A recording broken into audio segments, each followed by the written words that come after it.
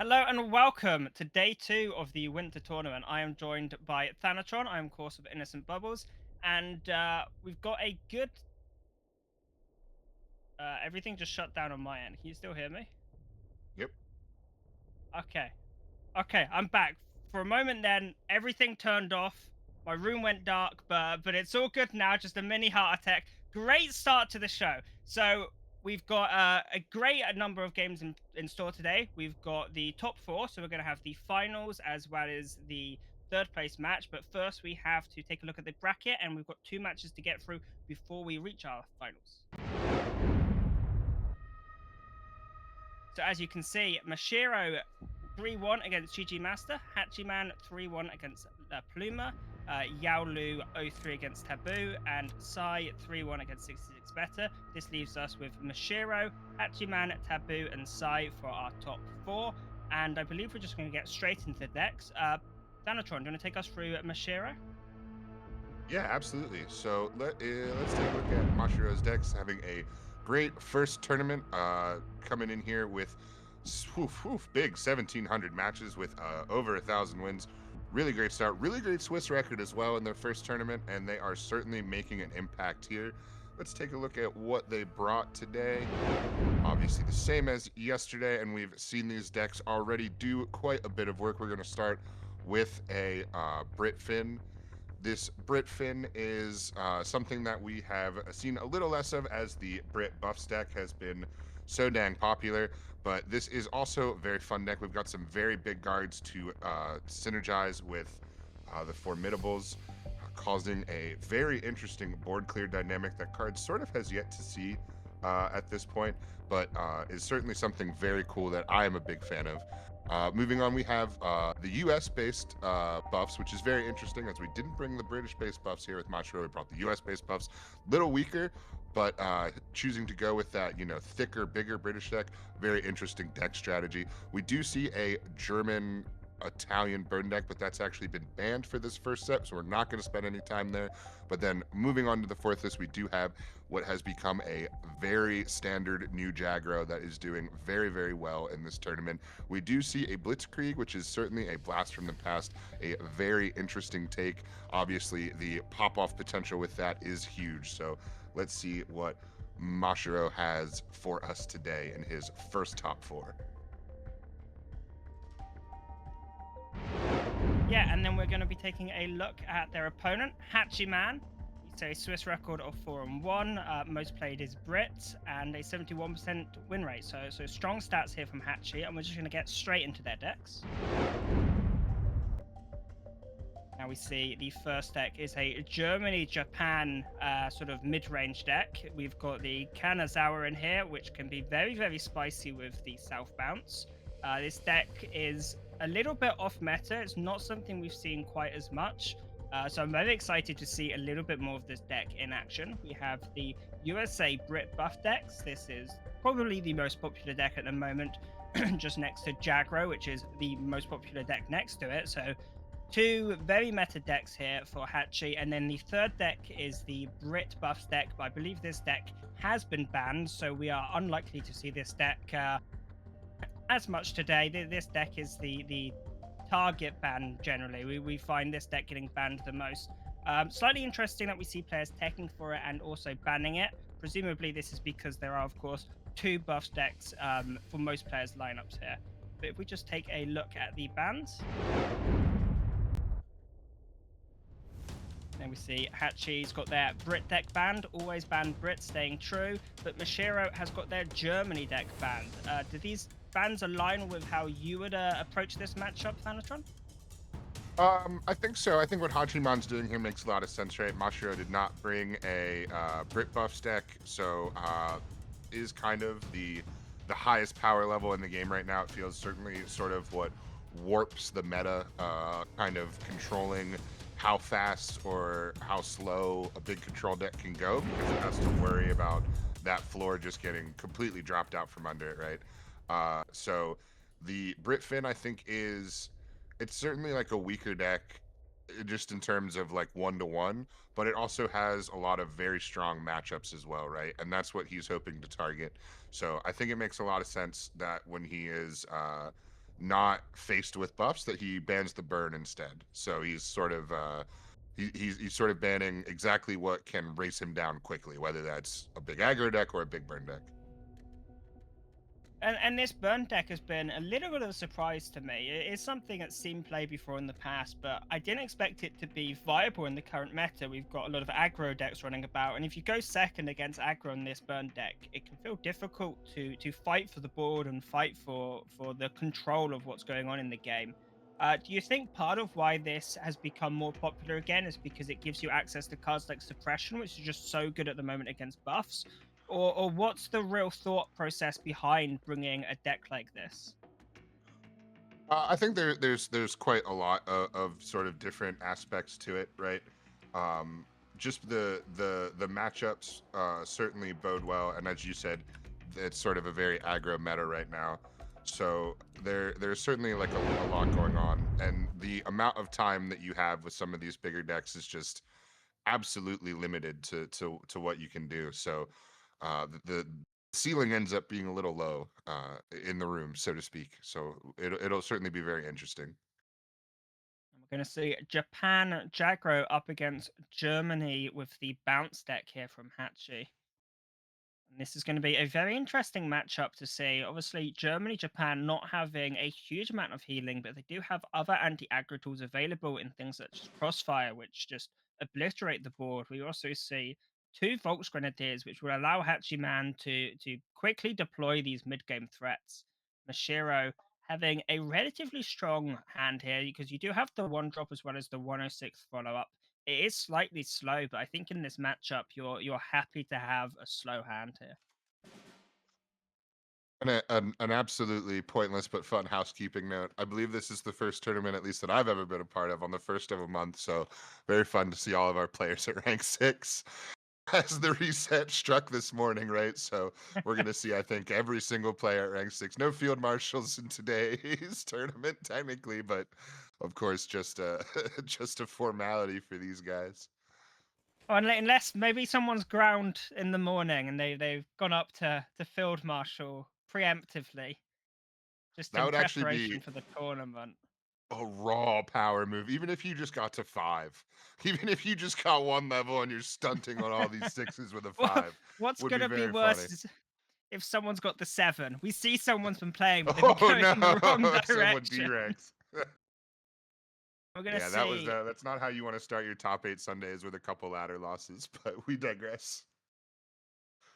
Hachi able to slow down Mashiro's opening. These Vol's Grenadiers are very powerful in these sorts of matchups because they allow you to trade effectively with pretty much every unit, but also they allow you to build up these productions in hand and go for a bit more of a power play in the mid game. We see Mashiro just going to get down this develop. They're going to be choosing presumably the expansion. There it is. Yeah, and that makes the most sense. No expansions in hand yet, but we've got some very nice options. And now Hachiman Salamander. thinking about getting the Salamander online early. Yeah, we're even gonna drive the credit. I mean, obviously, if you're putting it down, you're certainly spending an extra on that credit. No one leaves the Salamander unflown. I think the really nice thing about getting this salamander down is it gives you these triggers for units leaving the battlefield for 1 credit for the rest of the game. This means you can definitely get Yeah, your Dornier activated next turn with this.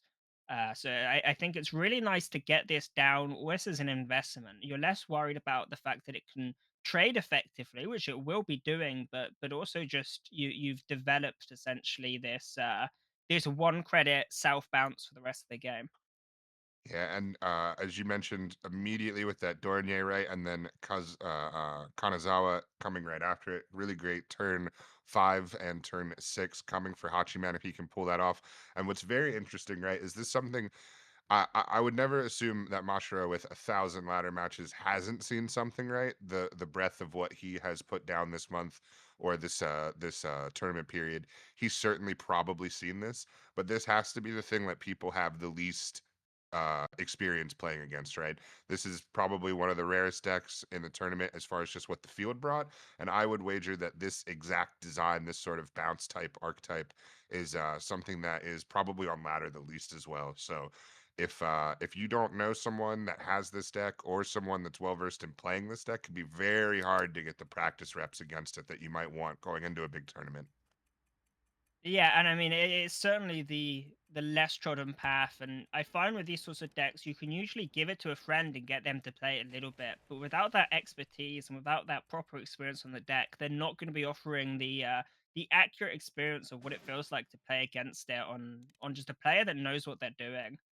Yeah, absolutely. Looks It's like the such a good corner. point. Some of these decks, especially the more let's say stylized a deck is, or the more sort of specific to a play style, the more that experience really comes into play, and the more that let's say like an extremely good and skilled player, but just one that sort of lacks those reps, can become very easy for them to make that sort of mistake. We're gonna see a lot of Mashiro's board getting reset here. One unit killed, one unit sent to hand. All that's left is a one attack unit in the front line. This makes the bomber relatively well protected. Now, Mashiro does have ways to deal with this if they would like to. They've got the suppression in hand. They've also got the 106 as well as the Panzer Grenadier, so they can just kill it as well. But we Crossfire are is seeing also it. looking. Yeah. Yeah, we have a 2-3-4 set up already with a guy in the front line to possibly create somebody at 1 health if another unit comes down.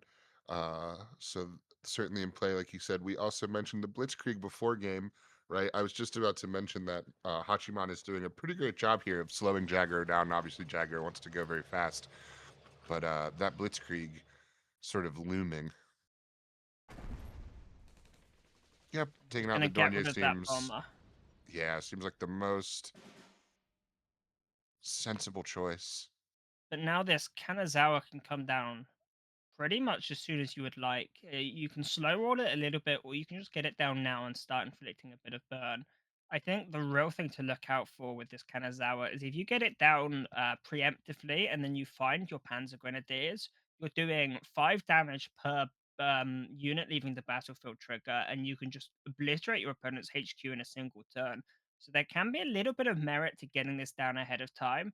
However, it is a slightly risky play as it doesn't combat the board quite as much as you would like. Obviously, suppression is a real threat to the Kanazawa, but shifting attack allows you to reset the health and suppression on it quite easily just for 2 credits. And we see Hachiman knowing his deck well and playing more for a longer sort of wait on that Kanazawa, wants to set that up fully, knows that that is sort of one of his outs with this deck. So he wants to make sure that he has all of the tools and the credits he needs to take full effect of when he puts it onto the battlefield and starts risking it. Yeah, I mean, somewhat uniquely, it's not a single trigger per turn. So something you can do is you can play this, and then you can do shifting attack on your own 3/3 here, and then you can play that 3/3 again to send something to hand. Along with the salamander, you can realistically get 3 triggers of this in a single turn. So it's certainly a card worth holding on to until you can get 2 or 3 triggers just at once. Yeah, and that takes a certain kind of wherewithal and a certain kind of conservative play style, let's say, to really wait on your back line until it's time to make your move, almost like playing combo. Yak Bomber is an excellent find. This will allow you to bounce this 3/4 once more. I'm curious as well whether we see the suppression coming out or whether a little bit more patience with this. Presumably, yeah, you're going to not leave the Salamander which vulnerable for a is a moment. It's which is a bummer because you know that Hachiman would have loved to send a 2-4 to the front line and start, blocking off these 106s from Yeah, constantly being in his face and constantly being regurgitating right into the hand of Mashiro, constantly having to deal with them. But you just can't. The salamander is too important to his kit it's for him also to such a leave it good open. threat. I mean, 3 HP is actually quite a difficult amount of HP for Jagro to deal with. It kills 15th Cavalry, it kills Panzer 35T, And if you're Mashiro, there's just nothing you can do but accept that these units are going to be traded with and killed. You can't keep them in hand forever. And you can't even use like a Type 93 to protect from the trades because then the Salamander trades into the Type 93. So it's certainly something where you keep this around on board and you can expect to get a real return on value throughout the game. And as this goes longer and longer, it does look more and more like Hatchiman's game. However, if Mashiro is able to secure a front line just for a single turn, this Blitzkrieg can end the game on the spot. So Hatchi in a good position, but has to keep on their toes here. And it'll be important to see as both players now drawing a crossfire, so these boards becoming very tenuous. But it'll be interesting to see Hachiman's sort of wherewithal and knowledge of what his opponent is bringing, right? Obviously, an openless tournament, he knows that there is that one Blitzkrieg. He knows that that one Blitzkrieg can quite literally ruin a game if not considered fully at all times. So it will be Really like this play nice. here, getting the crossfire out. And this allows you to use these credits now to just pressure the HQ as much as possible. You And know we are you've got this additional burn in Kanazawa. Yeah, we are certainly in Kanazawa death range now. Dead And Mashiro staring down the barrel, hoping probably that Hachiman does not have a Kanazawa, not knowing that it's basically been holding on to it the whole game, just waiting for the moment to destroy half your health total. it's such a difficult position for Mashiro. You have 9 cards in hand, but none of them are what you need. None of them are particularly impactful to the game. Really, on Jagro, you want to be putting your opponent on the back foot and pressuring them as much as possible. You force your opponent to take bad trades just to stay alive, and you win through essentially the long game in matchups like this, just through those bad trades. But here we see Hachiman not under any pressure at all. 16 HP on that HQ still. There's a mouse. Maus. Maus actually in some of our scrims came up sort of large against some of these decks. So obviously having to survive till turn 12 against some of these aggro decks in and of itself is extremely difficult and certainly not guaranteed. But when Mouse has come into play, it has been pretty devastating. You do This have does not the look like a game that productions, Hachiman's right? going to need it.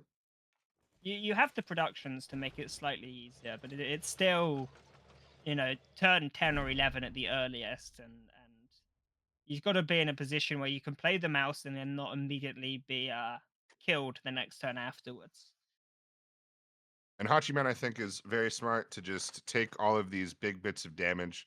He's not even having to really use his resources to pull off any of this face damage. This is just almost residual from the units that he has been laying down and the tempo that he has gained from all the bounces. Able to cash in all that tempo for these bits of damage now that have added up all the way to only I 2 want to health see left. Volks Grenadier. I would have liked to see the Volks Grenadier get the production there, just to give yourself that extra credit to play around with. It just gives you a little bit more freedom. Yeah, not only that, but it would I However, mean, it's almost assuredly lethal for Hachiman next turn, but yeah, it would enable the Mao's lethal, which basically cannot be blocked. I mean, Mashiro is able to go for the trade to give themselves a bit of healing up to 5 HP. However, 5 HP will not be enough to keep them alive this match. And you really have no choice here, right? You know there's a salamander. This is the only card you see that keeps you alive at all, but we can see from Hachiman's perspective that it will be lethal, and Mishiro understands the gravity of the situation and throwing the fighter around a little Jiggling about bit. in pain, which we've all been there, trying to jostle anything out of this game. But it's yeah, this guy does belong to Hachiman for this first game. We'll see. Kanazawa can come in and just get that And he last little bit draws of the damage in. Kyoto. Oh, look, goes for the Kanazawa lethal with the shifting attack. Finishes it in style. And And that yeah, game that's looked a great first game for that deck. Absolutely. slow and steady throughout the match. There was never really a point where it was doing these explosive, crazy things. It was just winning through a war of attrition, really. It was turn after turn, a little bit of chip damage at your HQ, a little bit of value advantage, and it just felt like the Jaggro deck wasn't able to do Jaggro things. It wasn't able to set up any real threats on the board. There wasn't any point where it looked like Hachi was really in any trouble whatsoever there. So a great showing for this Germany Japan sort of bounce deck, and I think I'm excited to hopefully get to see this deck more in the future. Yeah, and what an MVP by Hag Bomber, right? We talked about quite a few of the different sort of little mini combo pieces in that deck and what it's trying to achieve. But at some point, what really won that match was an almost, I believe, on curve or right next to on curve Yag Bomber that just sent the only good unit back to the only good unit that Hachiman had on the board back to his hand. And then after that, it was just, I believe that Yag Bomber got to swing 3 times, maybe two to face, and it's just a big 5-4 plane. So at some point, you can worry about all these intricacies of the decks and all of these little bits of really cool stuff they can pull off. And then sometimes you just get your face beaten down by a big old unit, just the same way that it could have happened to anybody. So uh, definitely some versatility to that deck that I don't think was expected, which is nice to see. Yeah, and we saw 8 credits being spent there because it just kept getting bounced. Mashiro, spends 4 credits to move up this threat to the front line, and then it gets bounced over and over again. Once by the Yag Bomber, once by this infantry, and it feels so bad when you're spending basically your entire turn to move up a threat just for it to get sent straight back to your hand. Now, I believe we see the Japan mirror here. Mashiro sticking with his Jagro, which certainly reasonable as the power level of Jagro has certainly been on display this entire tournament. I forced to be reckoned with, so pushed against the wall a little bit. A small deficit in the set, holding to that deck seems pretty logical to try to get your win back. And going first for Mashiro is going to also be a big help trying to equalize this and not be in a whole 0-2 with just your Jagro. That certainly feels bad. Now we see strong hands here for both players.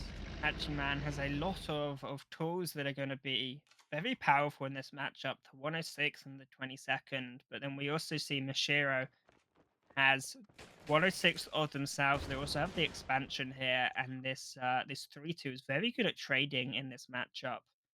Yeah, with the And shock especially. And we can see that he didn't take the expansion, right? He had a guaranteed expansion there with exact credits, one to move up, one to pop the expansion, but instead says, I can play a little bit of tempo here instead, still get my draw and be better positioned for this match throughout. And I think that was a very good call. I think a lot I of mean, people would have just seen, let me jump on my expansion here, let me get its value so I don't get trapped.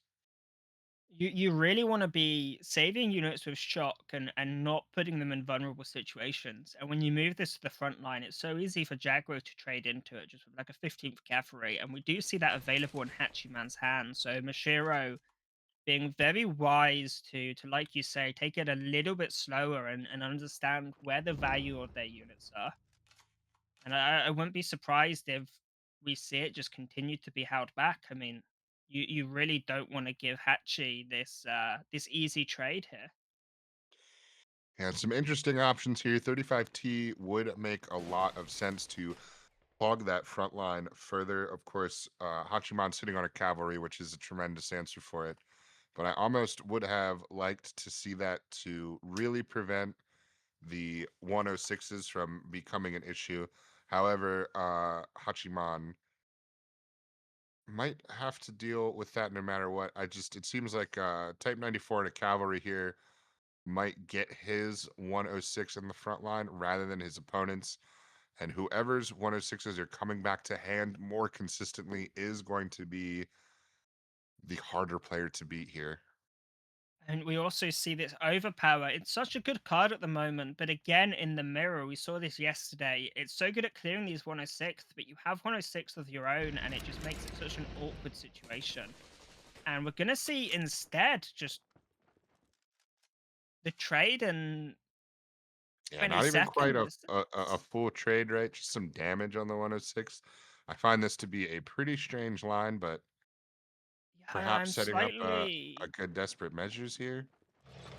slightly confused though, because this does give very easy trades for Mashiro, possibly hoping that Mashiro will take the trade and then make one of these 106 online for the rest of the game. Obviously, if Mashiro decides to kill the 22nd with the 106, then you're not getting that sent back to hand. So possibly trying to actually bait something out from Mashiro here and try and trade the 22nd for the recall effect, basically. Yeah, this is certainly a bit of intrigue here early in this match. You can see really considering what he wants to do. If he wants to send another Cav scout unit to the front, Hachiman already has an incredible desperate measures here. I'd also note on Hadji playing the 22nd out so carelessly, it's possibly a comment to how 22nd operates in this matchup. Panzer 35T is a great find. This allows for the desperate measure plus Panzer 35T trade to double move up, which is going to put Hachi in a strong position. But considering just going for the overpower instead, it looks like. Yeah, Now, this 7 seconds here needs to 22nd make a play. is so much weaker in this matchup because 106 is able to just kill it every time consistently. So possibly Hatchiman playing a little bit more carelessly with the life of this 22nd infantry because 106 just kills it straight away. You're never going to get consistent draw out of this when these one damage pings are going to be so consistent. So I expect that's a little bit of insight into why they were so happy to let this unit die. Because it's never going to generate much value with these guys. Certainly a good point. It does feel like that turn could have resulted in a 35T in the front line and 22nd drawing, which would maybe be a little bit of a It better would have state, but also you would have had to would have blow your also desperate kept measures. your Credits 106 down. alive in the front line, right? The 106 didn't have to die. Well, there was one unit with 3 health in the Yeah, front so line you go for for Mashiro. you go for the desperate measures and use the Panzer 35T to trade into the unit with 3 health. And then you've got your Panzer 35T alive, you've got your Sure, 22nd sure, sure. alive, and you have your 106 alive. To me, this I was seems like thinking a more much using the more. 106 to pop the front line and then dealing a little bit of face damage, but I think that your play would actually be superior. But I mean, it's interesting just Hachiman didn't go with it, and you do wonder what is he holding that desperate measures for? It does sting to go down a credit early. The cost of desperate measures, the cost of being so desperate, so to speak, does hurt, but it just seemed I like a I better line. wonder I wonder if Hachi is feigning that they don't have the desperate measures to try and bait Mashiro into overextending the board. Because we do now see a big extension on the board, and this desperate measures is now looking like it just sort of closes out the game in Hachiman's favor. So I almost wonder if it was a purposely slightly inefficient route to try and lull Mashiro into a false sense of security, and then punish once the security had been promised and set up, so to speak. Trying to juice every single bit that you can get out of a board clear. Is a slightly There, awkward turn here. and you Now, can you tell don't just really need the other expansion. Yeah, go for the full prosperity because you just don't need an additional copy of expansion. It's not very useful here. You already have two of them in hand. For prosperity is just going to make these trades a little bit easier as well on your turn. And still waiting on this desperate measures, it could be an absolute game changer here. However, we can also see Mashiro able to do some serious damage here. You can do one damage to this 2-3, and then you can go for the crossfire and clear the board here. yeah, even able to do it with the uninjured 106 to keep both 106s alive in the front line to just continue Uh, putting that pressure on. this does leave them both in desperate measures range, which is not ideal here if you're Mashiro. However, even when desperate measures comes out and clears the board, you're going to get these 106 back to hand. So it might look like Mashiro's just going to have no resources left. But you got to remember, these are reoccurring units. They're always going to be coming back and just a real threat. Hatchiman really needs to find some suppression to prevent these units coming back repeatedly. And there is the suppression. Right as they need it, this is going to turn off one of the 106. The Desperate Measures clears the board. Only one of them gets sent back to hand. And now, Plus the draw. I mean, that really is a big blow to Mashiro's game. They do find another 106, Another however, they are a 106. little bit slow in this stage of the game, and I believe Hatchiman can just respond by moving the FW to the front line on their turn. They do need a Japanese unit, as these expansions are obviously dead cards at the moment. Hachi does have a big hand, but a whole lot of nothing right now. 106s of his own here, which is not too helpful, but it's certainly Slightly helpful. awkward. Yeah, more helpful. This is nice. This is actually the exact plan that I was thinking, just to get both big planes out, really Yeah. shut off the front line and really threaten the amount of damage that you are able to put out. 77th, though. Yeah, That is an Hachiman excellent find. finally drawing something that's not a buff wagon. Was sitting with like 2 buff wagons and a suppression in his hand for seemingly like 3 turns, just praying for something more useful. You do have to sacrifice a 106 to do this in the way that you would like to, but it's such a good find here, as this gives you just a bit of board presence once more, and sort of flips it a little bit back on Hachi. However, Hachi still just needs one blitzing Japanese unit, and then we'll be able to unload these expansions. Well, that's not it. Is not it, but there's still, there's some good things you can do here. You can go for the trade as well. I wonder, I think you should get the full prosperity off here just to keep your units a little bit safer. And I wonder, where do we trade here? I don't believe killing the 106 is the way. So it's just a matter of, I think you need to kill the 3-4 here. Because if you kill the 3-4, you can then trade into the 2-2 next turn effectively. But if you trade into the 2-2, then when you hit the 3-4, your fighter dies and this spawns in a new 2-2 guard. So by prioritizing that as the target, you can better prevent the spawning of more of these little guards. Certainly order always matters. Surprise attack works as well. You can't afford to let this unit go into the Oh, front line. huge KI-61. draw. This is going to Huge be draw. able to put Hatchiman into lethal range for the destruction effect. This means Hachi needs to find a suppression to find their way out of this game. Yeah, Mashiro Mashiro truly able to basically drawing lethal, very possibly here. well, they're able to cut off one draw by suppressing this unit. And now Hachi is going to have quite a bit of search to try and find this suppression, because they do have 2 expansions available in hand. But the KI An means that lethal is Oh my guaranteed no goodness. matter what. There's a KI An in hand. It won't matter. The It's true, An's but like trigger effects are just going to end the Hachiman. game. Well, so yeah, because Hachiman he has to use his own fighter to take out the KI, so the N is gonna sew it up. But just imagine knowing that your one out is suppressing that, drawing the suppression for it, and then having it basically not matter anyway. Able to find what they need, but not Yeah, able they're gonna take a full to turn get here. enough with it. Yeah, they're certainly gonna take their full turn here. They can't possibly imagine that that their solution isn't gonna matter. Oh, it's Oh, gonna feel so bad. No, because the even if you have a fighter, you the can't the afford the trigger Henschel effect, ends to the attack, the the trigger effect but of the An Henschel attacking with does 2 do 4 HP. damage, right? Henschel would allow him to live. Henschel would kill No, the no, no. plane, and then The the An's bomber would be trigger blocked. effect.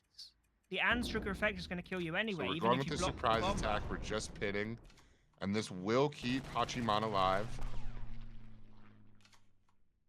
Because when the An attacks, you get the 2 damage no matter what. Trying to get as much space out of this as he can. Oh no, of course the N is lethal. The N targets no matter what.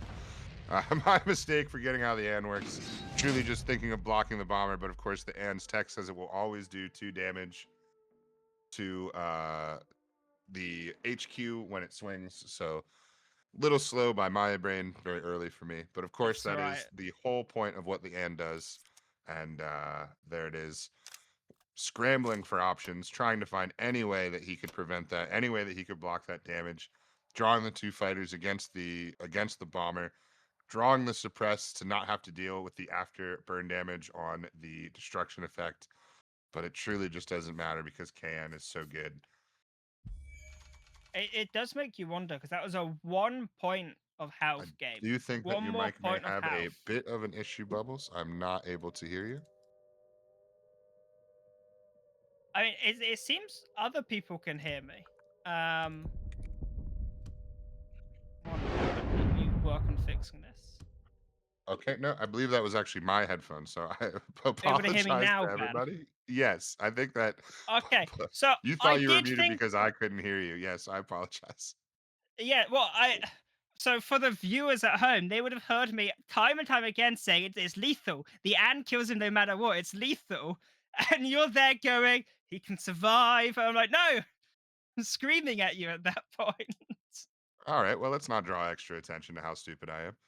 I'm not saying that. I just thought you were ignoring me. Because I then said in the tournament chat, am I muted? And everyone's like, no, we can hear you. And I think, okay, so this guy's just being a real, he's just ignoring me. There has been some issues with Discord lately. We've seen a few audio issues, so apologies for that. But we will get straight back into the action. We see Japan against this. Is this the Brit Fin deck? Yep, this is the Brit Fin deck. So what Hachiman is going to be trying to do here is trying to set up some big boys, some big guards. Big guards will allow him to obviously stave off Jackro as best he can, but will combine fairly well with the HMS Formidable. Now, we see a couple options here. Finish Boys is presumably going to be. I mean, do you go for the Finish Boys because it trades, or do you go instead here for this because you got the 2/6 with Fury, able to very effectively clear the board here? Yeah, really nice rating brigade. The as we kind of pointed out yesterday, that 2/6 is a perfect anti-Jagro unit. It's got the perfect stats and able to swing twice, really able to take out two units. Very possible to almost get a quad trade with that bad boy against Jagro. And here we see the first 1/8 of the match. No formidable in hand for Mashiro to truly take effect, but once again, you're playing Jagro, right? So a body with a lot of health, super, super useful. Now we see a couple options here available for Hachi. You don't want to allow this unit to generate draw, so I presume we're going to see the suppression coming out. No, gonna let a draw and 2 health gain. It's slightly surprising to me, as I find you just don't want to let your opponents get any value out of this unit. Now, Mashiro has quite a few options here and how they can play this. Just going to start with the land girls. Both White Deaths drawn, which is insane. White Death you not know, super valuable against Jagro, but it can certainly be helpful. And let me tell you, if all those 106s come out, that'll be an enjoyable White Death for Mashiro for sure. it would reset the dilemma here, though, so you do need to be slightly careful as you give your opponent back the 15th cavalry, essentially, by playing the White Death. Now, few options here available for Hachi. The Amphibious Assault is very powerful in this matchup. Now, I believe you were able to get a good bit of testing in on this Brit Fin deck. What are the key cards we're looking for in this matchup? Certainly HMS Formidable, right? That's going to be the one that changes your attack to be equal to your defense on a unit. So great on a big health unit, but not just the buff. It then fights every unit it can at random until they're all dead or it's dead. So it is used as a very interesting sort of ipso facto board clear. The regular board clears are also going to be present, right? This is a Brit deck, so we should see 2 forward observers, and those are also going to be key in clearing out a lot of these Jagro stats. And then just some blockers, right? This deck has a lot of guards to combine with the formidable to try to buy yourself some time. So some really really interesting play here. Obviously, there is a ton of suppression as well with the Fokkers and the White Death to try to really make sure that all of the special stuff that your opponent has isn't quite so special. Now, traditionally, I would think this is quite a favored matchup into Jaggro, but there is a lot of value available in these Jaggro decks. We see things like the Panzer Grenadier, we see the Heinzel coming out as well. I would assume it's a slightly more difficult matchup just simply based on the way that our players are bringing Jaggro to the tournament. Do you expect it to still be favored, or is it a little bit more 50-50 with these higher value units that Jaggro is bringing now? So yeah, we kind of talked about that yesterday, right? As well, where Jagger stopped necessarily being so fast and just started being sort of constantly formidable, where it's a little slower, which sort of eases the fears of just getting blown off the board. But its back end staying power, thanks to some of these bigger, thicker units, has increased very, very dramatically, which makes it a lot harder for these decks that were just sort of designed to outlast, to truly outlast. I would need to look at the list, but I don't think that there's too much extra health. Obviously, the radar will be helpful, but it's not something where he's packing a lot of fortifications. So the margins are very slim. No, yeah, I believe the only source of healing really is the Radar and the 70th Brigades, and we've already seen one of these 70ths come out and has now been removed. So it's just going to be the Radar and the 70th. There's no fortifications in here. Obviously, this is the sort of deck that would have absolutely loved to have Glamour Boys, but they are a thing of the past. And Now, obviously, Monty can win you a game against Jagro, right? If you are just needing one turn left, perhaps. There are some rescues in the deck as well. Nothing compared to what we used to have to fear from a Brit, right? It's not like they can just draw shelling into Monty to buy themselves 2 extra turns, much to the chagrin of the other player. We're not in the dark times anymore, but a there are certainly difficult some turn bailouts. here for Mashiro. The Wrath Lightning is very good here, as it's able to trade very effectively with these fighters. However, it is also increasing the cost of a lot of your cards in hand. We're going to see Wrath A second Mustang, Wrath sorry, Lightning. Yeah, put back on top of the deck. I followed you there. A second Wrath Yeah, and then Lightning for a it Wrath came on Mustang. the Ah, screen and showed it in front of us. And now we're going to see suppression coming out. A lot of damage can be put into Mashiro's HQ here. but with Mashiro not able to find any kind of extremely useful units, he says, well, I've only got one useful unit on the board. I might as well make another one. One of the highest power level cards in the game is that Wrath Mustang as well. Certainly something nice to have two of. Now we see Hachi has so many tools available here. We have the suppression, we have the command failure, we even have the overpower. It's going to be so difficult for Mashiro to protect their HQ from Hatchiman. It's going to have to be preactive combat here. You can't be reacting to this stuff anymore because it's just going to get suppressed. It's just going to get removed. You really have to be as proactive as possible in how you're combating this Jaggro deck. We're And gonna just not see able to presumably, yeah. I was not able to find the sort of answers that he needs with either formidable or with even something like a forward observers, having to rely solely on some expensive big planes to drive all of his trades here, and that's why he finds himself so back-footed at 9 health. And the problem now is that even if he is able to draw into some of these answers, there might not be enough time left, or Hachiman might not really have enough of a board for it to be fully effective anyway. I mean, a 5/5 is a big threat, but this 35T is going to be able to trade into it just straight away, and the pressure is really being put on here. If you're Mashiro, you think to yourself, having a 5/5 in the front line will give me a little bit of respite, but Jagro able to just clear it so effectively here. Yeah, now standing at a really nice board. it is going to take some powerful draws here from Mashiro. I would agree with starting with the radar. It All the basically good doesn't look like cards. any of your. Yeah, that's one of the most painful white deaths of all time. Truly, all the only suppress you're really getting is on the 106. Obviously, generating a CC is nice. It's going to allow you to take out the 3/4, right? One of the very few sort of poison touch, if you will, units in cards.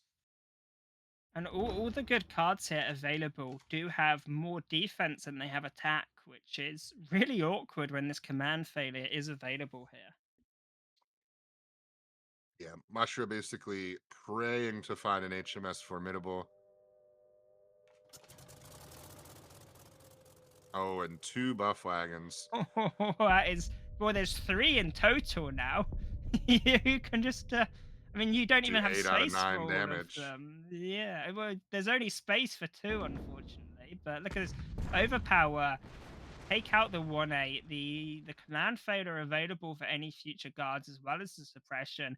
It really feels like everything Mashiro has is able to be answered so perfectly by Hatchie's deck. Yeah, I have to imagine we just see. Okay, that makes sense as well. I was going to say double buff wagon and put the damage in, but obviously getting another mover on the board ready for next turn when you have the other 2 type 93 buff wagons. Very good. There's the chain home. Another really important card for those giant health units. But it is unfortunately too late unless we see something drawn. Oh, Forward forward Observer will help. observers. But Now, unfortunately, those 106s at their 3 health we've seen already. you gotta chain home a fucker. You gotta. You really. You gotta do what you can to stay alive here. Oh, go on. Oh, I thought he was gonna go Ah, for it. And I believe Anne should be able to pretty much close up this game here. We've got the 2 Type 93s, so we can buff up our attack on our units. We get 6 damage to the HQ just via our 2 attacks, and then the Anne is going to set Mashiro down to 1. So yes, that certainly on the should. board. Perhaps thinking of a bit of a different line since you can't get lethal this turn. Maybe something that's a little bit more secure, but I'm with you. I would certainly put my cards on the table, take him to 1 I health, like and I like getting Mashiro down to 1 because it turns off land guilds. It turns off anything with bond because right. there's no British units available on the board, and just preventing any dig, any way of looking for a way out is really nice. But actually, with double surprise attack, I believe that opens up the lethal. No, you trade away your fighter here. You go for the Type 93 and the Anne, and that would have been lethal. Yeah, and would have been able to do 5 damage by itself or 6 damage by itself with Yep. two buff wagons out. So shouldn't matter too much. The Avray, normally a good find, but in this situation, I just don't think it will matter. Even if you go for the Avray and clear up a bunch of the board, the command failure is just going to take it out straight away. Yeah, truly the only thing that would have helped would have been a formidable, and that would not have been enough anyway.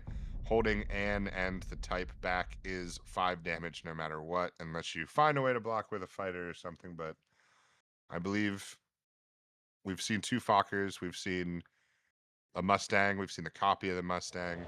So at this point, super unlikely. I'm gonna give it a go. But there is no healing left in Mashiro's deck, which just puts this in such a precarious position. We see so much burn available as well, and you have to you've got to go for the chain home and have the chain home hit the fighter, because if you get rid of this fucker, you die to the Yan. So it Exactly. has to go for the 50-50 here, and isn't going to hit it, so that will be Hatchie's game. Type Yep, a perfect 93 5 plus damage, An.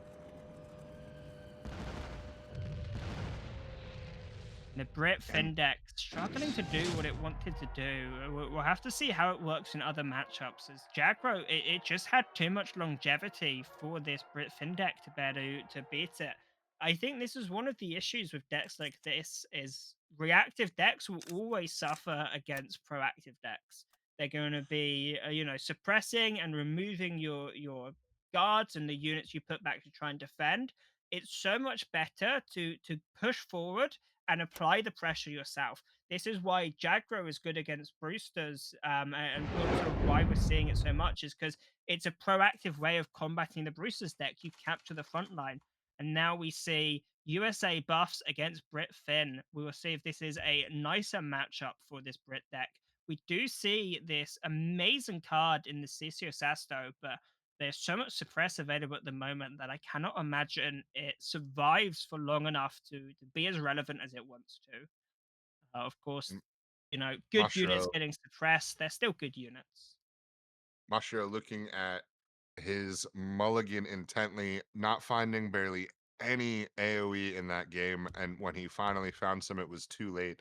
So it almost seems like he's considering the hard keep on the wave after wave, which is probably just too slow of a keep for my money.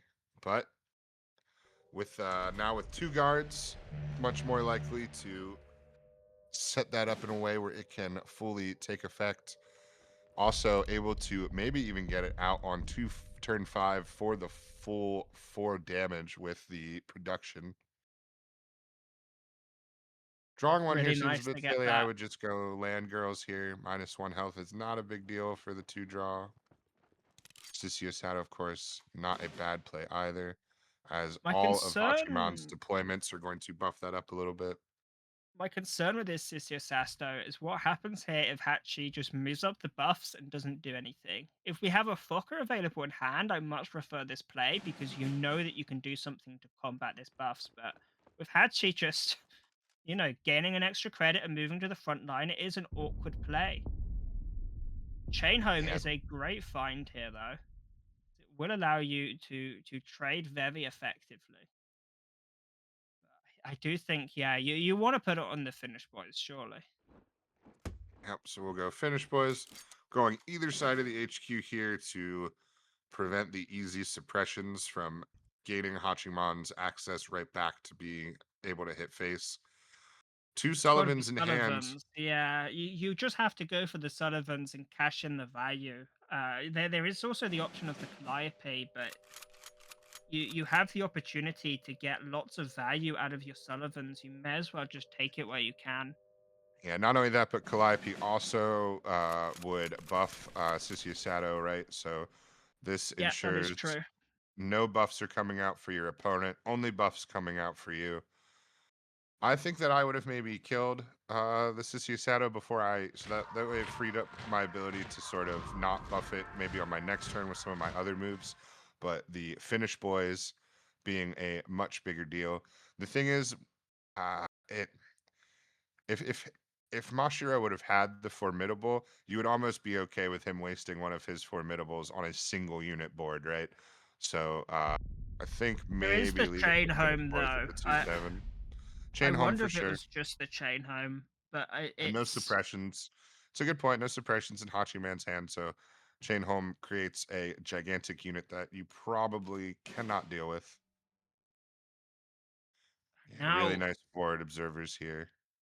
yeah, just would clear the board completely and open up this HQ to 5 damage. But considering holding on to it, potentially thinking about trying to get these Calliopes down, because you've buffed up the Calliope with the Sullivans. Getting a 3/4 artillery down is a real threat, and pretty much the Misses expected by results one, here.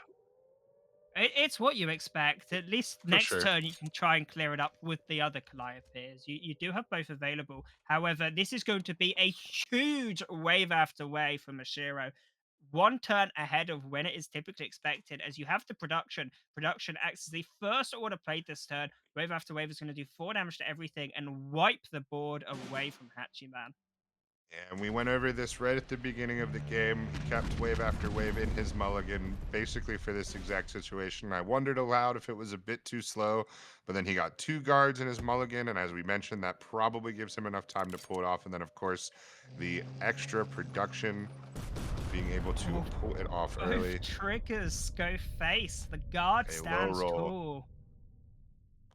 Now, we see a few options here. Nice unit spacing from Hachi. Playing around the Monty, it makes it slightly more awkward for Mashiro. I'd almost wonder about Monty plus 70th Brigade and just trying to get some of this value online. Yeah, it'll be such a shame if the Formidables never show up for Mashiro, if we watch multiple games of this deck without ever actually getting to see sort of what it really wants to do. But that's also, I think, speaks to, I don't want to say the weakness of the deck because I wouldn't call it a weak deck, but I do think that it is obviously weaker than Brit buffs.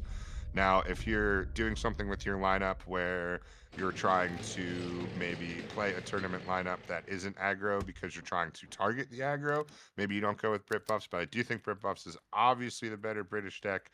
And then when you're bringing something like this and it's so dependent on some of these pieces that if they just never show up to work, then you don't have much of a chance.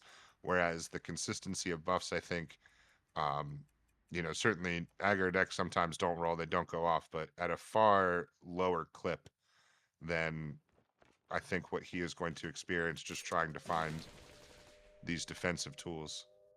I mean, we've seen these buff decks are able to go fairly long into the game with things like Frontier Force, offering just a better way of playing in long games. So even when the buff deck doesn't high roll, like you say, it's still fairly consistent and powerful. Whereas the Shiro really needing just a few specific cards to turn around this matchup in their favor. Tiger Moth is a good find here. You can use this to get a 4/4 artillery or a 7/7 fury infantry, both of which are very intimidating.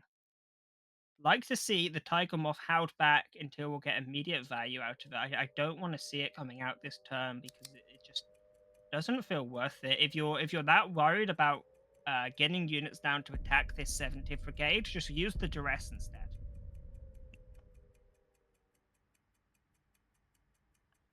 Yeah, really thinking out the last three credits of this turn. And yeah, just gonna get the duress out there. Doesn't want any more draw from that. I do think this is better than popping the Tiger Moth. You want to wait until you can get the value straight away. Now, Churchill Avray is a very powerful card that we see from Mashiro. Obviously, not Obviously, in a the big rush to play it, but it just could be a real game changer in this matchup. Abre would kill the play that I am about to outline, but obviously Hachiman not knowing that it was there. I would have liked to see the garrison move up with the frontier force. I'm not really sure what you gain by a single ping damage from the garrison, forcing Hachiman to have to deal with something before he can go through your 2/6, I think would have been a very strategic play. Obviously, as we outlined, Mashiro had plenty of answers that wouldn't take an effect, but I'm not really sure what you gained by I not doing it. completely agree. The single point of ping damage is not as relevant as protecting this big unit. We do see now And the as you Tiger Moth outlined with can the come out. tiger moth, right? Imagine if he didn't have those answers, and all he can get through is the guard. Then obviously you can tiger moth for 14 damage. Now, Death from Above, we can do it. Unity is strength. Gonna go for the we can do it, which I would have been tempted by the DFA as well here, but with all these garrisons running about, it is just slightly less appealing. Now, we do see the second chain home, which is going to be incredibly powerful. Yeah, with a 1/6 on the board as well.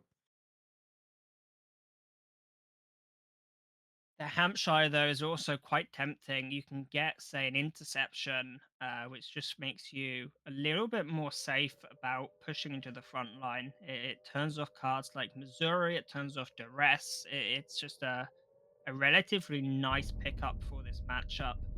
And something we missed actually in the Jagrin matchup when talking about the healing is this Hampshire can also act as a fortification, but it is an incredibly slow means of healing. You're spending 9 credits just to get some healing. Yeah, and And the it is Arbor is going to also. come out. I think that's a good play. Just to throw his entire line off. Uh, as you were sort of outlining there a second ago, with the way that they are trying to sort of form these, I'm sorry, they took the we can do it. It's very interesting that the choose. So all of these nations right now have a card right around the four range, where it gives you three options of orders, right, and you get to pick one. The British one is very unique in that, as you said, it offers that interception, right? When the American one comes down, it's like, okay, they're going to take a big buff to the board for health. They're going to take a big buff to a single guy with a unity of strength, or they're going to take like the DFA random removal. You can play around sort of all those three, but it's such a mind game when they play the British one, because it's like, okay, did they take, they may probably don't need health, so they probably didn't take the fortification, but then the other two options, did they take an interception? Do I need to worry about interception? I'm spending a long time on this, too long, but the fact that a countermeasure in a open deck list tournament can be effectively hidden is a very big deal. Yeah, no, it certainly is, especially when the decks are running convoy on their own, because you're like, is that the convoy they got from the Hampshire, or is that just a natural convoy? We see That the as forward well. observers coming out, going to do a lot of damage to Hatchiman's board here.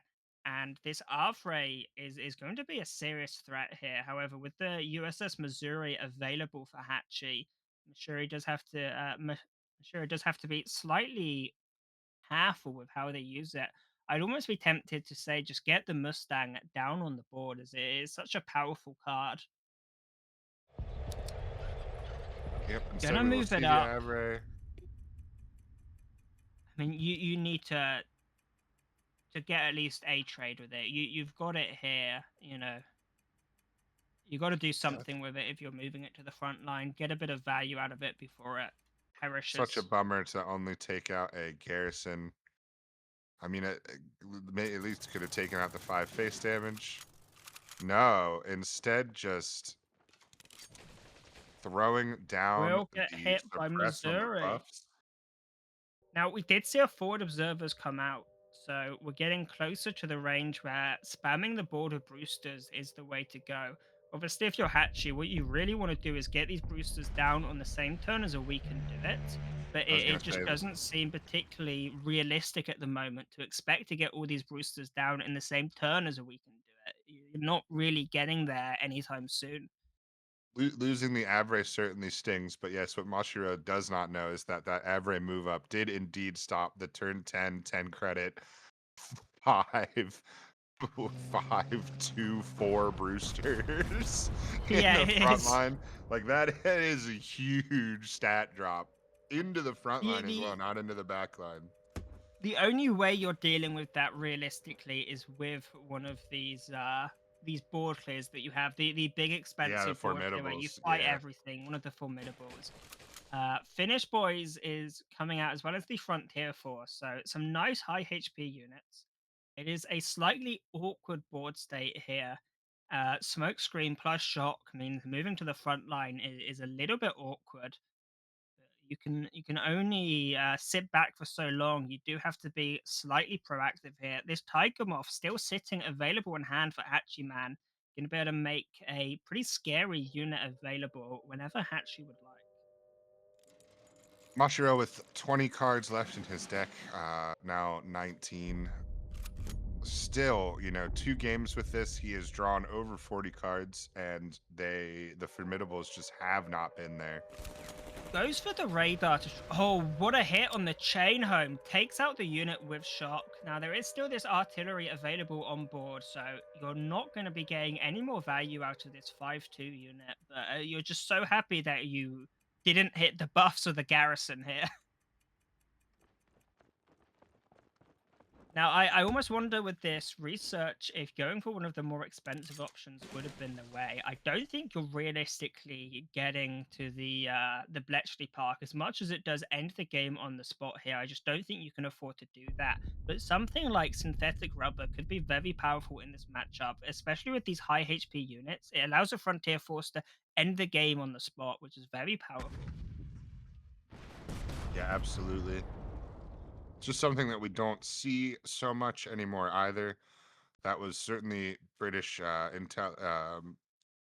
research, rather, was brought for a long time because rubber basically serving as this sort of mini alt win con I mean, classically it was done with Blackwatch, which has for the sure. same 6 HP and Fury like this Frontier Force. So it was the move up Blackwatch and then 20 damage in a single turn was a classic combo. We now see the Tiger Moth gonna make a it's like a 5/5 garrison here. This will allow a double trade and clearing the front line. Yorktown still sitting in hand for Hatchiman. Whirlwind is a nice find as this puts on a lot of pressure, but you're not really able to play this right now because you need to be fighting for this board control. Yeah, knows that there is Like at least two Yorktowns in Hachiman's deck, and he hasn't seen them yet. So like to Mashiro see this surely Mustang. knows. Yeah, Mashiro surely knows that the front line is going to be a big deal. But Needs to be hold on, contended with. do we need to play Finish Boys before we play Mustang? Because it will increase the cost of Finish Boys afterwards. Now, getting the Mustang down is really powerful. When the artillery attacks this Mustang to try and clear it, it will draw you cards from Mashiro, but ordering and sequencing is so important when you have cards like Ref Mustang that increase the cost of non-British units in your hand. Move up the Frontier Force. Goes for the RAF Mustang. Moves the Throws it RAF in the Mustang to front the line. front line, protects the Frontier Force from the bomber, and says, "You're going to have to give me more card draw here," as well as the garrison in the middle. US Sullivan's is a great find here, as this means the Calliope can one shot this garrison, and this Discard. Yep. allows. I don't want to see this going on to the garrison. This doesn't feel worth it at all. You've got to put this on the Calliope, and then your garrison can one shot the RAF light, the RAF Mustang, sorry, and this means there's only one draw being generated for Mashiro here. Yeah, I certainly agree. It seemed like he was maybe considering doing it to try to make it so that the garrison could trade into the RAF Mustang and survive, but killing a RAF Mustang with a garrison is already an achievement of itself. No need to get extra greedy on that. The You problem is, also though, when he takes down these two, these two units that are certainly an issue, the Frontier forces there, I would almost rather see Frontier Force taken well, out. hold on. With 41st is nice here, as it will allow us to not kill the Frontier Force, but remove its aggressive defense. Now, it is still a Right. threat. I absolutely agree that leaving the Frontier Force in the front line is risky. I almost wonder if going for the Unity of Strength and taking out the Frontier Force would have been the way to go there, as it would have allowed you to kill the Frontier Force instead of operating the bomber. I do think that I maybe would have liked that line better, but what I will say is that taking all but one health off of the Frontier Forest does basically nullify it in the kind of way of how Mashiro's deck wants to function, right? Things like Chain Yeah. Home, things like Formidable. As soon as you get all of the health gone down to one health, those really aren't buffs. Those really aren't board clears. They're kind of nothing cards. So I do think that it is an extremely heady play and allows him to put his resources elsewhere. And I think that that is very smart, very pro level play. But on the opposite tip, I believe I kind of agree with you that you did just have a way to kill it, which probably would have been nice because now you're losing your bomber for nothing. But many, many ways to skin this cat this morning. And suppression coming out, going to reset the bomber stats. Calliope is a nice find here, as it would allow you to effectively blitz to out clear the front line. And the 60-second armored with these Calliopes could be a huge deal here. Getting these massive Calliopes is a big threat. It will certainly force out the White Death here from Mashiro. Yeah, and there's something to be said as well for just clearing this front line and throwing down Yorktown. As we said, we've seen a lot of the AoE go by. Obviously, there is still the Formidables, and there is a fully fledged Finnish boy back there. So there is a nice little setup. But Mashiro, if he had one of the formidables, likely would have played one by now. So there's also that line of thinking as well. I do really like this "we can do it" play. I was thinking about a couple different ways to get that out and just get a bunch of these stats on the board. I do think this is quite nice. But unfortunately, It we does still feel have like this Frontier Force still doing 2 attacks a turn. Luckily, he's Hachi is pretty neutered. slowly winning on the value war. But Yes. these players have been stocking out for a long time now. Both decks are starting to look on the thinner side, and it has just been units into units in a complete grind fest. Yeah, 11 cards left for Hatchiman, only 15 left for Mashiro. Actually, I think I just reversed that. I think that's 11 for Mashiro, 15 for Hachiman.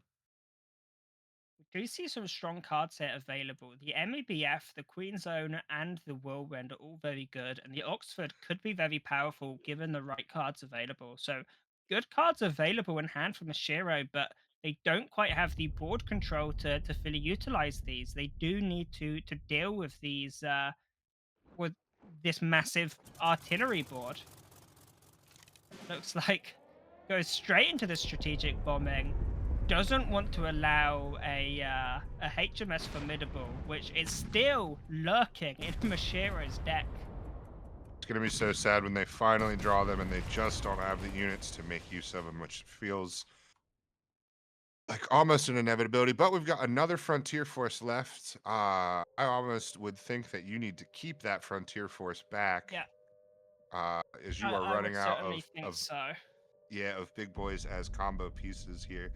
Very interesting set. This has got to be the longest set of the tournament so far. These guys, plenty of aggro decks, but this feels like one of the more control-y sort of sets that we've had here, and really interesting now as we are. I mean, we've been past 12 credits for a while here, and both players with substantial amounts of health. I mean, it's certainly one of those matchups where you're sitting there thinking to yourself, if only I'd brought that slightly greedier version of the deck that I considered. Now we see Both a players real probably just like, turning "Am I point winning? here. I think I'm winning. Am I winning?" I mean, I think Versus, these next couple turns will decide who is winning. The 60-second armored is going to come out and do a huge amount of work here, bonus stat wise. yeah, However, the those white def Calliopes are available, Shermans. they certainly are. Don't let their artillery type fool you. 4/4s.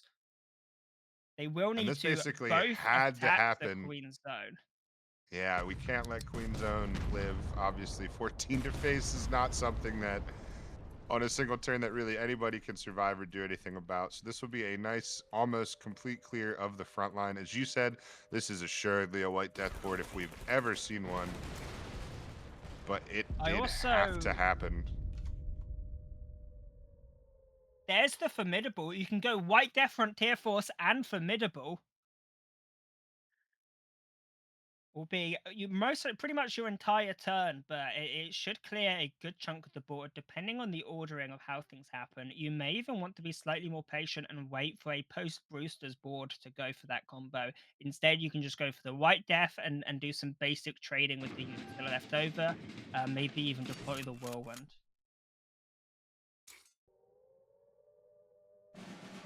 Dilemma. Dilemma comes out. And this Yeah, means the formidable is a guaranteed board clear. However, you would lose a garrison in the process. I think you accept that. I think you let the garrison go. This does mean Brewsters can come online and swarm the board. yep, which looks like we're going to be exactly what we're going to see. I mean, we basically have to see it. This is sort of Hachiman's last gasp. A single buffs unit way late in this game, probably not going to do much. Might not even really have that many buffs left. Two buffs. Middle six, basically a purely defensive card.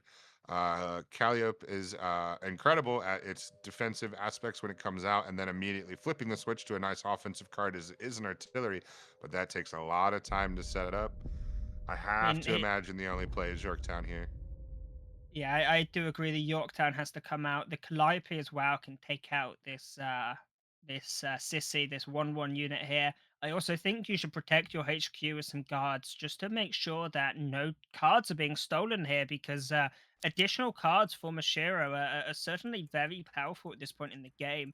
You do set yourself very thin here, so any AoE and you lose the game pretty much on the spot, but I do think it is now required. No, gonna save the Yorktown. Doesn't want to get Okay. blown out by AoE. Gonna place the guards so that it protects the Calliope over the HQ, prioritizing the Calliope protection here. Now, I expect we'll see a whirlwind coming out here for Mashiro. Black Prince should be held back for now. Yeah, Black Prince has to be. I mean, Mashiro has to know that the Yorktowns haven't come out yet. There's nothing I can do at some point. We're so late in the game. Both of us have had most of our armies die, right? This has been a war of attrition. Not much health off the HQ total. It's just a lot of unit death, which is going to create a lot of space on the battlefield.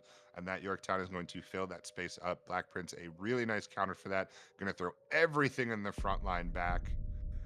That cup of tea on Mashiro's board has to be cold by now. That should have been drank It's a still long steaming, time actually. ago. It's still steaming. They don't tell you that's actually one of those very fancy electric plates. They had those back then. Oh, They and had the we oh, haven't seen a big three all day. and with the Yorktown as well. You can go big three in Yes, Yorktown. he has 13 Holding credits, back the 9 plus Yorktown is gonna, 2. Oh, get your extra plane, brother. and this is going to be Now, potentially game ending, right? buffs do not get second buff. Obviously, they have to be targeted specifically for their text to trigger, so it's not like the big three is going to hit them twice. But it will give Int- them like +5/+5, which is a huge amount of stats. We're going to see Yorktown. We're going to see Big Three coming out. And this is going to be a huge amount of board. Look at the size of us. Now, Black Prince does do some work here. However, is it going to do enough? Formidable is a good find. This means the Black Prince plus Formidable can do a lot of work here. Now, if you yeah, are going it to was attack still enough with to this swing with an fighter, airplane as well. if you're going to attack with this fighter, do so first because you want to get the draw. But I do think Whirlwind taking out the Calliope should be the preference. So Yeah, go for Black Prince, absolutely. then go for the Whirlwind attack. This means one more unit is sent back to Hatchiman's hand. Don't take out this Calliope first. Yeah, ordering has been a big deal in this game. There's been a lot of microtransactions. Well, that's not the right word. I meant like that already has such a Players, gaming parlance. There's been a lot of micro movements, let's say, micro machinations, to not turn such a poor phrase, that have had such big impacts. players have been adding diamonds to their account throughout the game. Now And we see as we getting rid of the thought, Calliope. and it's such a big deal. These 3 boosters now in hand, like, are just no longer a big deal. I mean, yeah, these They're were going to come out. They're going 4/4s. to be slow. They're going to be small. But this is still a 6/8 buffs. This is still a real threat here. And I'd like to point out that they found duress when they attacked with this fighter. Possibly the perfect card you could have found. You attack your enemy HQ, you find duress, it's a 0k card you can use straight away, and it gets rid of this massive, massive buffed guard, which allows you to then attack and reach the Calliope. So finding the duress there could have been a real game changer. We see Desert Dust, a good find. It means you can pin down this buffs. Will we see it coming out straight away, or will we see the Formidable first?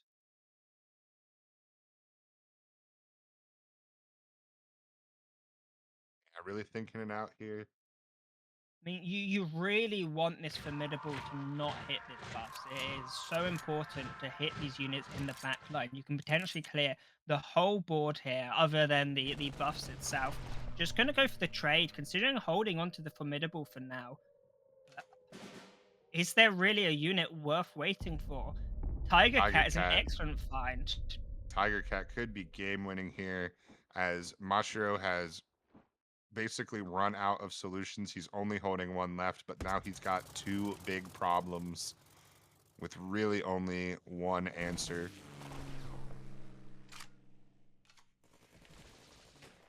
What's it going to be? And White another Death White is a Death. huge find.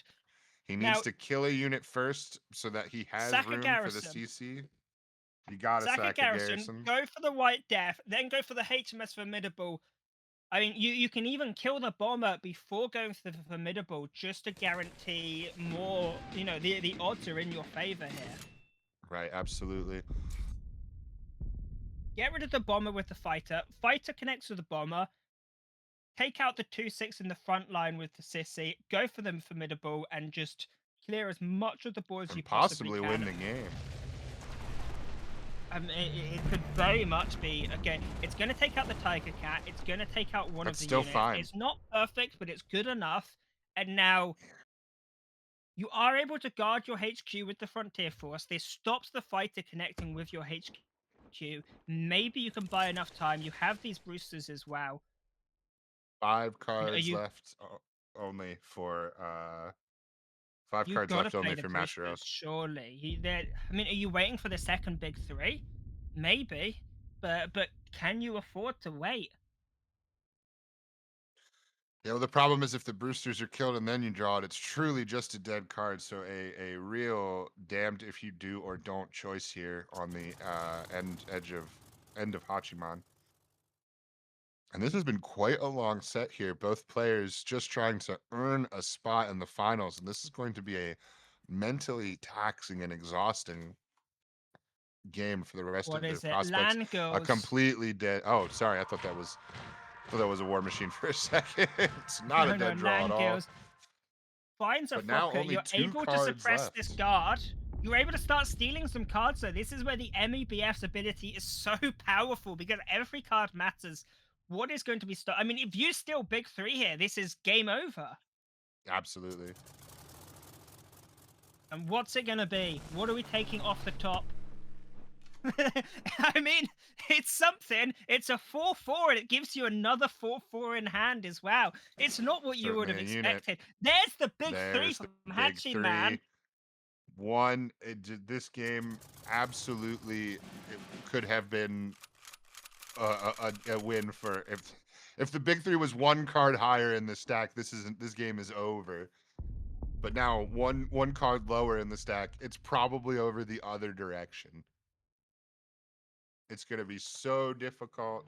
That just provided so much stats to a board. Only 2 cards left for Mashiro to draw. One of them is a formidable, right? One of them. But one of them has to be a formidable. One is a formidable, but we've seen both on a 4/4. Yeah, and formidable on a 4/4 is not.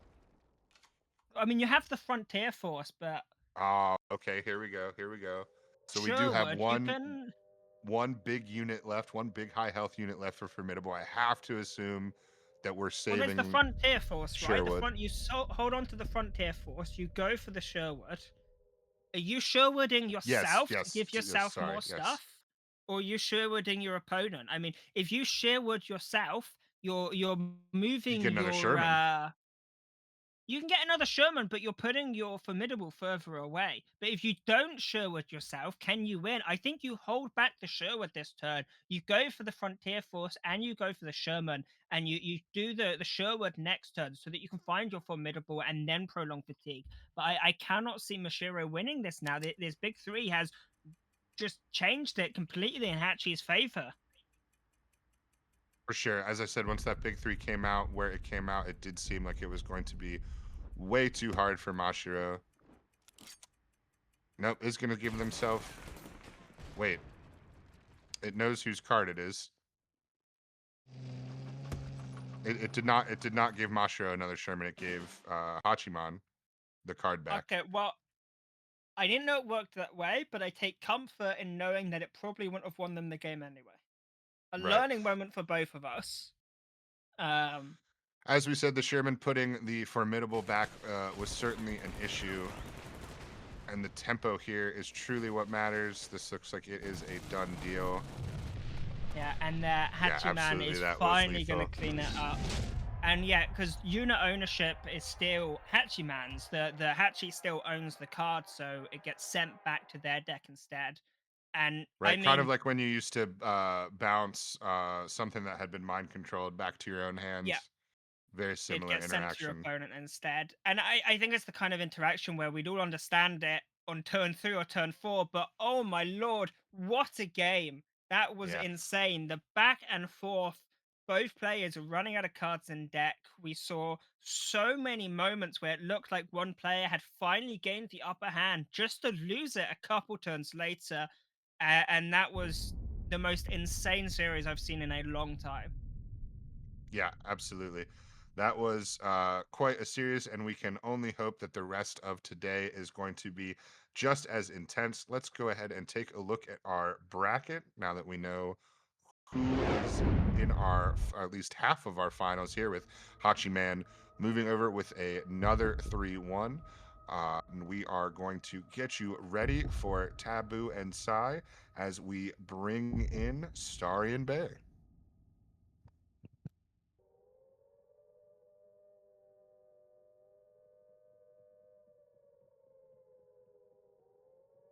Greetings, we are here, and good morning, Starry. Good I, morning, Bear. I have Excited just to be here. entered the afternoon here.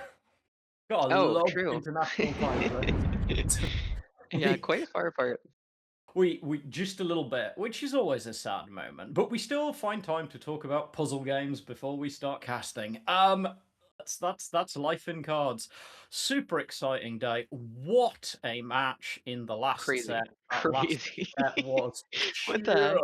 just madness. Yeah, I mean, it's a testament to both players that they're able to hold out that long. Like, and I don't mean, when I say hold out, I don't mean like stamina, although that's a concern too. What I mostly mean is that like that they are finding the plays that are keeping them in the game Yeah, for massive. 25 turns, something like that, maybe more. Yeah, That I'd was have to go back and count. It's just yeah, exhausting watching it. So, I mean, as ever, props to Bubbles and Thanatron. I know how hard casting a match that long can get. That's one insane set. Well, yeah. we're going to find out now just what we have from our next set. So, we have the pleasure of Sai and Taboo. To decide who's going on to the bronze match and the finals. And I'm super excited to say that if you stick around, you might get a card reveal at the end of this one, because Starry might have something special for us today. But first of all, we're going to take a look at Sai's deck lists. Let's see what Sai has got as a player card.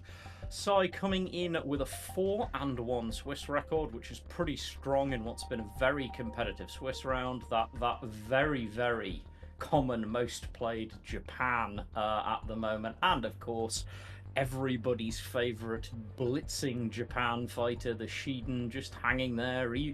Even in a quiet retirement for the moment, Shiden has a presence. But yeah, amazing tight Swiss round. So I think 4-1 record definitely to be noticed. We've had what 1-5-0, and everyone else has been either 4-1 or 3-2. So super competitive. Yeah. And I will take you through size decks. So we have this German Japan interesting kind of a machinery deck, lots of moving parts, which I think is always interesting to see. I should say Japan, Germany, but that's me. I was looking at the wrong part of the list, but it's as ever, it's Aggro Gym, but not as we know it, just that little bit heavier nowadays, as Starry and I have spoken about previously yesterday. Aggro seems to be gathering a little bit of middle-age spread. Then we have this US thin, I guess, just this deck is just inclined to find big value late game through things like Yorktown, obviously the big three, which we're seeing a lot of, but it's using the Finland ally, which gives access to really kind of some solid draw, but of course the power of Lotus Svard, that buff and reduced to op cost can be huge, so it's definitely interesting to see. Kind of hope we might get to see that one. We have as well the Brit US buffs deck list, which we are all so familiar with. I mean, as I say, I pointed out when I looked at this the last time, Sunderland is always an interesting pick in this. Some people are running it, some people aren't, but otherwise this is just the classic buffs list. Lots of value, especially early threat. And then we have, of course, this Heinz deck, this Jerfin Heinz deck that gave us that kind of absolute highlight moment yesterday in like a 2-ish minute game. With so much value to fire out. Definitely Sai bringing some powerful things. Let's take a look at the player card for his opponent and decks with Starry. Thank you. So we got Taboo, also a very well-known player, finishing 3-2 with a very similar win rate over the last. I'm assuming that that's like 2 months, based on our most recent cycle, but it could be 1 month. With HMS Talbot as the favorite card. Fun fact, HMS Talbot is not a Navy card because it's a submarine base. And let's take a look at their decks. Alright, so we have Germany, Japan, Aggro. Again, very heavy compared to some of the other ones that we've seen. We see the command failure instead of the Kyoto, which is an interesting choice. Next up we have the Britain US buffs list that also has quite a lot of mid-range options in this particular one. For example, the Churchill. I don't feel like I've seen that many lists with the Churchill, but I could be wrong. I really like the inclusion of Protected Convoy as well to sort of accelerate out on key turns, as we got to see earlier with the Wave After Wave. Opens up really, really cool lines. Then we have Soviet France, which is a deck that I'm sure we're all familiar with if we've been playing ladder at any point recently. This deck is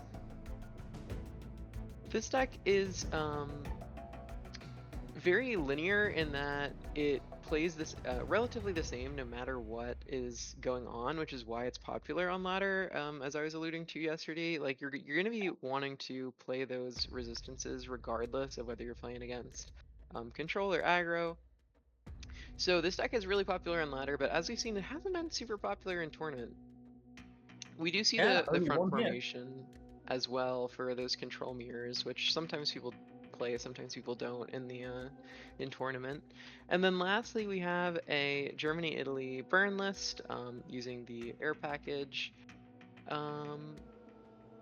And this list, we've seen it a couple times over the tournament. It's quite strong, has a very strong going first advantage, and has some pretty insane longevity. The best way to play against it is to out heal it and kill those early units. So we'll see if that is a challenge that Sai is up to.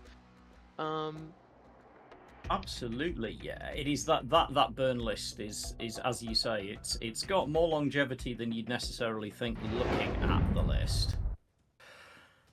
Alright, So, and it looks like both players yeah. ban Aggro. We do not. Buffs are fine, but we do not want to see Germany, Japan, aggro. I am personally just a tiny bit surprised by that. Yeah, I mean, I think that that it's reasonable. I think that it's completely reasonable. These decks have so much draw power these days that for control decks, it can be an issue because even if you board wipe them, they still have more gas to go. So I can see why.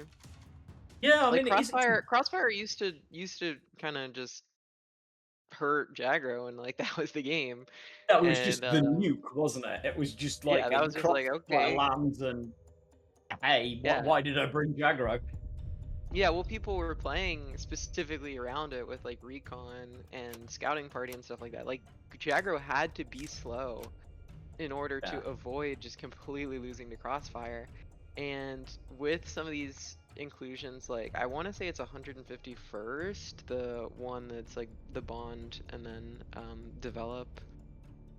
Yes, I believe so. Yeah, the Japanese one. Obviously, every nation Yeah. got one, but the Japanese one allowing you to get expansion is pretty nice. Yeah, it's a really good pull, isn't it? Yeah, so the fact that people are playing that, people have access to just like more draw. I don't know. People have been playing more draw. I've been seeing people playing like 22nd, which is a card that obviously, I mean, if you've been around the game for a while, 22nd might have been the best card of like the base expansion, at least like top 10. It was like vanilla cards, like vanilla cards way back in the day. 22nd was easily, in my opinion, top 5, top 10 best cards. Yep, yeah, little bit of a skip ahead in time as we jump into the game. And back out again. Okie dokie. So we appear to be having some minor technical problems. I know the production crew are working on that as we speak. Meanwhile, Starry and I bring our shining faces back onto your screen. Oh, and okay, then perfect. they go away again. We are back. Here we go. Joining the game. Yeah. Where are we? What? Turn 3, give or take? Or Yep. turn 2 to 3. It looks 3, like yeah. Taboo wasn't able to establish the buffs because of a suppression that must have come out from Psy or C. Yeah. Seems like it. It's going to be interesting because again, this is this very, very threatening Brit Fin list, which if it gets its big moment, can just go. That's it. We're done. Game over. See you tomorrow. Yep, and Psy is doing what I see a lot of Germany, Finland, Heinz players do, which is just like crack that front and homeland. I feel like when the card first came out, people weren't sure, you know, should I take the turn off right this second? And I feel like the more the meta has progressed, and people have played with the card, I feel like the more often we see people just like rip it regardless of the board position that they have. Yeah, it's become almost that thing where you include it and it's like, look, including this card is I don't have K4. I know I'm not taking credit for, it's just gone, but I believe in the value. And you kind of have to because, I mean, to be honest, it's a very potent effect once it goes off. Yeah, well, especially if you're playing suppressions, Jaegers, Buzz Bombs, it suddenly turns like a third of the cards in your deck into instant cantrips, which are like cards that draw a card along with their effect. So I see why, right? Like you want to make sure that when you hit those speaking of, you want to make sure that when you hit those cantrips that they're free. So huge payoff. It is perhaps the most potent part of it. Is I mean, it cannot be. I am the Magic the Gathering dinosaur. The power of a free cantrip can never be underestimated. It's just so good for just finding your way through your deck, and that can be so powerful, especially when you have an effect that is increasing the value the deeper you go into your deck. I mean, yeah, also just like the 2 cost 38 Ts are also kind of crazy. They're not nothing, are they? I mean, 2 cost, pop a decent body on there and draw a card. Honestly, Front and Homeland, when it's active, just kind of changes the maths on your entire deck, which is so interesting.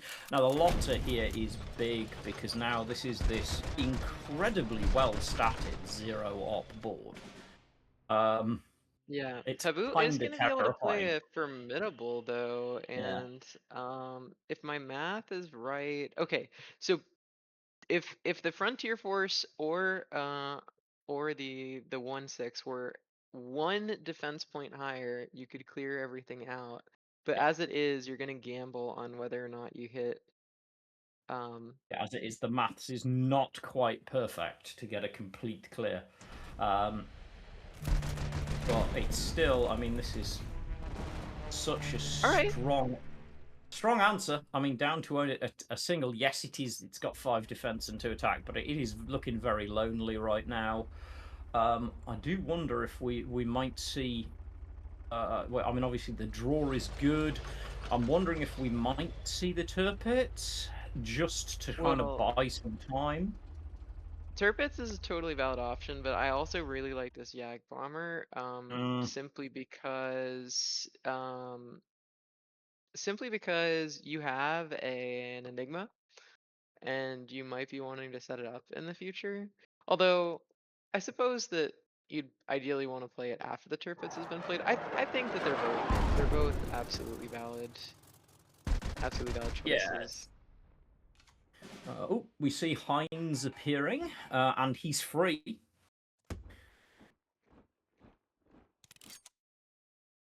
But you kind of want the tanks, and that is the one thing that Sai or C is not looking at in his hand right now. Is the number of tanks that he'd want to see. Yeah, Got some draw although options though. yeah, and it's also worth noting that the cards that are going to be drawn are Prolonged Siege. Probably half of Yeah, them are going to cost 0. yeah. So, Prolonged siege once you've hit front and homeland is so strong because even though oh, you are oh, that burning, was that was very generous. I said half. That was 4 out of 5. wow, uh, that is a lot of free value, ladies and gentlemen. It really is. Um, and that is the power of this losing your turn for. Yeah, I mean it always feels so awkward. Like this is why I haven't really been playing around with this deck so much, is because it feels like the correct move is just so counterintuitive so much of the time that before I'm like, I understand this deck, I get it, I understand what's going on. But lately, the correct move always feels so counterintuitive with this deck. I have to say, as is often the case, I'm very much with you. I find this a very awkward deck to play. I know a lot of players who play a lot of this deck and enjoy it. I find it very strange to play. Yeah, and It Taboo just Taboo does not have the wave after wave that will be needed, and no, that is not it. Taboo no. smart going for the only play that is gonna. It's the only play in the entire hand that potentially draws you into wave after wave, as well as drawing a card. But I think even still, I don't think you're gonna be able to get rid of the 4/6. Six. Yeah, that was going to be So the killer.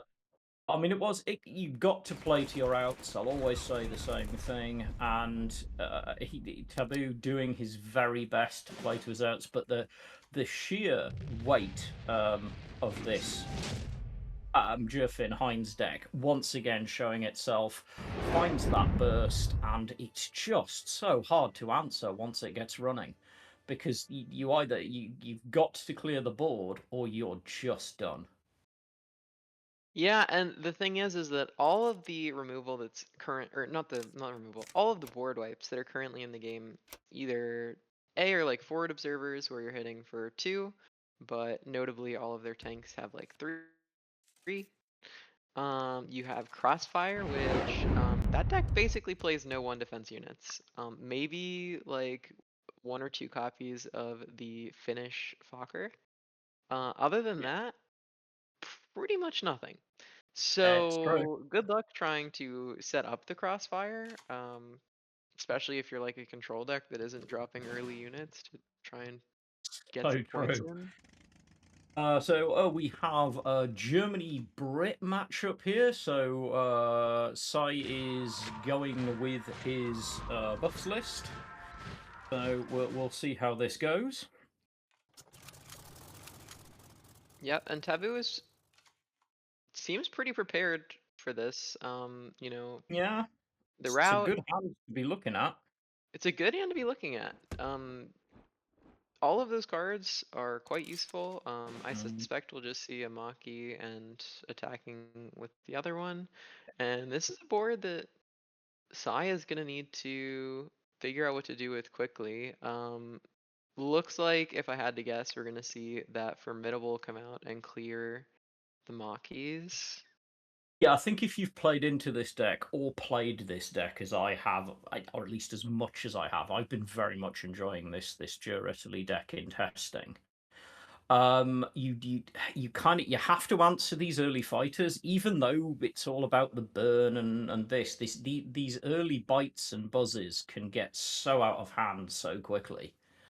And in particular, Buffs doesn't love this list because this list runs a lot of cards that can slow or counter buffs. Obviously, you've got Rout, but the U-347, I think it is, the U-boat that's currently in hand for Taboo. U-16, sorry, for the again, yep, this retreat deal.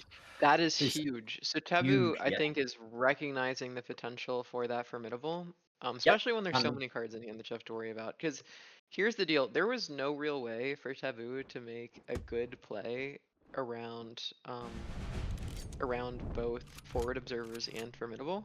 Either yeah, you drop the Fiat and the Maki, but what's going to happen is that the Maki is going to get duressed, and then you're going to eat a forward observers, and you're going to have a 3-1 plane, and you're going to be almost out of the game. yep, Alternatively, you can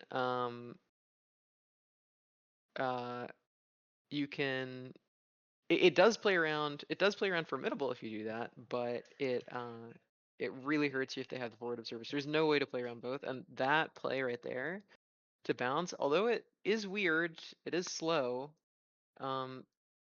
They just get back the garrison that you killed.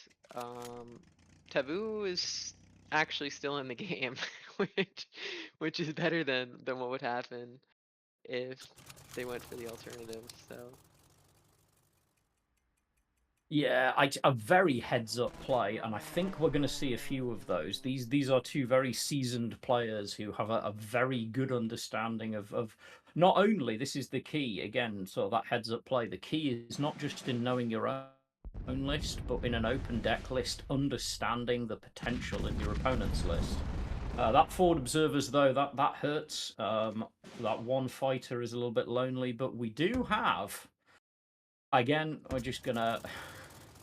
Yeah, that poor frontier force just yo-yoing from hand to board. But yeah, this is going to be close. I think that Yagged Bomber is a dangerous body, even at 2 op cost once it's down on the board. 5/4 for stats sure, on that fighter is not nothing. for sure. Um, and I think it's worth noting that these are also things that you can be taking advantage of in your own play at home. Like, yeah, obviously these players have access to open deck lists, but these are completely stock lists. The lists that they're playing right now 100%. are lists that I see every single day on ladder. So making these plays to, thinking about, what are the 2 or 3 cards in my opponent's deck that would be most likely to blow me out in the next turn. You don't even need to plan 2 or 3 turns ahead. If you just think about what your opponent could be doing on the next turn, to that could absolutely devastate your day, it'll make you a much, much, much better player very quickly. That's probably the #1 thing that can elevate your Yeah. play very quickly. I got taken aside by the winner in an early Magic tournament back in the dinosaur days, and the thing that he said to me was that the best piece of advice I can give you, kid, is always think about what the worst possible thing that could happen to you from your Yep. opponent next turn is, and Yep. can you play around it? That advice served me well for many years. It's very good advice. It's very good Yeah. advice. Suppression here I quite like. You can get some draw, you can turn off the incredibly irritating garrison, but and also obviously you have to think about the buffs, but what you really want to be doing here is seeing your deck, because you have, there it is, so much burn. And this Oh is, yes. if any of you are wanting to Yes. take this deck out for a run, this is the moment where you have to feel the aggression and just rely on that draw. And yes, you could have saved the suppression for the buffs in case it comes forward or whatever's coming off the KAR, but you've got to remember your deck can do so much damage out of hand. You can just leave your opponent reeling, which is kind of where Sai is right now. He has to know that there's a better than, I think, although it's hard for me to do the maths this quickly, I think there's a better than 50 or so % chance that Taboo has lethal just in hand right now. And that is terrifying because there is just so much different burn, and obviously he can answer the threat on board, but he can do nothing about what's in hand. Yeah, I will say, I mean, the an important thing to be keeping track of with the Germany deck is how much burn you do have left in your deck, because if you have used a lot of it, there's like seven-ish burn pieces in the deck that do like 3 or more, like not, let's say not counting Buzz Bomb. Here it comes. So you really got to be aware of how much is left, but Taboo is keenly aware of how much there is left, understanding that if you draw 2 cards, the odds that you're going to find something are better than if you had gone for the more conservative play of suppression into salamander attack into. So just like Yeah. understanding the odds in your deck, right? Like keeping track, what's the likelihood that if I draw 2 cards, I'm going to hit one of those key pieces? Well, if I haven't used any yet, pretty high. Yeah, massive tabletop nerding game player tip here. I tend to keep, for like key cards in my deck, I often track them with various types of tabletop gaming polyhedral dice and count down so that I know what I've got left. It's kind of just a shorthand because, yeah, decks like this, you have to know what's in your deck and where the potential is. And that one aggressive play was enough to get the win. It's one of the reasons I do think like you can definitely try that deck if you've got the cards. It is very fun, and it is a great intellectual exercise in learning how to understand the value in your own deck, which I think is an excellent skill for players to pick up. So we are bouncing into the next match. Taboo having pulled it back to 1-1, and we've got the buffs. We're staying with buffs. In fact, we've got buffs on buffs. Or maybe not. Welcome back, story. Once again, we appear to be just fighting the gremlins today. All right. Question for you: What makes you think that buffs aren't necessarily a matchup that they're willing to ban? Because I don't know how much we talked about. We talked about why Japan is worth banning. I don't know if we talked so much about why these players wouldn't ban buffs. Are there any insights that you have about that? Yeah, I think one of the key things for me is that everybody came running a certain degree of tech. We all knew buffs was going to be on the table, and if you look through a lot of the lists, they're all running at least some kind of answer, whether it's suppression, whether it's direct removal, whether it's pin. There are definitely hard counters, and I think that might have factored into why these two guys were like, okay, I can live with buffs. I think I can probably counterplay that better than this heavier Aggro, and I guess we're going to find out now. Although maybe not so much in this, because this is just a direct heads up. Whose buffs can hit hardest and fastest? Yeah, and there's no duresses in sight. Sorry, why do I jinx these things? Why do I do it? I always do. It's a deep Yeah, talent! the early duresses are really Yeah. huge in trying to contest the front line. I don't know how much they matter in the late game, as long as your opponents have some kind of answer, whether it be frontier person Yeah. to chain home or you know, something, right? But that's the thing, is a buff's unanswered is a buff's unanswered, and it probably will win the game. There are plenty of answers. Yeah. There's plenty of them, but you do have to have one. Yeah, absolutely. You've got to have it. And then, honestly, one of the most interesting things here is, despite having this impressive looking set of toys on the board, I see he's got 2 cards in hand, and yes, one of them is Land Girls, but that's not quite what you want early when you're trying to play like this, because you really want to be able to get roll. Ooh, Formidable could become very, very big. That is a lot of I'm buffs kind of that's about confused to drop on the about board. the I was kind of confused about the production into Land Girls, because you don't know what you're gonna draw off Land Girls. So how are you sure that you're gonna use it? You know? Absolutely. I mean, again, though, I do, as you called it out, I do like the inclusion of this kind of production order extra draw, It's kind of really extra. cool. Yeah. In this deck that is so desperate to find a very specific cadence and sequence of cards, being able to just keep tearing through your deck is really high value. Yeah, and just getting to kind of be a little bit more credit efficient on every turn. Like, if you have 2 4-drops in your hand instead of a 3 and a 4, you're like, I don't really care. Not a big deal. I think that in general, this card is criminally underplayed. When I saw people playing it in Britain, Germany, and even Germany, Britain, because it's like that good,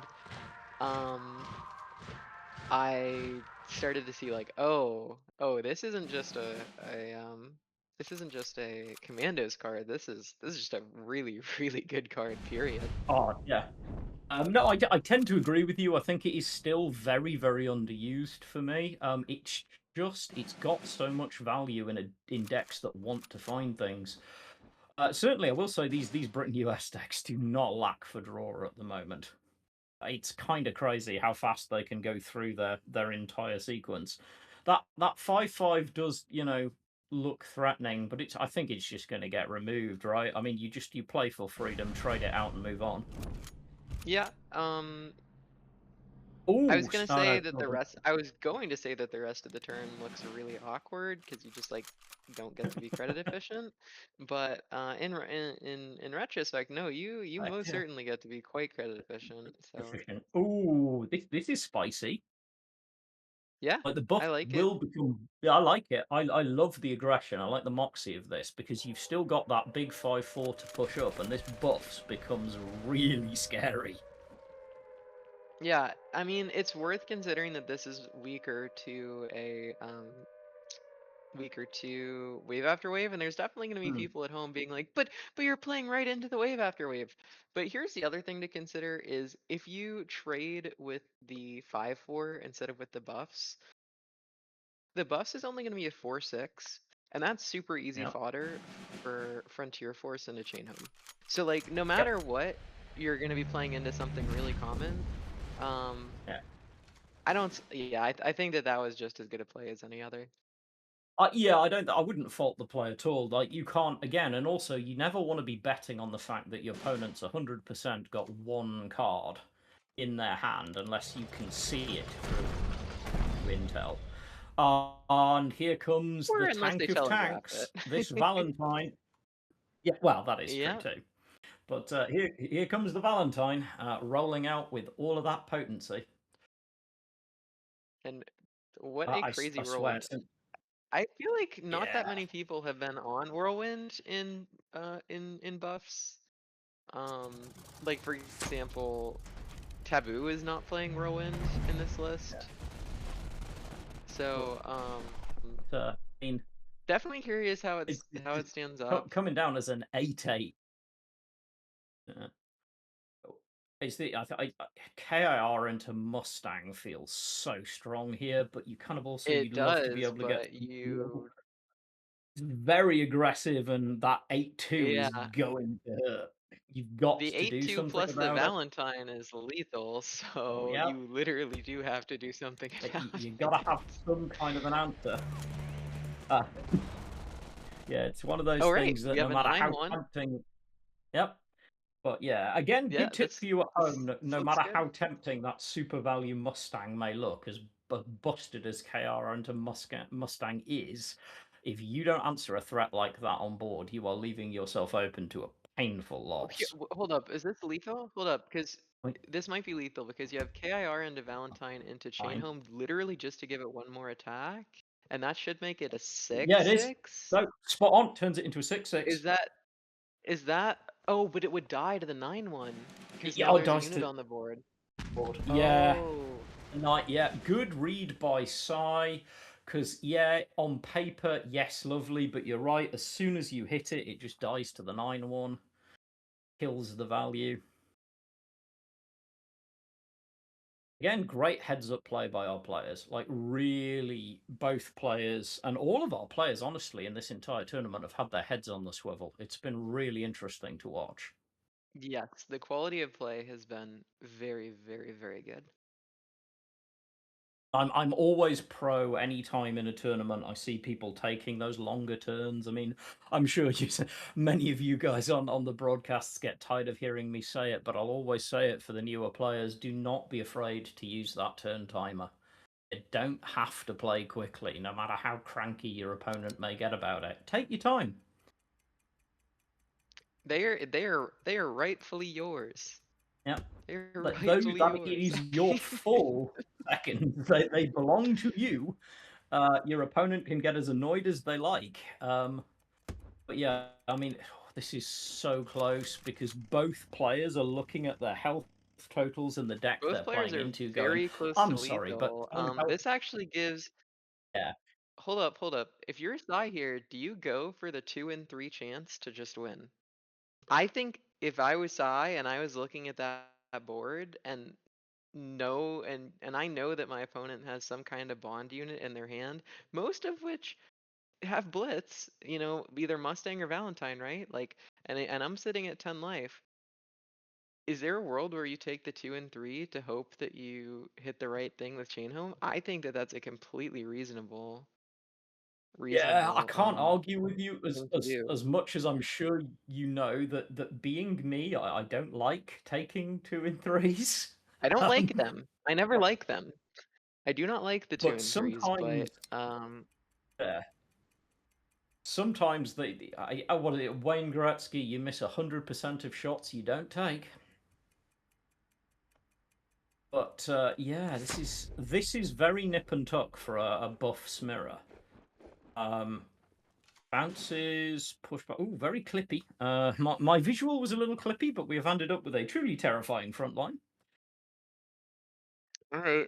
Well, how big is this Mustang? That's really the question. Hey. That's the most important question here. I Well, you think want to that be able it's to an reach 8. into his hand, isn't it, and just be like, "Can I see that card?" Because the key thing here is Yeah. just what size is your Mustang, sir? Because that's gonna matter. 8. Okay. 7. That's what I assumed. That's what I assumed. Yeah, Unfortunately, it's 1 damage off. yeah, just one short. So this just becomes. I mean, what we're on 5. But you can't. This is a sad face turn. However you play it, I think. What have you Yeah, no got? matter what, Sai is going to have lethal the next turn because you don't have a way to maintain a unit that's big enough to trade with the Valentine. Yeah, So you've even if got we what? clear everything off, which you can clear functionally everything off. Yeah. Now it can come down and Yeah. chain home. Yeah, you can't deploy the frontier force. There's no way to get a guard on board, and there she goes. Buff decks doing buff deck things, and Valentine bringing the gift. Again, that tank is so potent when used well. Once more, again, just such good heads-up play from both players, making a really engaging match to watch, and I'm always here for that. Yeah, I am definitely happy to see that Sai decided to commit. I don't know that I would have necessarily. I might have taken the role. It's hard to say what I would have done in that position, but it's stressful not knowing what is in your opponent's hand. Yeah. So I think with the queen zone, it allows a lot more calculation because you know what they're gonna draw. And I think that Big Sai ball. kind of quickly tabulated out like, okay, well, here's what can happen. And decided, yeah, I mean, 2 and 3 isn't good enough for me. I'm taking this win. Yeah. So now we are to the buffs are still back. Taboo sticking with it, and I can't blame him. Last match very close, and now we're going into this US Finland deck. Obviously, we're going to see the Choco Boys, which is great for early thinning. But that Sturmy could become very scary. Yeah, Oh, and Taboo opted, instead of going like buffs into Sullivans, which can be pretty easily outed with those Finnish Fokkers, he instead decides to go for the accelerated frontier force to hmm. contest the opponent's chocolate boys.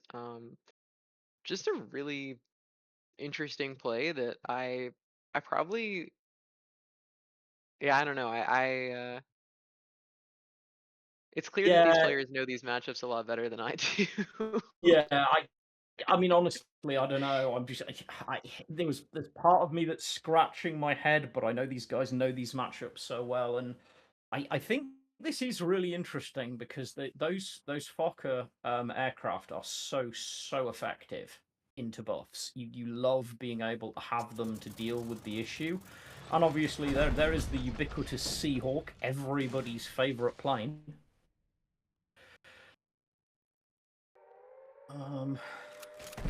Going Go for for the the chain chain home. home. Nice. Oh, that is the pretty much. They I got the mean, that's roll. pretty much the best one. Yeah, that's the That's roll pretty you much the want, best I one. think. Land girls, bit of draw, push up the buffs. I like that. It just, Yeah, I mean, contest the front line. the 6 damage is enough that the Seahawk doesn't change the math on literally anything. The only Yep. math that this is potentially changing is if Seahawk were to attack into Frontier Force, which it won't. So I like That's not being happening. able to hold. I like being able to hold this duress back and wait, see what happens. Yeah. Also, force your opponent to play without the knowledge that their Seahawk is not going to be active next turn, rather than having that knowledge. Another great tip from Starry there as well, if you're watching and wanting to pick up tips, is just because you can immediately switch something off doesn't mean it is always the right play. Sometimes you don't want your opponent to know that you can turn it off until turning it off actually buys you an advantage.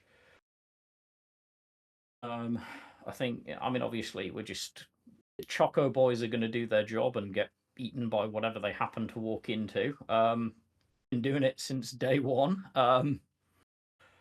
The ultimate deck thinner. Looking at the hands, there's certainly a lot of good options for Taboo in hand as we climb up these next few turns. I think he'd very much like to find a King's African Rifles. And then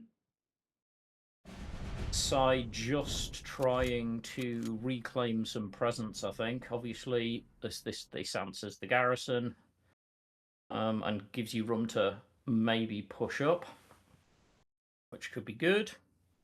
Yeah, it's kind of difficult for Taboo to make a ton of progress, but I think just trying to get units with large butts down, them big defenses. Speaking of large butts and low cost, we're about to see Lotta do her thing. And this is, despite looking perhaps a little awkward if you're watching on at this, that Lotta it puts surprising levels of annoyance Oh, on a lot of these units. no, this Because this deck is very clearly planned out. You're using the Chocolate Boys, you're using the Fokker. Um, those cards are infinitely better if you have Lota. Additionally, I haven't seen it, but I've actually literally never seen anybody play it. However, it's very clear that Yorktown into Lota is obviously quite yeah, strong. it's your Um, golden moment. Although I have to say, I've not had it happen to me, and I've not done it to anyone, so it's a myth to me. But it's a cool myth. yeah, I would love to see like a Formidable come out from Taboo at some point, but you have neither the giant 1/8 nor the Formidable at this current moment, so Yeah, it's gonna be a while. either or both of those would make Taboo very happy right now, I think. This is a very awkward board to deal with. Really taking his time and thinking about just exactly how he wants this line to go, and I like that. I like that a lot. It's never what you really want to do with your RAF Mustang, but needs must. Yeah, I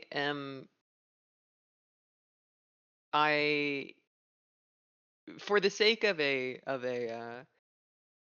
fair and long and interesting game, I am glad to see that Sai does not have like 3 finish units right now to just instantly win with big 3. The game could very much be over if that were the case. I Yeah, do that think, that would be kind of crazy to watch.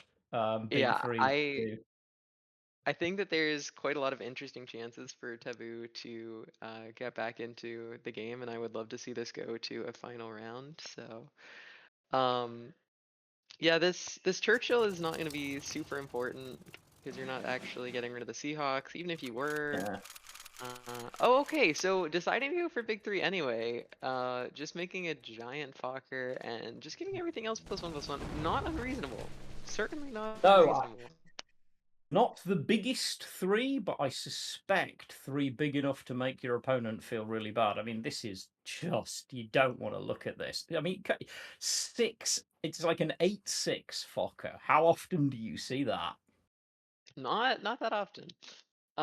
You But- can go for but I think- Churchill, but then you go to 3, and then your opponent's just gonna Yeah. retake the front line. You Line. can Tiger Moth, and then clear out 2 of these, but then you're dead unless you can find a way to kill the last Choco Boys or something else. I think Land Girls, yeah. I think Land Girls is the Oh, you don't play. really have a choice. You've got to drop. Oh, that's not Oh, not that it. hurts. That's actually lethal.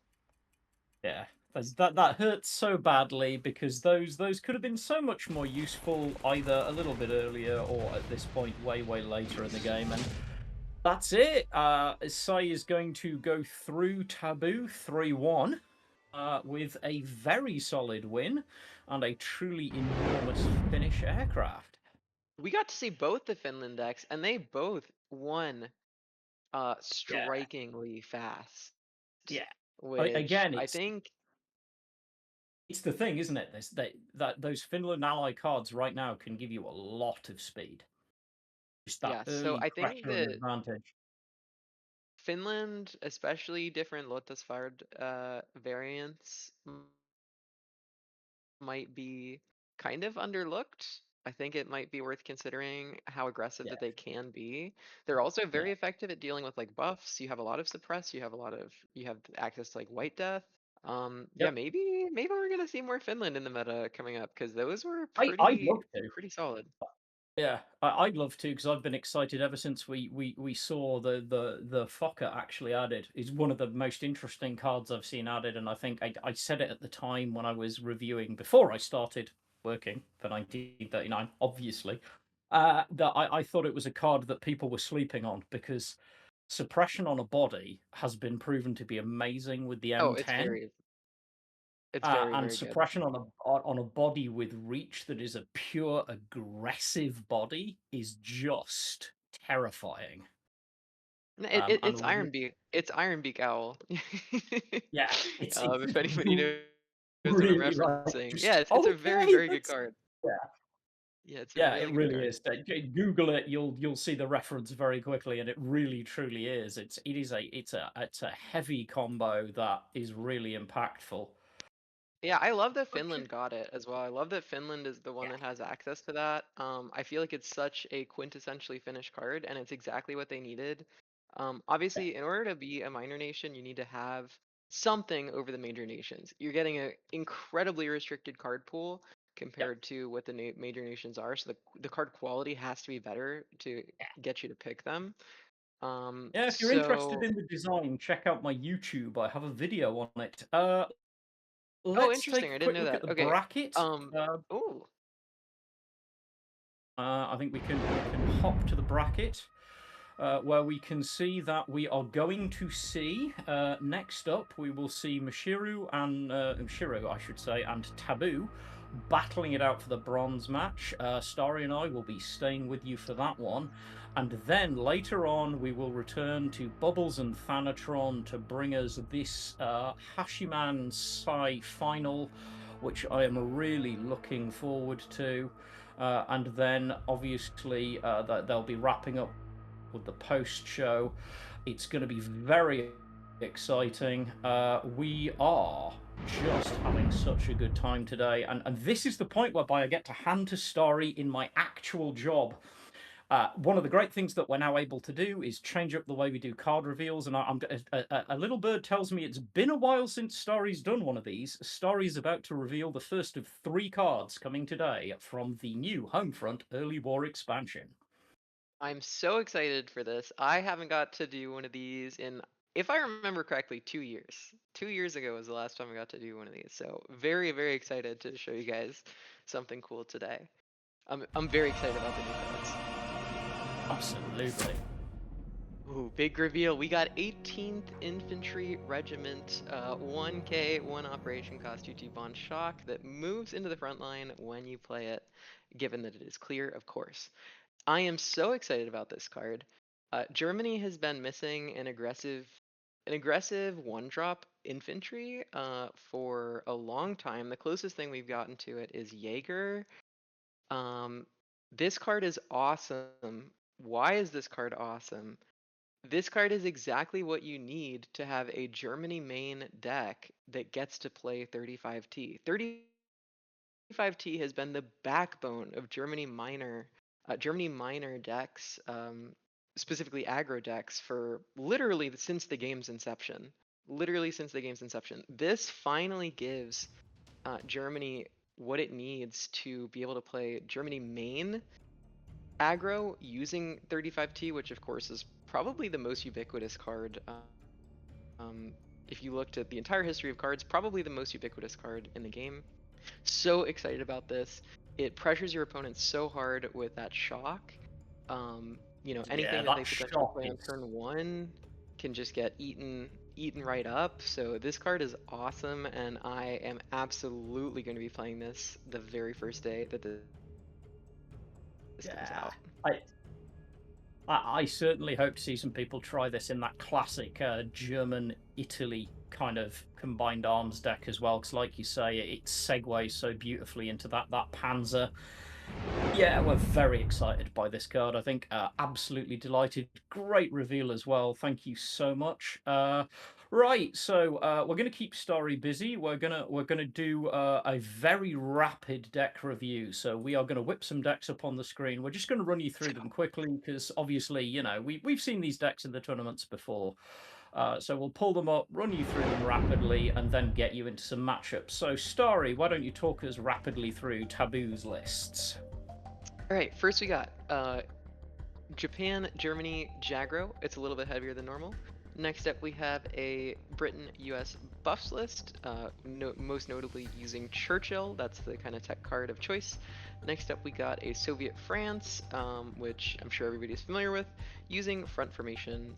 And last up, we have a Germany Italy burn list, and this one's pretty stock standard, if I do say so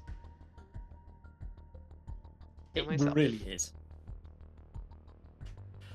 And I'm curious to see what Taboo is up against with Mashiro's lists in our 3rd place match.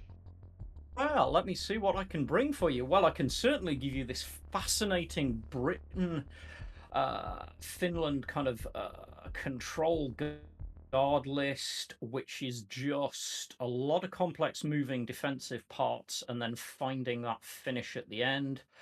We've got the US main buffs list, which has been so popular, although interestingly in this case, Mashiro choosing not to run it alongside a Brit main buffs list. And then we have, again, we might actually get a mirror potentially of this Germany-Italy burn list that we were talking about earlier. Again, super, super strong value in that list.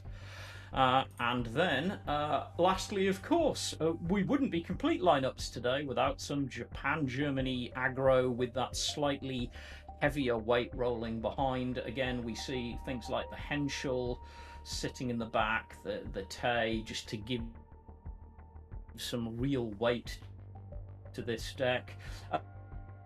And then little things like the 40 Panzer Grenadier, just a little pick to throw something different into the mix. Really excited to see where we go. And I think it's going to be interesting. So before we find out officially, if you could let us know if... Oh, no, wait, are we going to... Yeah, if you could let us know, what would you think? We've already seen Japan, Germany aggro banned previously. Do you think we're going to see something similar now, or would you be banning something differently? I think that Soviet France is arguably worth banning, and here's why. I don't necessarily think that it is super crazy busted or anything, but I do think that the resistances create a lot of RNG in ways that aren't super fun, and are unpredictable. And if you're a competitive card game player, you know that unpredictability is really, really, really not very fun, and it screws up your calculations. It screws up how you're going to make your plays. I think that that might be worth banning, especially if you are looking to win with your aggressive decks. We also saw earlier how the Britain Finland deck got banned at one point. If am I Yeah, remembering that correctly, that deck got banned yesterday? Yeah, so that I was believe kind so, of weird, yeah. wasn't it? Yeah, it's a strange one, although So that is an awkward deck to play against. it is. I will say, if you're watching and you're getting the occasional audio cut out, I am being told by our production people we're getting some audio cuts. Doing our best to catch up with it. It would appear that technology is having its way. Just blame me. I turn up and technology hates me. I'll take the hit. Yeah, But so yeah, I think that as far as bans go, really anything's on the table. I could see buffs just because like buff seems to be kind of the latter deck of choice. There's also Jagro, again, just because of its inevitability. But I could also see the control decks being banned, specifically the Soviet or the Britain one. It's kind of hard to say. I would if you like gun to my head like told me you have to pick one, you have to pick one, I would say probably the Jagro lists. I think that the inevitability causes real problems for control lists that are looking to for example, let's say you're like the Britain Finland control list. How are you going to find a win with that against Jagro? Like is it going to happen? right. You don't have access to like the crossfires if you're like Britain, Germany. You only have access to the like the forward observers. I don't know. I feel like that deck is a lot more solid against buffs because you can do some crazy chain home stuff. I definitely don't feel like it's that good against Jagro. If you told me I have to absolutely have to pick one, it's gonna be Jagro if you're Mashiro at least. Yeah. Um, It's but tough, isn't it? I mean, I this don't know. is What's your input? probably one of the... Yeah, I'm with you. I think it's like this is one of the toughest ban picks I think that you would ever see. I would be spending a lot of hard time trying to figure out where my ban is here, because also at this rate it is quite an important ban. We are in a position where I think in this particular matchup with these decks against each other,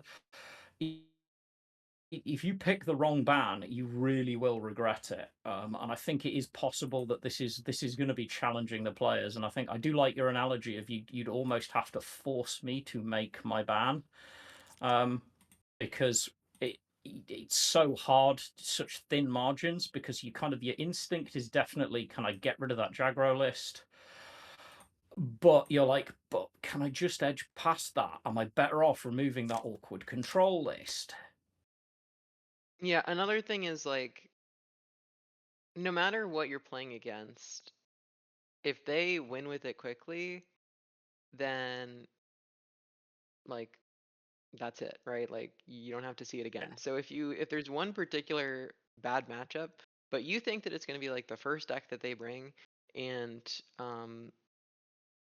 you know, you're not so worried about it because you think that you can pretty easily get your 3 wins off of their back 2 decks, for example, like Yeah, then 100%. Well, we're then going that to that find changes out. things. I'm Yeah, told but the in bans general, are in.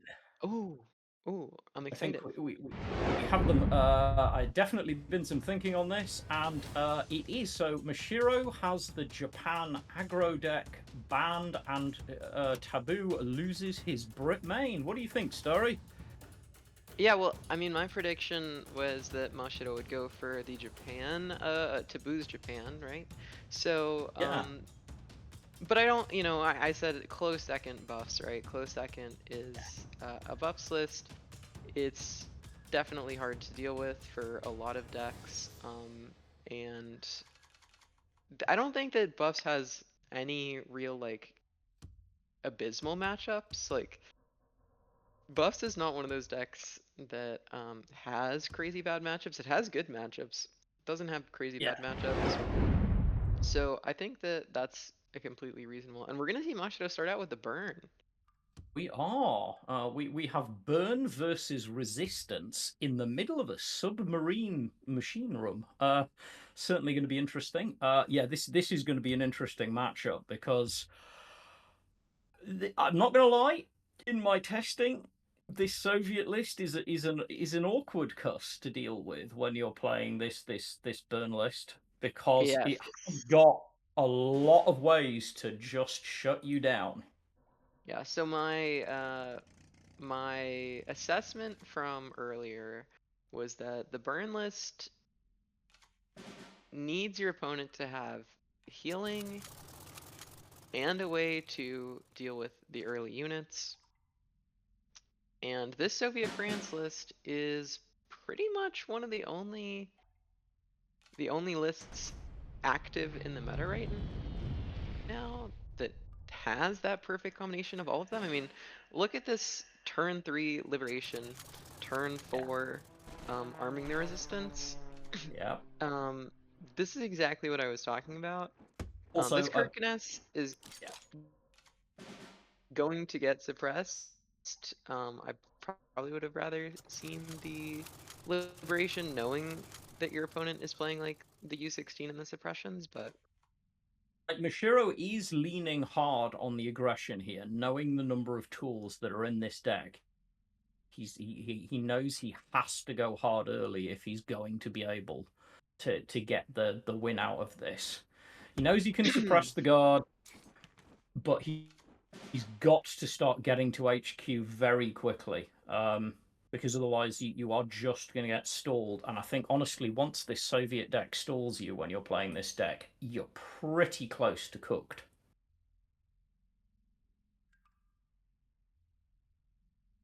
yeah, Hitter? and it looks like I, Mashiro's just going to take an extra turn. That's really all the card says, right? yeah, It's but I mean, 5 credits, take an extra it, turn. it is an extra turn, but I mean, honestly, also Um, bouncing that heal back into hand, just delaying that heal slightly. Of course, it's going to come straight back out, but it gets you the extra draw.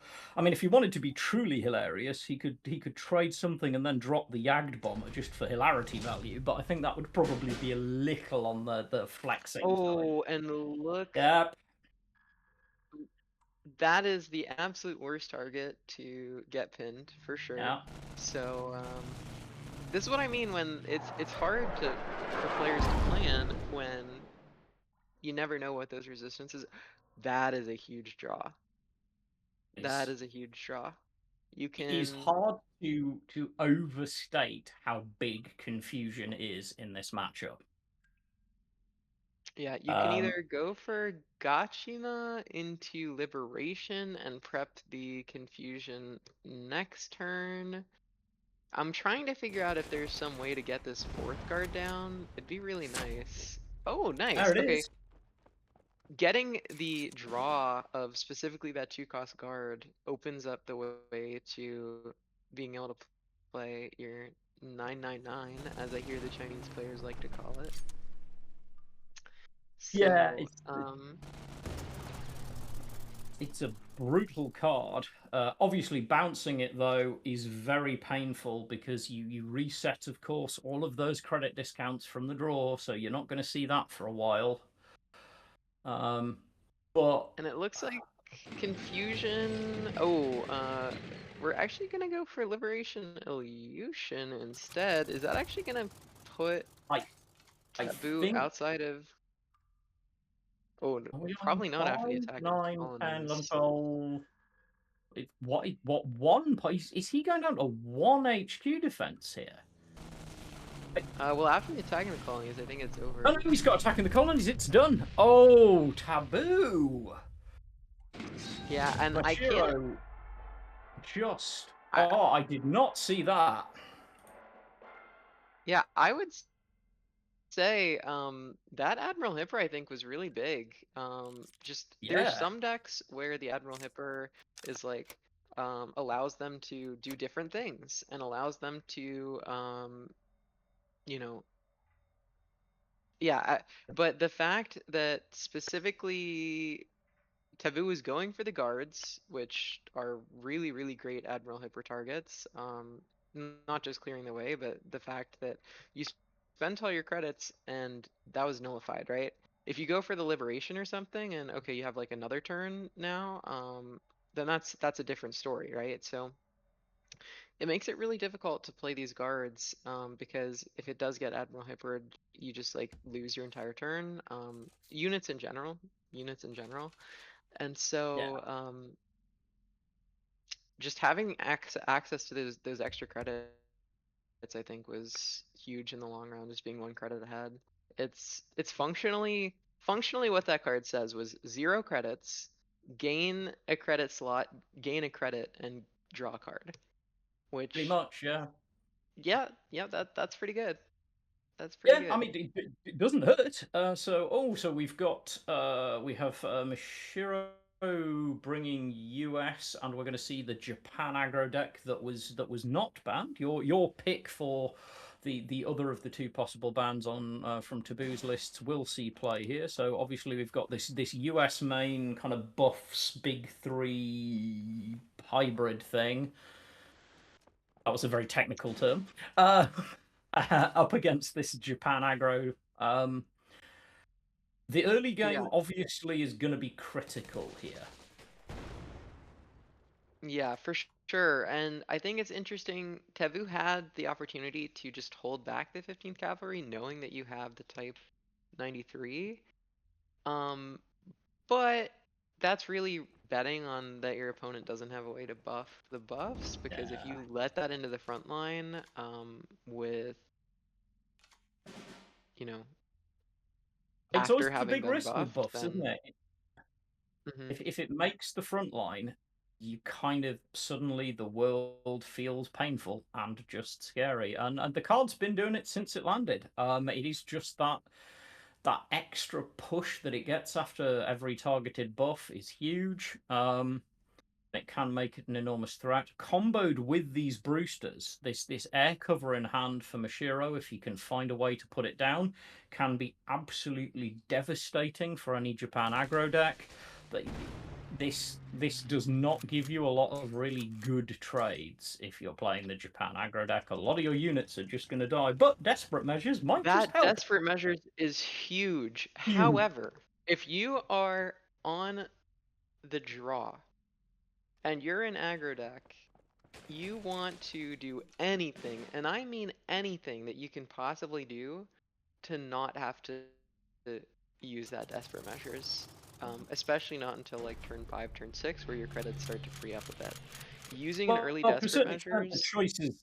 I was going to say, choice has now been made for you because that desperate measure now looks basically painful until you can obviously suppress the ever present Seahawk. yeah. And obviously at 3 health, 3 of these fighters would survive, which is not what you want to see either. It's Taboo needs to find a way to get back in this right now, and he's Well, doing I think everything he can. I think And he's doing obviously a that, good job of it. yeah, absolutely. And that 106th, of course, we've said it before. You push it into the front line, and it's just doing the thing that your opponent doesn't want it to do, which is potentially revaluing itself every time you deal with it. Yeah, that was the only way. That was the only way for you to clear the front line and push. There was no other combination that was going to allow you to do that.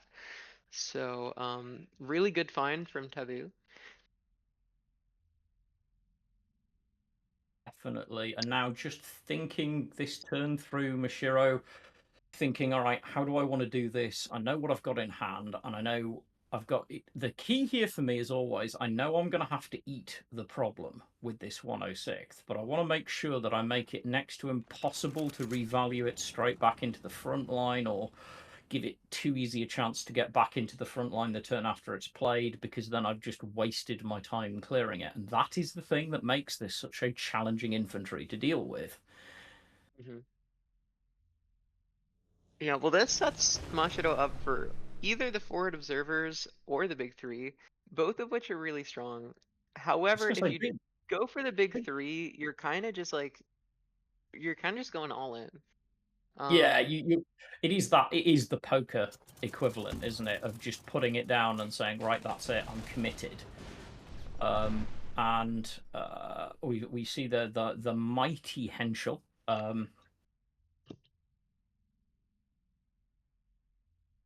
Opting to go for the forward observers, keep some resources in hand, Yeah. and it looks like a strike group is getting drawn. Yep. I have to say, I probably agree with that play. I think you sort of have to, and obviously you can trade out the Henschel, get that off the board. You just sacrifice that now largely pointless Seahawk. Right now, all that Seahawk really is just a sitting 1/2 body that creates an extra +1/+1 off big three for the buffs right now. Yeah, so this play is certainly the less fragile, or sorry, the less fragile play of the two. Yeah. And I would say that generally competitive players prefer these because they are less likely to be blown out. Yeah, I mean, let's be But honest. I I'm think also looking at like what would have happened if you had done things differently, and I don't know how many cards there are in Tabu's deck that can really punish going all in yeah. on the big three. Hard to say. Tough though, isn't it? Because I think as a breed, those of us who play competitive card games are very risk averse. Yeah. We will always default to trying to play that stabilizing turn unless we're certain that we can take the advantage and hold it. Because let's be honest, to a certain extent, we're all massive probability nerds. We just want to thin down the probabilities and be in the strongest position we can be to counter the RNG of the deck. So Desperate Measures does come out. And I like this a lot better, seeing it on turn 6. I will say, the fact that Taboo didn't play the Desperate Measures, found a way to make it work regardless, facing down an absolutely atrocious board to deal with if you're Jaggro. Only to, use it when the time actually makes sense, and you have these credits to work with. Excellent, excellent play. Yeah, top notch. Threading the needle really, because there's only one real sequence of plays that was going to enable Taboo to get out of that position, and just having the foresight to be like, challenge accepted. I'm not going to take the easy way out with the Desperate, because long term it's going to just be like a broken leg that I'm just going to be fighting the rest of the battle with a broken leg. Yeah, it's again. I mean, if you're watching this and listening to this commentary, these are the things that do tend to separate these top players in the close matches. Is just thinking that bit ahead. I will say that Tiger Cat is a looming threat, but I mean, obviously there are cards. I mean, if Taboo can find another 94. Sorry, 93 early, or whichever the surprise attack tank is, that would have been huge. Because he does really want to answer this growing air threat, because that once that Tiger Cat kind of has spawned a second, or God forbid a third bomber, this is a very hard road forward for any Jaggro deck, because you're not really running a lot of things that answer 3 health heavy armor 1 bomber as well. Can I ask, was that recon played this turn? Was that recon played this turn? No, it wasn't, because it got pushed No. up. Okay. It just got pushed Oh, up, it was so an no, it must expansion. have been. It was an expansion Yeah, that it was was an playing recon, I expansion. think. Okay. All right. So, Mashiro has the ability to go for a big three, but then you aren't able to attack with both of your US units. I might like to see like a Seahawk come out here, especially like Look at that board and how weak it is to Seahawk. They have the Type 93 in hand. Okay, Yeah, suddenly but, they get back to one attack. Perfect. You know, like but what's functionally one one attack, attack right? really Like, doing? Yeah. What's one attack doing against this board? I agree with you. I would really like to see the Seahawk. I think it's a very answer me now or this is going to go south for you very quickly play, because hmm that Seahawk, and unless you answer it, can be utterly devastating because it does I would basically mute argue, the board. yeah, for sure. And I'd argue that it completely baits these two surprise attacks away from the Tiger Yeah, Cat. which is a win, as we were discussing earlier. That Tiger Cat is a thing that if you don't answer, it can just roll you out. It's that trick, isn't it? It's that old CCG player trick of trying to make your opponent's job as awkward as possible. It's just make your opponent make the hard Oh, choice. you know, I hadn't really considered the fact that you do want to leave room in your support line for another bomber. I Yeah. completely overlooked that Oh, fact. yes. I am going to For some retract reason the in my previous statements. Yeah. For some reason in my head, I thought there was an extra spot in the support line, and maybe I'm just tired. I don't know. I was like, no, it'd be fine, but it wouldn't. Of course, he would have capped out at 4.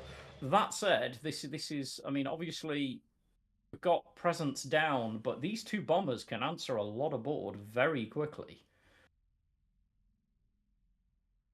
And failure hanging in hand, trying to get these bombers cleared as soon as possible. Ooh, Coronado.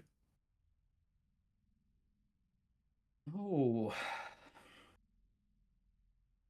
And I will. I mean, you can clear their board relatively effectively. The biggest issue though is that it's kind of weak to the clapback. Like if they have Yeah. any more 35Ts or yeah, I don't know. It's a very squishy board. You have a bunch of bombers, nothing really protecting them. But I don't know if Mashiro has a whole lot of other options other than to go for. I really do not want to see this 3-3 into the 1-1, Yeah, because I I'm feel like the really not. 1-2 into the 1-1 just looks so much better. Yeah, I'm not sold on that play. It's not like Crossfire's out there waiting to happen that I'm aware of, and even if it was, I just so the strike group is its stats. But I'm never a fan of leaving this much frontline presence when I'm playing against Jagro. If I can just make it go away, I usually default to wanting to. Mm-hmm. Yeah, and the raiding brigade is a Oh, very nice pickup for draw for turn, great call, answering at Thanatron. Seahawk, and this is what I mean Schooling us, when. Oh, Thanatron schooling us from the background, reminding us that he couldn't have attacked with the 1-2 because it's effectively oh. splitting sick because it came off the Coronado. You can't operate it. Yeah, and this is what we see when we're talking about the inevitability of Jagro in its current Yep. state. Look at how many cards in hand, and it's Mashiro has the higher card quality, right? Like if you Oh, wow. look at Yeah, as what each card just is a giving flat you, numbers game. yeah, if you look at what every card is giving you, it's evident that the card quality for Mashiro is definitely higher. But the fact that these Jagro lists are just able to always always find a way to stay at like It's six like plus cards in hand perpetual every hand single fill. time. It's like just whatever you do, they always seem to have a full fill for their hand. hmm You're just endlessly looking at it, thinking, how do I run you out of options? Because in some ways, that's kind of what you want to do, or wish you want to do against, or feel like you should do against a heavy aggro deck, is just let it effectively run out of oxygen, like wear itself down. But that so isn't the case with Jagro right now. This Jagro list just keeps drawing and drawing and drawing. And I do feel like you need Meanwhile, to rip the band-aid here on this for freedom, because you want to make sure that you have yeah, time to figure out what you're going to do with what you draw. yeah. I mean, I know it doesn't feel amazing, but you've got to pull the trigger at some point, because in the end, no matter, like, you can always hope for the better for like big three, but at some point you're gonna need to just create those big stats and try and win this out, because as you say, otherwise it is the inevitability. This Aggro deck is just going to roll you down, and you know it's going to. Yeah, I would not be surprised at all if we saw a big 3 Frontier Force coming out here. But my question is with the second FW, with the 22nd, with the command failure and the amphibious assault, with the panzer guns, all those cards are like really high value. Is having this big board going to be enough? You can command failure the 5/9. You Yeah. can amphibious assault the garrison. It's close. It's honestly really Yeah. close. It's really close. Yeah, you can It's hard to pare say. it down. And of course, there's also the big thing is that in the process of answering a few of the things on the board, you can also, as we said, set yourself up, to draw yet more cards. Oh, Oh, Shinano is huge. Shinano. Now that is a big card to see in hand. Yeah, it might not seem like Shinano's big, but this bomber going into the FW is just like such the obvious play that I'm thinking of Shinano being huge from the perspective of after that trade goes through. I'm pretty sure we're gonna see that trade go through this turn. I think it's Bomber safe to say into that the both you and I FW, were putting the bomber to basically 1. assuming that the bomber into the is just going to happen. The bomber is just going to trade because it kind of has to. I mean, it'd be genius if Mashiro kind of feels the thing and plays round it, but I just can't see it. Oh, no, he's gonna... It's interesting. Okay. That seems reasonable. That seems absolutely reasonable. That was actually a really solid turn. Yep, and I like this play still got of trying big to threat close on out the game. Trying to close out the game with the 7/4 as opposed to, getting a garrison in the front line. And I think that's very astute. Very astute indeed. Yeah, it was again very heads up play. We've seen so much of it over the last day and a bit. A lot coming down here, but I don't know if it's going to be enough. Amphibious assault's big, but this Shinano has to hit big. Ooh, Oh, and both hits on the bomber. Absolutely huge. As we said, as Starry pointed out earlier, sometimes you have to take the roll and hope that you get it, and sometimes, just sometimes, RNG is kind. It was a relatively decent chance, but it certainly was nowhere near 100%. I am not able to calculate the odds that quickly, but I would estimate them around, I don't know, 60% maybe. Yeah, it was definitely more than a 50 to 50%. 60%. Yeah. Yeah. It was better than a coin flip, but any card game player will tell you that better than a coin flip is not exactly what we want to hear. Sometimes you've just got to flip the coin. And that definitely landed. That was a huge play. This suppression is also not nothing. Yeah, just for the draw. Just for the draw. That's the big thing. Again, cycling through the deck. Overpower, of course. Massive, because the suppression brought it in range. Taboo now going into an incredibly strong position. Yeah, and Taboo should be able to close this game out from here. There's no way that Mashiro's ever going to lose the front line.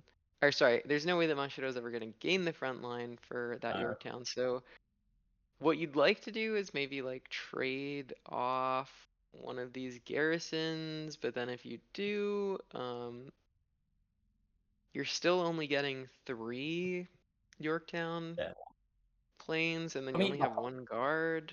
It's I mean, you can read way. the deal. You know, no matter what you're doing, the Panzer's coming down. It's getting the buff, and it's getting the buff for both the infantry and the aircraft, and you know that there's at least 2 damage, effectively at this point a guaranteed 4 unless you find a fighter, which of course you can do, coming from Anne. This is a very, very hard thing. I mean, I give Mashiro credit, he's playing this as well as he possibly can, but this, I think, is going to define that inevitability of Aggro. That heavier end. This is so tough. And Obviously, if we see though, Mashiro trade out, we don't actually, which that should be game because of the Henschel draw. The Henschel draw yeah, should be able to I clear it think the away. Henschel is effectively nail in the coffin, right? Yeah, because the Henschel removes the guard. This comes down, and it comes down huge. Yeah. And Anne would be enough, as would any of the front line. It is over and beautifully played by Taboo, I have to say. Yes, and we see the power of that Aggro deck, as previously mentioned. It has so much inevitability. We saw a point where it had like no board, and then 3 turns later it had no board, and then 3 turns later it had no board and no board and no board, and it wasn't getting any damage through. And it doesn't matter just because you always have like 7 cards in hand. Yeah, whatever you do, still got nearly a full hand facing you from across the table, and at that point, what are you going to do? It's that inevitability, as you say, of it will just find its way. Again, like it's so interesting. Once again, as I sit down this weekend, I've been so engaged in the tournament for just these very carefully played out turns, and we're going to see yet more of the competition. So the buffs are back. Mashiro going back to his US buffs list, and we are back to the Soviet list. Now, this is an interesting matchup because this is sort of irresistible force immovable object. Yeah. These I think buff though lists. that I think that if any list has a good chance to take down the Soviet list, that the buffs list, specifically the US one, is as good as any, because the Soviets do kind of struggle to deal with a combination of large fields and suppression.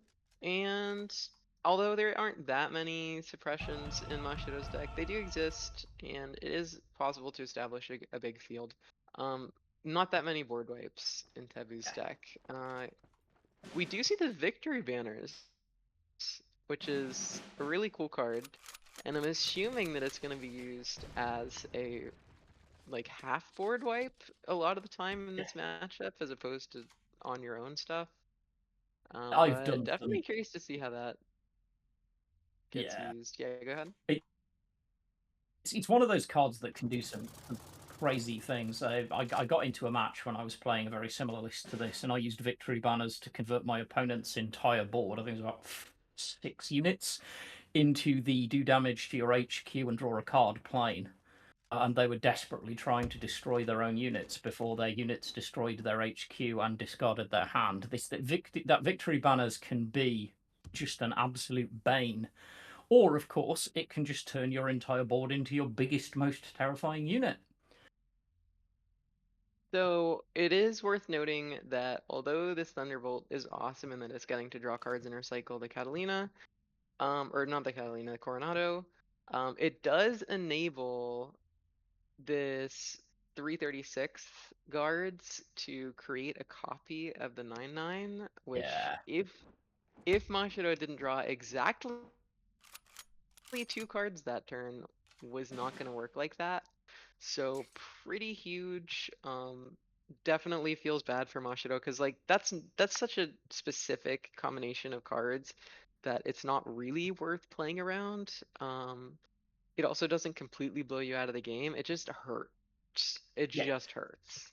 It's just really annoying when it happens, but you just have to you swallow the bile with it to a certain extent because Yep. you know it's not game ending. It's just massively frustrating. Mm-hmm. But yeah, this is going to be interesting. 7-8 buffs, obviously big unit, but Mashiro knows that there is another massive guard sitting in hand, at least one, and he can guess that there's probably more than one because, let's be honest, it's this Soviet list.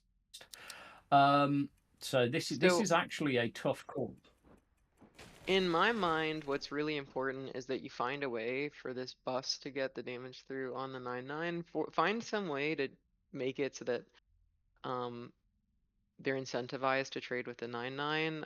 Hope that you can kind of bait them into a forward observers. I think that getting through this 7 damage is important. They do have so much healing that having some sort of pressure, forcing them to spend the credits, is definitely important. All right, and here we go. This opens up great lines for forward observers. Still have one more Yeah. 9/9 to deal with, but it's a little more realistic. Yeah. Instead opting for Yorktown, very interesting. I mean, functionally does the same thing in many ways, except that it prevents the 9/9, the full health 9/9 from getting into the front line here. I mean, I don't like. I will not lie. I do not like firing that duress, and I'm glad he didn't. Firing that duress No, early no, was making me flinch. It's it's no, not for sure. doing There's not anything a for whole lot you of to reason fire to do that. that. As ever, the Kirkenes, if it sticks, is devastating to this air list, and now, of course, you're faced with the two massive guards, and forward observers suddenly became a lot less good. Yeah, forward observer is certainly less good than it was, but I do think that the value of not having that 9/9 in the front line, especially when you are a deck that really wants the front line, you are playing cards like Air Cover, you're playing cards like Yorktown, you need to make sure that they don't have the front line, because I don't see a way for Mashiro to get back into the game once the 9/9 does take the front line, unless you can find some like crazy buffs into a billion USS Sullivans, and that's just not going to happen. So I think It's that also they actually made a really massively heads up inefficient. play. Yeah, Yeah, I it would think just. that Yorktown was actually a really brilliant play. Yeah, I think it was the smart move because, as you say, if that 9/9 gets the front line, your problem is that you're just going to end up burning a large portion of your deck just to get rid of it, and you can't afford to be doing that. At the moment, you can just keep the pressure up, even if it doesn't feel amazing. That you're not leaving a lot of maneuvering room for the deck. Not that this Is that Soviet deck wants a colossal amount of maneuvering room, but it does like to have some space to move around. for sure, as any deck does, and space is never a bad thing. Is that positioning intentional? Because that buff is just gonna get gobbled right up. I do wonder because the buffs is just gets eradicated. Wonder if that might have been a slight misplay. Ooh, and the big Ooh. 3, something to play towards. You can drop a Yeah. buffs and a garrison. Buffs into garrison makes Harrison, a yeah. insane board. However, it would on the next turn inevitably become a bunch of garrisons, or alternatively Yeah. a bunch of Middlesex regiments, neither of which are Yeah. particularly good. Neither of which is what makes you feel like I've got this game won. But yeah, I kind of like the forward observers. Gets you a bit of draw. I mean, options is kind of what you're looking for right now. You need to find your way through before this because right now what's happening from the Soviet side of this is you don't feel like you've been able to properly plant your feet yet. You still know you've got value in the deck. You still know you've got staying power, but you're not feeling confident. You're not finding big heals. You're not just completely devastating your opponent's board state. So right now, this is a good place for Mashiro. But he's got to keep the pressure up, and that's going to be interesting to see.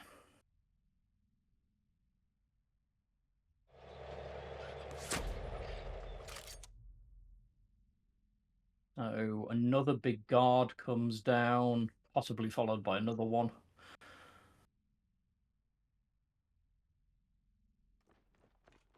It's a lot of big guards. I The mean, it's Yorktown is what? interesting. 8, 15, 20, effectively 21 if you can optimize it, plus another 8. That's nearly 30 health worth of guard that you're going to have to rip through if you can't find a way to suppress it at the moment. Which Yeah, is not it's not fun. it's not fun, but at the same time, it's certainly not undoable with Big Three. The problem is can you do it all in one turn? Because the minute that you pop that Big Three, that victory banner is just going to come down and really mess you up. You know, yeah, you've got to believe. I mean, this could sting because this could Well, sting a lot. I mean, he gets 5 damage through, which is not nothing, but that victory banners is going to hurt. yeah, it is. I think we're going to see a bunch of buffs. It's either buffs or Middlesex Regiment. I think honestly, given how little you care about guards and buffs having Oh, well, sorry, okay, maybe. Monasteer is also pretty good. Yeah, I don't know whether I would snap straight to going for the convert here because Monasteer is. We're still going to go for it, and I think it'll be Middlesex. Yeah, because you're not really Yeah, I bothered mean, about the it fact keeps that your own board, right? 3 of your own units don't have 2 or more combat keywords, so I think it at makes a this lot of point, sense like here. the Middlesex, unlike so you could of course have converted to the buffs, but the danger there is that if they've pulled like another big 3 or something, those buffs can instantaneously become super huge. Whereas the Middlesex Regiment is a little bit harder to buff the life out of.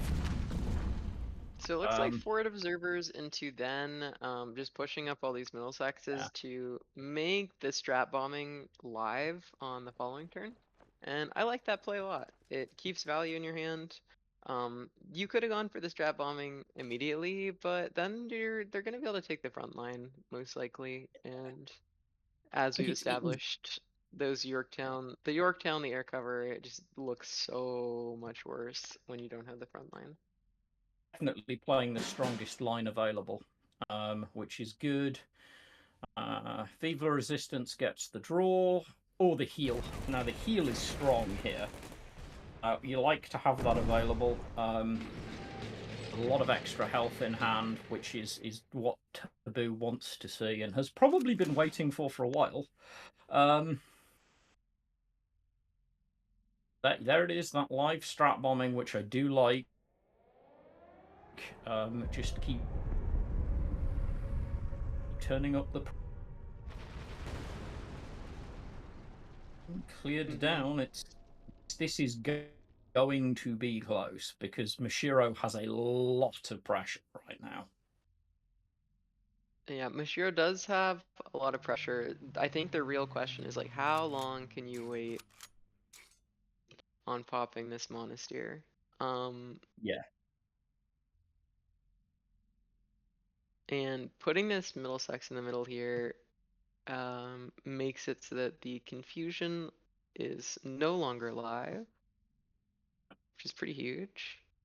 Yeah, this Middlesex push-up, while it might feel like a small move, Mashiro is definitely thinking through here. He's aware of the existence of various tech in his opponent's hand, and as Story says, that push-up, I kind of wish he had committed to that push-up because it does turn off that confusion. Well, here's the thing is, well, I was gonna say,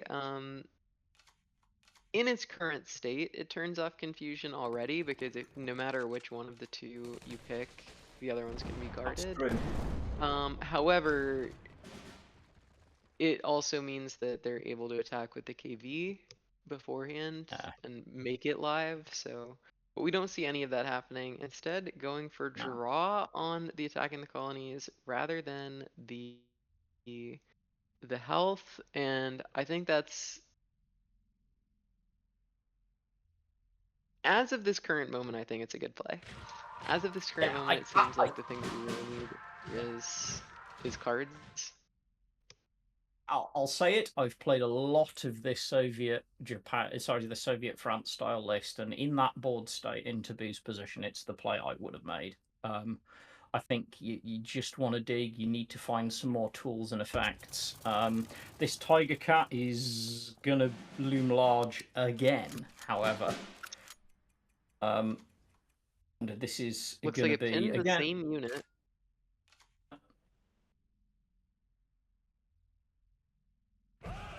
Okay, so we're gonna crack the monastery, the most subtle, like, explosive flex in the game. Just it's so much effect for such a teeny tiny sound effect. Yeah. And I like that because they did have a sort of combined arms board. Like there was no strat focus choice that was going to be effective. You can't deal with both the buffs and the Tiger Cat plus Bomber. So this keeps your 5/2. And it means that when they do drop this Yorktown, that now the strat focus is super, super live. Yeah. Because only they have air units and everything they have is air units. So I mean, if they big commit deal. to the board enough right now, that strat focus starts to just become so painful.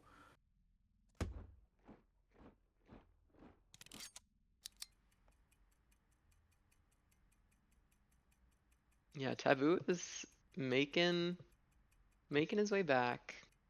Making his way back. I think this is about to be a money moves kind of a turn, because strat focus right now is just It's brutal, and Mashiro has no follow up. There's no follow up. you're not rebuilding this board state that fast. You're just not. Yeah, I mean, Are there's you- nothing in Mashiro's hand that does anything unless you already have an established board. Taboo's got a free push up of a 4/4, so clear this can get presence in the front line, Yeah, denying that critical front line. you can even push up the 5/2 and kill the garrison Yeah. if that's how you want to play it. You can also go for the Celicia into the front line, which would draw you 2 cards. Like this, Oh, though. or like this Illusion. Or Illusion. You can do all of them. Illusion Like, is no bad not move. nothing right now. Oh, you never want to see that when you're playing this deck and you pull your strike group and it tells you you're out of air units. How often does that happen? Doesn't seem very often. No, it's not a common occurrence. But it is definitely a feels bad moment. Because now you have that kind of sinking feeling of, wait a minute, oh, my options are starting to thin. So Mashiro opting, rather than guarding the HQ, guarding the Seahawks, which I suppose makes sense because your HQ is not going to be taking that much if you go for the Seahawks. Turns that 5 attacker into a 3 attacker, 4 attackers into 2 attackers. So I suppose that makes a decent amount of sense. It slows it down, which is kind of the thing. Although, again, Cult of the Colonies in hand, which is never nothing. And Silesia can be such a potent draw tool. And Sally, a very flexible, cheap order. For a zero-cost order, Sally is a tremendously toy. Yeah, reading that for the first time when it was foiled was like, what does this do? And it took me a while to really quite pass through how versatile that order really is. Yeah, and then the minute that people started playing it, it was like, oh, this card is busted. This card is absolutely now busted. I suddenly realise this card has gone from just a lot of text to really good. This card is strong. Yeah, this is super tight. Unfortunately, I am afraid, Starry, I am going to have to abandon you once again for medical reasons. Which is really annoying because I was enjoying this match. I will try and be back later. I wish you the best. It looks like we are going to have a long one here. I mean, Mashiro had such a good job game one. Such a good job game one having a commanding presence. But Taboo is clawing his way back into what looks to be a 2-1 lead pretty soon. Just absolute slogs of games, game 2 and Yeah, 3, but Taboo finding the way to do it. it it's been incredible after an like super aggro Saturday, right? That Sunday is really shaping up into this these long, drawn out thinking players games. Really impressive and cool to see. Just a pretty stark transition day to day. Keeps trying to suppress the HQ. Don't we all wish that that was a possibility? Yeah, for sure. Can't play units if I suppress your HQ. I win. That's how it works. All right, we just see a scoop. Taboo coming the whole way back.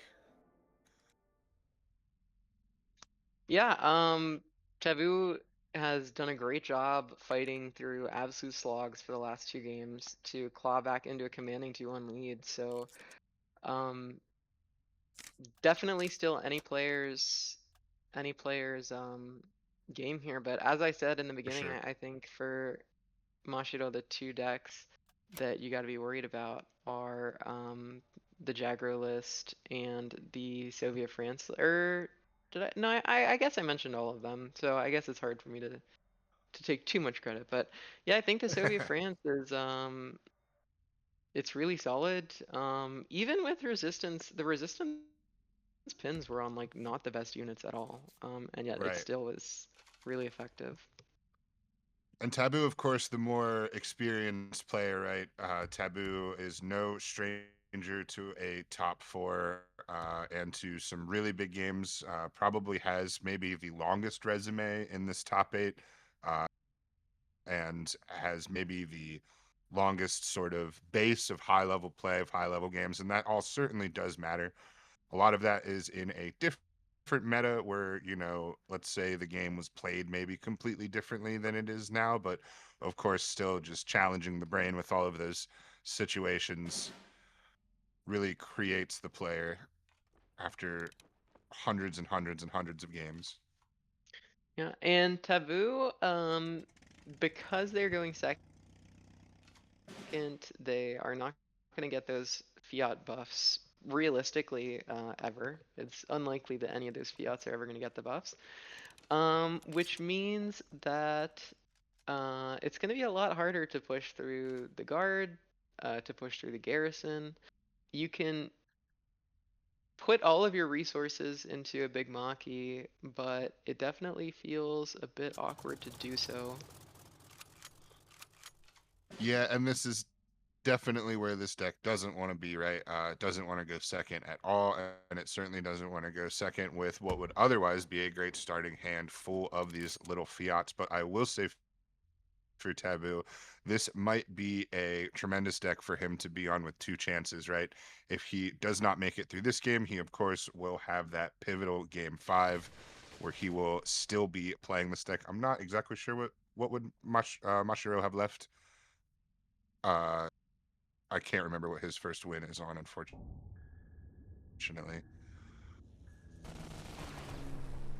But either way, the burn and plane deck is pretty consistent. We've seen it been pretty consistent already in this tournament.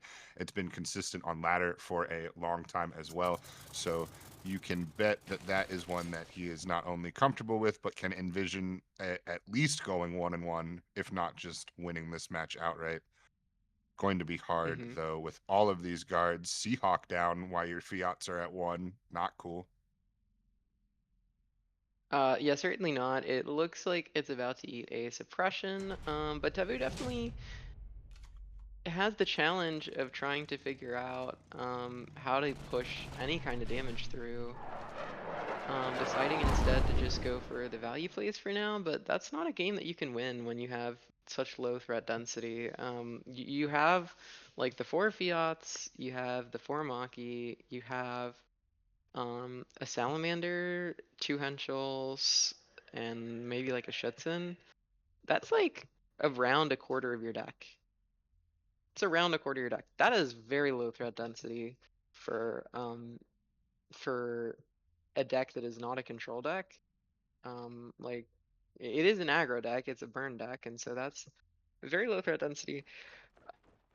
And so either you're gonna have to rely on almost entirely on burn to push through that damage, but I don't know, this is looking really, really strong for Mashiro, in my personal opinion.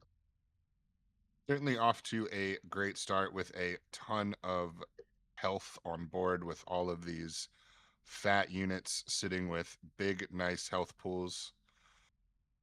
Taboo having trouble now even getting ways to kill off some of these units. Really thinking about another suppression here, probably just for the draw. You'd have to imagine he would just suppress the Fury off of Frontier Force. Nope, instead just a guard, buzz bomb, a route. I think maybe trying to get rid of the... I was gonna say trying to get rid of the unit of a different nation, but in order to then immediately go into a route and giving them back that unit of a different nation, I guess that wasn't the idea behind their play. And Bubbles and I actually were talking in the off chat about how the big three works specifically with a routed troop, because the routed troop technically what unit it is, It or I'm counts sorry, as a what ninth nation it is nation. counting for. It counts But as a ninth nation. If you have it did, it plus 2 other nations, yeah. right, and we see here with the only British units and the routed troop that he was able to basically not have a U.S. unit and still get a big 3 buff.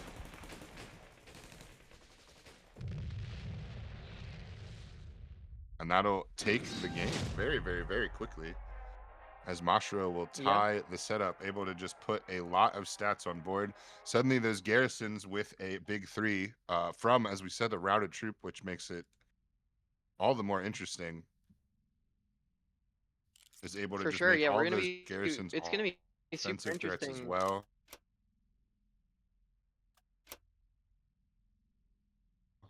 It's gonna be super interesting to see who gets the play on this next one, because I do think that having access to those like turn 1 fiat is super important. So looks like Mashiro is getting the play again, but this is definitely the least meta of all of Mashiro's decks. Doesn't necessarily mean it's the worst, but it's definitely the least meta. I'm curious to see how this is going to look, because I certainly have never seen this matchup. Even when I've played plenty of this Germany-Italy deck, I have never gone into anything like a Britain-Finland control. What's also So looking at interesting, this... right, is that when you take when you take Guards Naval out, right, which was a unit that you were able to play naval cards and then generate burn from the unit text, that's suppressible. But now basically all the actual burn is coming out of things like Roma, things like your huge top end burn, or even some of top end burn being Bismarck and Kriegsmarine, but then even also having some of that like weird kind of mid burn with your attacks in the colonies. And then all of the rest of the stuff just coming from these tiny planes. So there's less for Fokker to target. And then of course I say that and immediately it has a good target. But burn is less suppressible, I feel, than it was maybe even a couple months ago. Yeah, I'm looking at Mashiro's deck just so that you guys have an idea of what healing is in there. We have 1 copy of Royal Research, which can get radar. We have 1 copy of the 6 cost bond develop unit, you know, of that cycle, the 3/7. That can develop a fortification, and then we have 2 copies of the 70th Brigade, which are the 1/8 that, if it's not attacked, draws a card and gains 2 defense. So that is going to be all the healing that Mashiro is able to rely on for the course of this game. So we'll see a lot how of that is this... sort We'll of see what weirdly happens. conditional as well.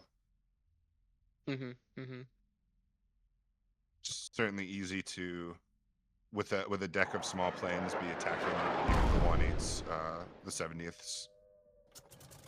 Yeah, an FW is a great pickup. Coming down Makes with this another FW. Maki Yep. bigger. Cheap Makis, or I'm sorry, cheap planes means big Maki, and obviously any kind of productions you're able to grab to your hand are very nice. Salamander, being able to get that online, even just running that into the finish boys. Oh, big chain home draw. Chain That's gonna home, be big pickup. big turn next turn with these big body besses down for Mashiro. Suppression is nice, but it's just going to take the guard. It's also going to be maybe a turn suppressed too soon. It's really nice to pick up the draw, obviously, for Taboo, but he might wish that he had that here after this chain home. This is a big turn Yeah, for Mashiro with quite a few options, to be honest. I would love to see the Middlesex defending the guard or the 70th Brigade. I'd love to see like push up Fokker into the 4-4 to set up your later chain home, and then like double guard uh the 40th. This also works too, but oh, okay, that's not Well, what I thought was gonna we're happen. certainly setting up for This next is kind turn. of awkward. Yeah, agreed. Certainly setting up for next turn, which I do understand, but you're giving the opponent active. Yeah, Yeah, you can go a really nice for Henschel draw as attacking the well. garrison into crossfire. You can go into Henschel. You can. There's so Garrison many options Crossfire would here. be really nice. Garrison Crossfire, I think, is yeah, I think this is the best play because it basically neuters the chain home and formidable Exactly, exactly. options for these units, almost just invalidating them as targets for those cards. And you can see Mashiro very quick to put another big body down to make use of that. And I think that's why you got to capitalize on chain home when you can. Mm-hmm. I think the card has been played here. Perhaps just thinking about what he's targeting, waiting for spectator mode to catch up just a bit. Yeah, it honestly isn't the craziest play to even just like put FWs on top of your opponent's deck. Late game, those cards are incredibly mid. So taking the board clear But here and of just course you the can. little bit of face damage. Yeah, I think So that's totally reasonable. it is. I would definitely not call it unreasonable, but it is certainly a painful board clear to essentially only do 2 damage to the board for 6. Not the most threatening board either. I certainly understand the play, but once some of That's these true. It bigger just planes come out, there might be some bigger threats, some scarier things that maybe that needed to be saved for. But who's to say? The tempo. Yeah, well, that's the thing is that if they don't have more small planes, which like realistically they don't have that many more small planes, then the Makis are never going to be particularly big. And so the only thing that you're super worried about would be like Henschel. And you have options. You have options. I see your You point. can I see your you can point, but see I think there's multiple options. for sure. Nice play with the Schützen there to target the 70th. Obviously taking the Z's. Mashiro not happy about what's happening, but yeah, he targeted unit with just less stats instead of the 2-3, and that's solely because of that text allowing a little bit of card draw and health back. Yeah. Get himself a new finish boy. That's not the worst, especially with the chain home in hands.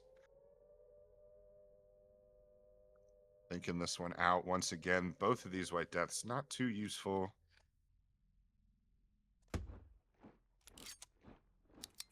That is an awkward target for your Sherwood. I wouldn't necessarily want to be drawing another finish, boys.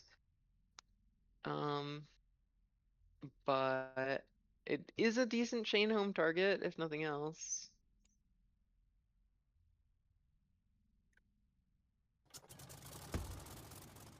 Yeah, and a decent formidable target, but obviously putting it back on your deck, haven't drawn a formidable yet. So putting the formidables even further away. They really have struggled to come up for everybody playing this deck. We've seen this big infantry, big health infantry Brit Fin deck by at least a couple players, and we've seen it on stream at least a couple times because it's come up for those players. It's not really taking bans, although we said that it did take one ban yesterday, which was a little odd. But either way, you know, we're definitely getting to see the deck a lot, and you can see the potential. And it's almost a shame that we haven't seen one of these games where someone is able to just draw a formidable when it's needed. I believe in one of the last games, it was literally the last card in deck for one of the players today. So it is truly just not showing up for work on time. You hate to see that. For sure. I am a bit confused about why they went for the finish cards if the chain home wasn't gonna come out. This sequence does seem a little more awkward, little more loose because now the chain home doesn't have a great target if they attack into the finish boys as they do. Well, Okay, Frontier but they Force didn't. will Yep, that's a good draw if you have Frontier chain Force will home. give it a nice new target. Yeah, yeah. But I agree with you that like you know, who knows what that draw could have been. This chain home just been stuck in hand for so long. Maybe even thinking about using it now. Although, yeah, I mean, yeah, why? I mean, you're essentially getting a blitz attack out of a unit that doesn't have blitz by using it on the Frontier Force. So I'm not quite sure what the hesitancy is. Surely you'd like a third attack this turn if you're going to use it. And again, I'm not quite sure what we're saving it for at this point.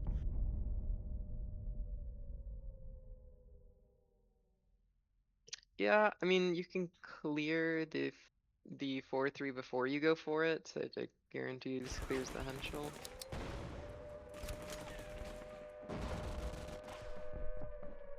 And a 5/1 in the front line, but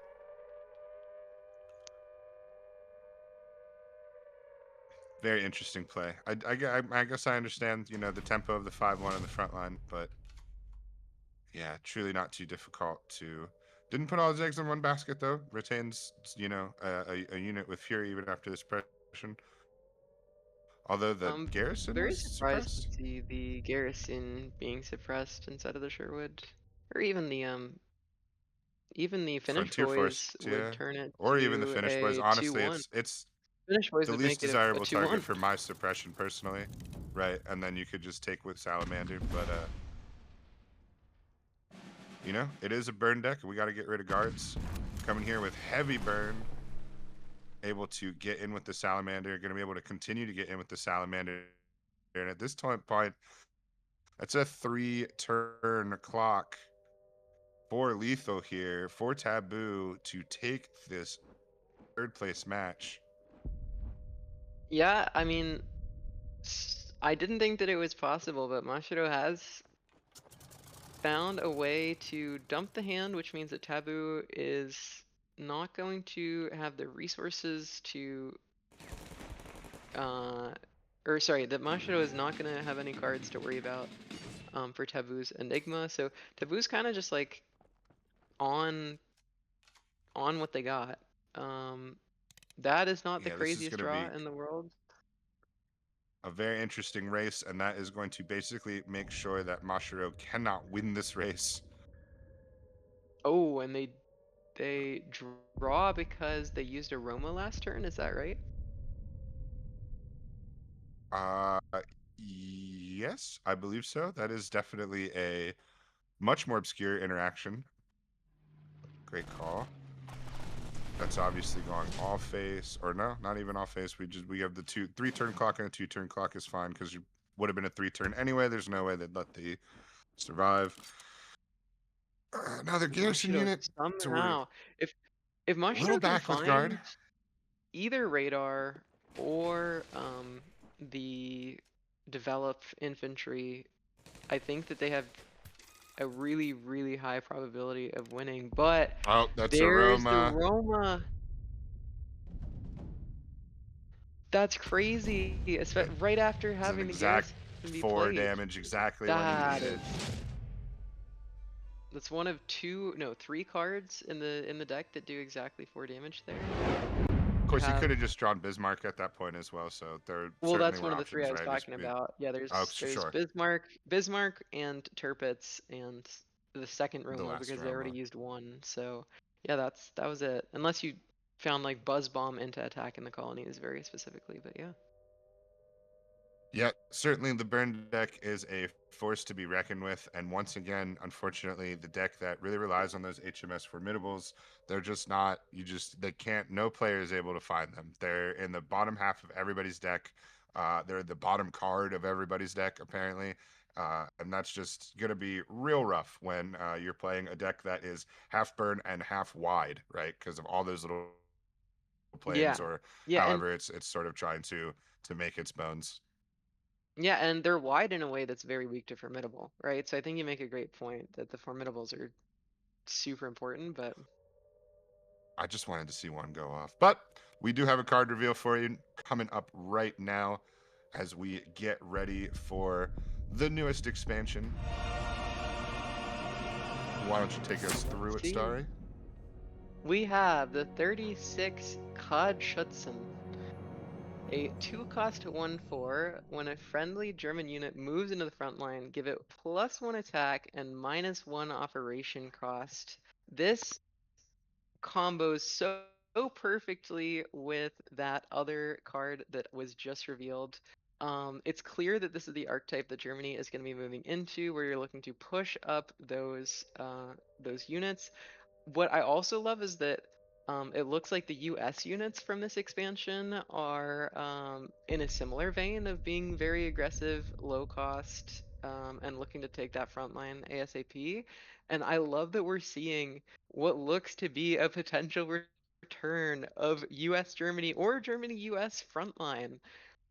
It's worth noting that Kodschützen works on itself. It says whenever friendly German unit, it is a friendly German unit.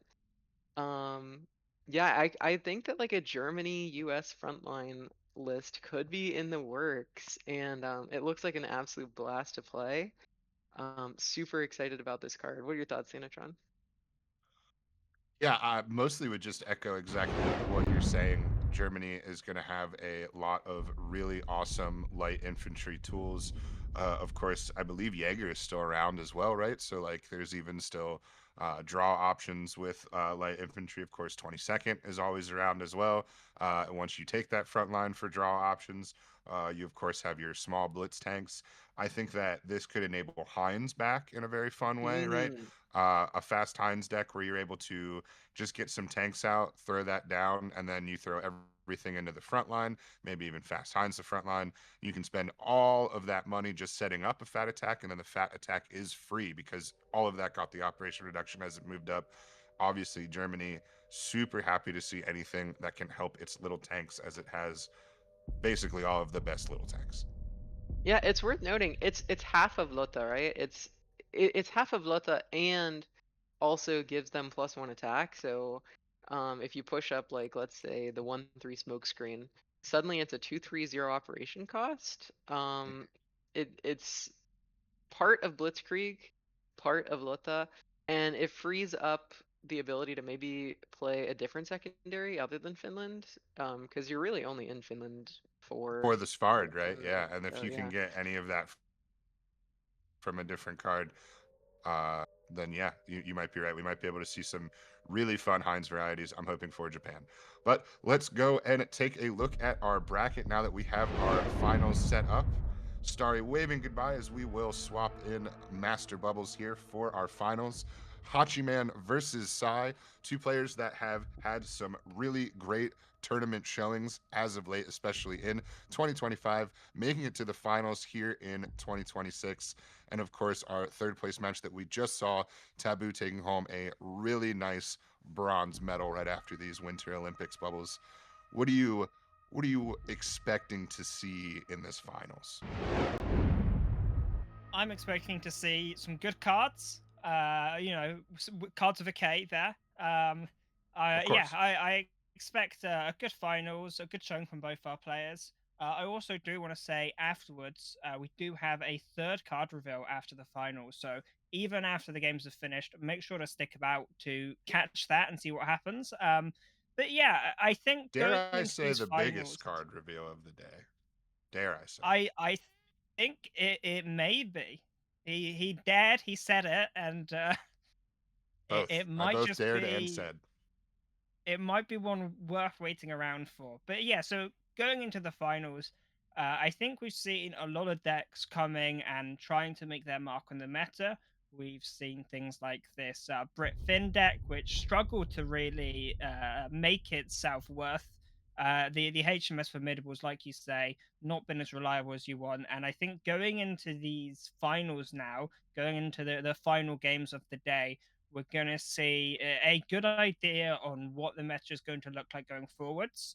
The decks our players have brought today, going into the finals, I think they're a pretty accurate representation of what the best decks are at the moment. And I'm excited to see how things evolve moving forward with this, especially with the Homefront early war on the horizon. I'm really interested to see how the meta decks we see today are going to react to new cards being dropped into the ecosystem. It's always very interesting to see how the pre-existing meta reacts when just a small handful of new cards are thrown into it. Yeah, absolutely. And I believe pre-orders are definitely available, so get those in. That new expansion coming very, very soon. Definitely going to add a lot, be a lot of fun. Let's go ahead and take a look. We'll take a very quick review of the decks here for our final players. Bubbles, can you remind us what Hatchiman's got for us? So Hachi has this Germany-Japan deck, which is a very unique deck because this is a bounce deck, and this is the only player we've seen in the whole tournament bringing this deck. But it's been surprisingly consistent. It's been very nice against Aggro, and it's just been a little bit of a meta breaker as decks go. And then the other three decks are the most expected, most popular decks. We've got USA Brit with buffs as their ally, but we've also got things like the Brewsters and the Big Three, very popular deck at the moment. We then have the Aggro deck, which is pretty good against these buff decks, against the US and Brit buffs, but it also has longevity and things like the Heinchel and the FW190. So it is able to beat slower decks. It's a very reliable and I'd say one of the most consistent decks in the tournament. And then we have, everyone knows it, you either love it or you hate it. It is the Brit main buffs deck. It was the most powerful deck by a long shot. Now it's been brought down a little bit in power with things like Kangaroo Transport getting nerfed, but it's still a mainstay on the competitive stage and still a very, very powerful deck. It's been one of the big targets for bans throughout this tournament. Yes, absolutely. It's been a thorn in everyone's side since its inception. It's been a big target for bans in basically every tournament it's been featured in, right? Which is every tournament since it came out, I believe. So let's go ahead and take a look at Sai and what he has to combat these decks. And we see pretty similar lineup here. We start with Aggro, pretty standard. We've seen Aggro do very well. We have talked quite a few times about the Blitzkrieg that Sai takes that makes his a bit unique, but we haven't necessarily seen that pop off at all. So it will be interesting to see if that finally makes a presence. And then once again, we have the US Fin. This is another big 3 deck, but this one taking advantage of Sturmy, and this one also leaning very heavily into 3 Calliopes as well. Gonna get that little bit of damage out, and of course buffing already always a good time. Tiger Cat has been big this tournament. Then of course Brit buffs, which we could very well see receive a ban as it has much of the day. And then one of the more unique decks that only Sai has brought that we've really seen pop off and do really well is this Jerfin Heinz, this Cycle Heinz with this semi-new at this point Panzer 2A, able to achieve big attack totals just via cycling cards. Really, really cool unit that has made a pretty big impact, but has its impact been nerfed by, or not nerfed, but dwarfed by things like buffs and sort of the other aggro tools that are sort of shaping the meta right now. So really interesting to see that deck. We did see a 18 damage in a single turn on turn 4 from this deck, which was absolutely terrifying to see. When you draw that front and homeland on turn 4, it can be a real threat. But looking at these decks both players have, do you think the Brit deck is going to get banned out from both, or do you think something like Aggro might even receive a ban? Obviously, you've got things like suppression in these, which are very scary, but then just also a lot of longevity. You've got things like expansion, which are able to keep you going throughout a long game. I don't think There you Aggro go, would ever you be an see. incorrect ban, and there, yeah, you nailed this on the head. You were like, it's probably Brit, but maybe I could see an angle for Aggro, and what do you know, we got both. So right on. Yeah, I mean, the Brit deck is just such an easy target. It's such a reliable deck. It's so consistent, and you're able to go fairly late into the game, especially now that people are starting including the Whirlwind in here, which is a very potent late game card. And then this Jaguar deck has been getting so much work done lately, and it's just such a reliable deck as well with these expansions. Especially now we have again some late game fighters with like the Henchel and the FW 190.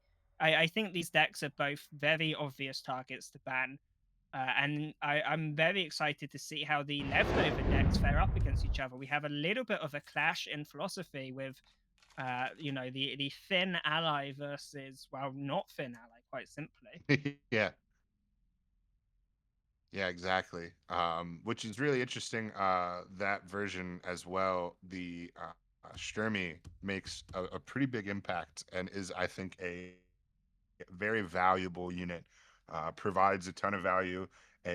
Very sleek tank at 1 op cost on a 3/3 tank. That is really, really nice and sort of getting rarer as some of the tanks get more advanced and bigger in the game. But also providing that shielding via the extra cost associated with then targeting it. Look at that. C Yeah, rank Sai 4. A Sai little getting bit some of. ladder games in today, baby. Getting some ladder games in. Oh, you love That's to my see man. it. Now, Greyhound.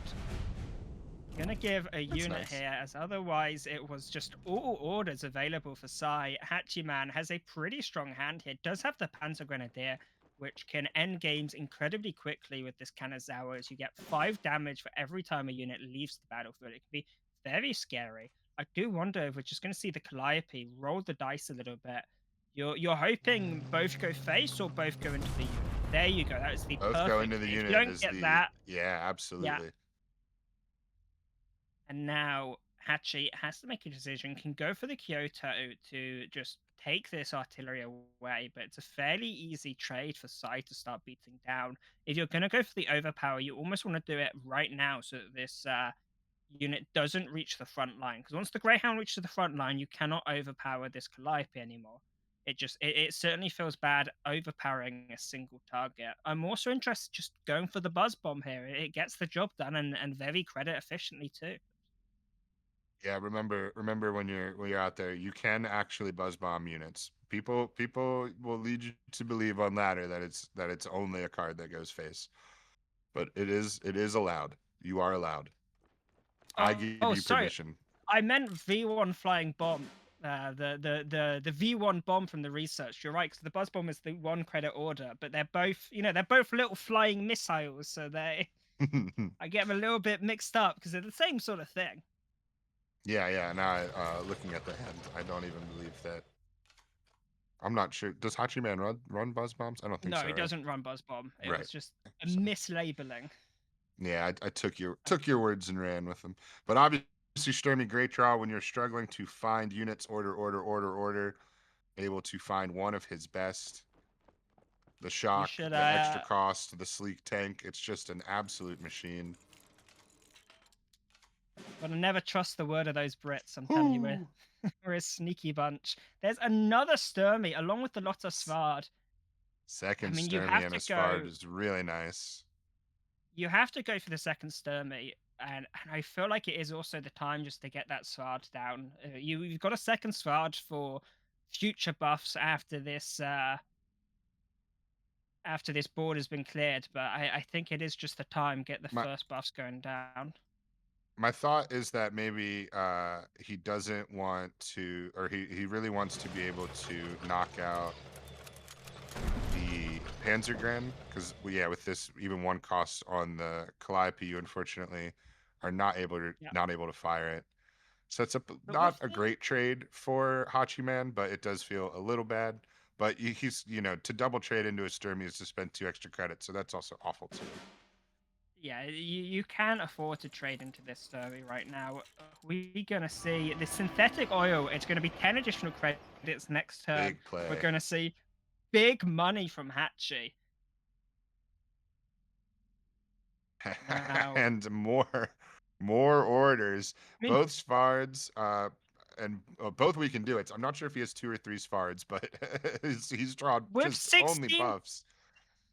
with 16 credits next turn, it's possible to play the Panzer TH to try and find a mouse and then play the mouse as well.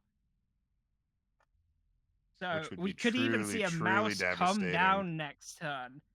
And Would it doesn't matter how much honestly you win the buff game. these units. So Hatchy is going to have to make a decision. Are they going to be clearing the board with what they have in hand, or are they going to look for the game-ending play? If they do have the credits to do it, and getting this Panzer down is still a nice card to have on board. An extra draw from synthetic oil as well these days. All right, didn't find it, but the deck is thinned out. Please play Panzer. Look for it. Look for the big Mao. He's going for the Panzer. Will he see the card he wants? There it is! He's got the mouse! He took it so fast. He took it so fast. He clears the board, and he 8 damage to the my HQ. Goodness, yeah, go for it. Rip your little planes out, Bucko. Look at my tank. Oh, Goodness devastating. gracious. Oh, Sometimes when you believe in the heart of the cards, and look, he's gonna have they the show overpower to clear the follow-up board. he's Got the overpower. He's gonna be able to put the mouse into the front line. This game is over. Hatchy is going to move this mouse straight up into the front line. C is in so much trouble. The perfect cards here. Clearing the board twice. A 12-10 tank in the front line. What can you do against this? I'm sorry, Sai. It's not your fault, but no one has ever been countered harder. In 2 turns, no one has ever been countered harder than what we just witnessed. Oh, the chocolate boys will come yeah, down, but it's not here's enough. my force of young chocolate, please. Please Oh spare my the boys. lord! But there will not be any sparing. Hachi only looking for 2 you just damage. Smack the base, right? You just smack. There's not. 4 It's that damage simple, rather. really. I cannot do math, yeah. But I mean, it's not like these cards are getting cleared. Yeah, throw a Dornier in for good measure. Just do whatever. Yeah. Suppress the chocolate boy just to make it hurt more. Who cares? And that's gonna be the game cleared up. Mouse coming in big. And nothing you can do about this. Heavy armor 3, they don't even scratch it. Oh god. Just to let it be known that they tried. That incredible. Was, I mean, the perfect find there. Hitting the mouse, clearing the board. You have the overpower follow-up. What an absolute way to start off the finals there. If the other game's going to be anything like that, then we have a hell of a series ahead of us. That was... I mean, I'm speechless. Deserving play. It truly was amazing. It's he had the overpower to begin with, right? So truly nice that he went and searched. We wanted to see the turn lead with the Panzer. Excuse me. I'm sorry. The Panzer to search for, look at all the options that were going to be afforded to him with all of his crazy amount of money off the synthetic oil. Yeah, I mean, 16 credits is also just the perfect amount to search for the mouse and play it. It really, I mean, it just couldn't have worked out better if you tried to write it yourself, but... It's such a beautiful sequence as well, right? Like he went for oil, he went from oil to look for something to spend all his oil money on. I mean, that's all the mouse needs. Just get some oil in that bad boy. Off it goes, chugging along. And it ends up in the front line, hitting face for 12. Now we're going to see a mirror here. USA Brit against, I believe, is this USA Brit as well? Both USA Brit? No, USA Finn versus USA Brit. My USA apologies. Finland. Yes. Because this is actually Hatchiman's big 3 deck. Yeah, it's big 3 versus big 3, which gives us a gigantic 6, and we see. Or sorry, relatively size. This good- is size big 3 deck. The US. Yeah. We see relatively good hands here from both players. The Fokker is very powerful in this matchup, but also Hatchi has some strong tools here. They have the duress, they have the Middlesex as well as the Brewsters. I do want to see maybe one of these British units being held onto. They're just going to play it out. I am curious about how important it's going to be to get the draw off the forward observers. Now, these war machines have been very useful for Sai. I was doubtful when I saw these in the deck lists because I thought there'd never be the opportunity where you're happy to play them. But there's been a good amount of situations where Sai's just been able to go for the turn 2 war machine and not worry too much about the board state. Yeah, it's truly worked out. You could certainly buff here. Buff your buffs is never a bad play. Credit efficient just to put the Brewsters in the front line, but we're going to hope that we draw something that plays. We don't. You can Just move take up. a trade and move up. Wow. Yeah, and I Yeah, think we're you're only keeping, wasting. Not wasting no credits. Move up everything. I agree. I think you're All keeping the 3 front Svards. line. Oh my lord. Sai cannot stop drawing orders. He cannot stop having just a handful of orders. I think when you're keeping the front line clogged full of you, oh my lord, they just keep coming. They just keep coming, and I kind of want to see a Calliope dice roll of the ages. See if Hatchiman's luck go is for still the rolling. duress though, right? Go for the duress. Try and favor the odds a little bit. And here we go. Roll some dice. I mean, if it doesn't work out, you can always go for the trade, but it will work out. And this is going to mean that a big 3 next turn is going to be absolutely game-changing. Sai finally finds a unit. With no good place to send it. I believe probably just going to Sullivan's it for draw. Yeah, I mean, I think that the only turn is this plus Sullivan's. Get something else into your hands. Big 3 could just be game ending here. If Hatchi decides to go for the big 3, it does make the trades a little bit awkward because you don't have the credits to operate the Calliope. So maybe you wait an additional turn to do so. But I also like just getting the bonus stats on the artillery right now. It feels very safe and reliable. You are still able to value trade into this Calliope. Yeah, I was gonna say the Brewster play though also seems a little juicy because you're getting 2 units out and he's probably only taking 1 with the Calliope. It's probably unlikely he's got a way to take another unit from hand. So I do sort of like kind of maximizing on the big 3 here. It's gonna create quite a kill shot. Chocolate Boy's just way too late, way too slow. I mean, the Choco Boys would normally be great here, but with the big 3 available, it's just a little bit too slow, and we're going to see a huge board coming out here, and I believe it should be enough to close up the game. Big 3, these fights are going to have 5 attack each, and then you can still operate. He's only going to get 2 swings outside of the guy with buffs. Yeah, sorry, I interrupted to what I'm sure you were already laying out. I apologize. Yeah, you get 2 swings, but the buff with 0 operation cost will be enough to close out the game. And 5 and 5 and 3 indeed. A quick 2-0 lead for Hatchi, making quick work of Sai's US deck, and I mean, I do have to wonder how much of this is just down to just getting orders in your hand and not units. If we'd seen that Chocolate Boy a lot earlier, you may have been able to control the board in that game, but instead finding 3 Svards, the big 3, and the strategic bombing. Like 3 Svards. Just not finding what you need in the deck. Yeah, it's rough. And we mentioned with Starry, right, about the sort of the bipolar nature of the tempo, where Saturday was a lot of crazy fast aggro games, and then we get to Championship Sunday, And as soon as Championship Sunday starts, we start getting into these slogs, into some 5-game sets full of just some really long back and forth, both people with 12 credits, but still over 20 health, almost control matchups. And then we get to the actual championship of Championship Sunday, and we're right back to rolling fast. Now, this game does look like a bit of respite for Sai, because Hachi has a very slow hand. Buffs does speed this up a little bit, however, Sai should still be able to get at least a few units down on board, and they do have the suppressions to work their way through this buffs. So, little bit of breathing room here compared to the previous 2 games. I But the expect knowledge surely of you just having go to for the frontier.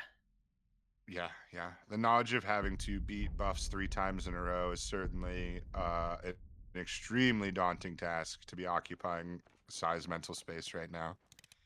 Just gonna go for the chain home with the second buffs. Potentially trying to bait out one of these suppressions, but there are 2 of them available for Sai. Now, I believe you should buff the one that is able to move to the front line this turn.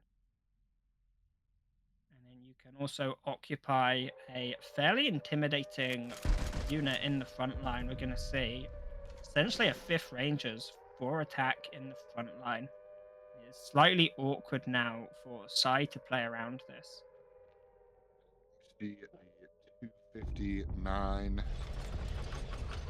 to hands. Sai not From struggling for units is bad, but the tempo here. the opening hands, this really looked like it was in Sai's favor, but already it seemed to be swinging back round towards Hachi, and we now see the Sullivans and Landgills available. Plenty of options for Hachi. So it's a really nice turn to be able to draw 3 and get a buff off. The question Really is, do setting him you up. go all in on this one unit, or do you try and spread the buffs out to play around these suppressions? I think you have to try to spread it around. I think you know better than to Mine's the put too many second eggs in one Sullivans. basket. Right back to another Sully. And this means the unit is on top of your deck is getting bonus stats twice. When you can play these Sullivans back to back without drawing any units, it means the same unit is getting repeated stat bonuses. And, if this is hitting like a Valentine or something, this can be absolutely game changing. Just as a decide how they want to play out this turn. Gonna hold back the Sullivans Drawing for a little now. little bit more conservative. Tiger Moth would have been a little better earlier, but is not the worst draw, especially with the 2 frontier forces in hand. I mean, it's so painful though, not being able to go for this front and homeland on curve. You really want to be playing this on curve, and you just don't have the freedom to at the moment. Now, Jaeger Regiment will buff up the unit, so you need to target your own unit. Otherwise, you give the buffs +1/+1 as you target them. So you're gonna do very- due diligence.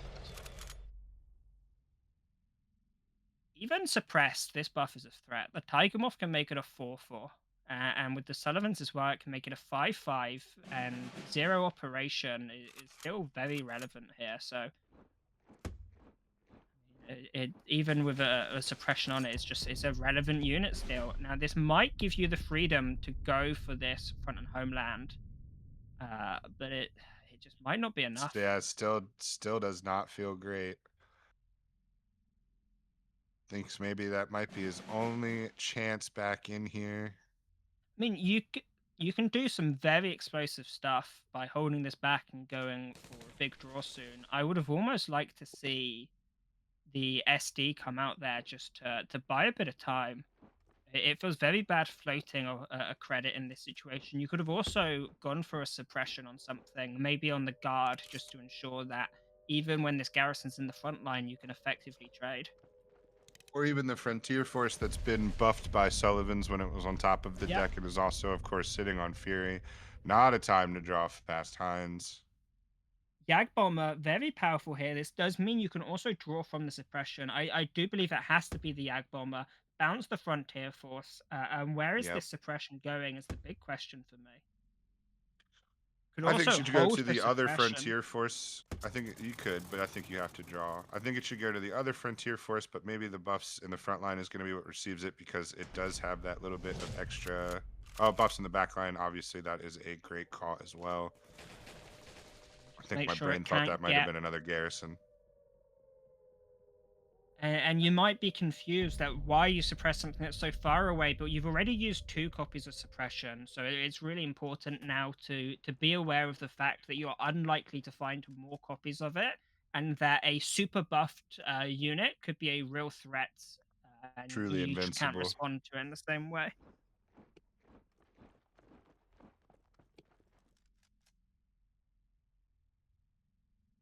See a huge front line here, as well as a Monty coming out, just to try and keep up the pressure. Say's going to have to do some serious work here. No blitz units available in hand. They're going to need some things that can get on the board and do some real action here. Hey, you'd like to have it overpowered right now. It would be Psy. There's the buzz bomb. It cycles, but it doesn't do much more than that. Flying bomb is a good find. This can take out the frontier force. This relieves a little bit of pressure. Now, we can also see the SD come down as well as a lot of Svard here. This gives you a little bit of protection. However, Even the garrison pings at this point are really adding up. they really are. And Hatchy has a lot of tools available in hand. They have a lot of AoE to use. They also have this Tiger Moth, which can really end the game just so explosively. I want to see this SD go down. I want to see this Svard come down. I also want to see this Heinz come down. Get these tanks as much HP as possible. Yep, looks like that is what we will see. Yep, even all the way to the Heinz. I mean, Finally, getting some 5 workable HP on your units. units, it's so important when there's the potential for AoE coming out from your opponent. It means forward observers is only 2 forward observers doesn't do it, and the wave after wave also just doesn't do it. Now it's going to be a very pivotal turn here. Valentine draw. Valentine, how much damage is Valentine with the Tiger Moth? Valentine move up Fury attack is 4 credits. Tiger Moth takes you up to 7 credits. This could be game. Yeah, still get a free 2 swings in the front line as well with the 2 buffs for another 3 damage. Surely he sees it. That's gotta be. I mean, this is gonna have 3, and then it's got 4, so it becomes a 4/4. It does 8 damage, 8, 9, 2 10, buff 11. swings, and that's lethal exactly. Huh? Some sort of disconnect? I'm not quite sure I'm what not that could. sure. We'll keep playing. Sai gets to go for big draw. 13 attack on this tank now. Has a whole turn to use those cards.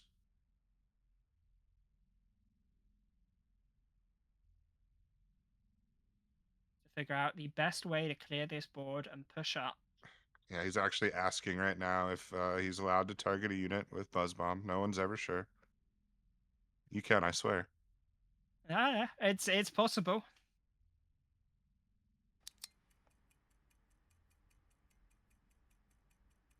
Really thinking this out. It's got us thinking this out. But he's gonna have to make some rash decisions now. To clear the board.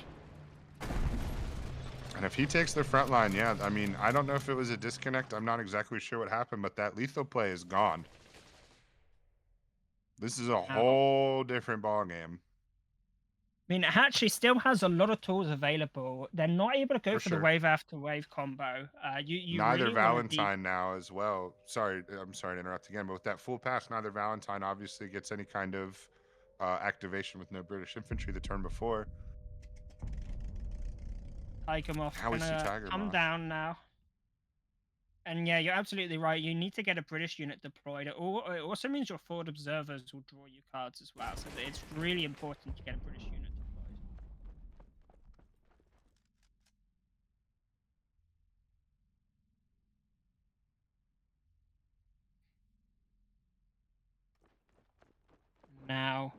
move push up, up as another many frontier units in the force. front line. Yeah. Yeah, you But with the definitely have to keep suppression, it's this possible the back. game ends this turn with this tank, which gets attacked every time you draw. It's possible just to steamroll through your opponent and end the game this turn. We also have the other Svard. We move up the Panzer III. We play the second little tank. We go for the second Svard. They're both able to move. And then any cards we draw are just going to be giving us so much attack damage. Look at this Another go. Svard. You can even go for the Jaeger and trade away your tank to draw an additional card. You can get even more damage out this turn. And I another believe if you wild go for that turnaround. route, you can end the game this turn. Sai is going to get lethal through these big, big tanks. Well, not quite lethal, sorry. 1 damage off. Poof.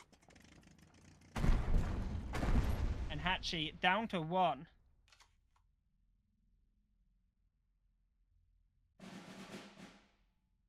Big forward observers. Valentines are activated.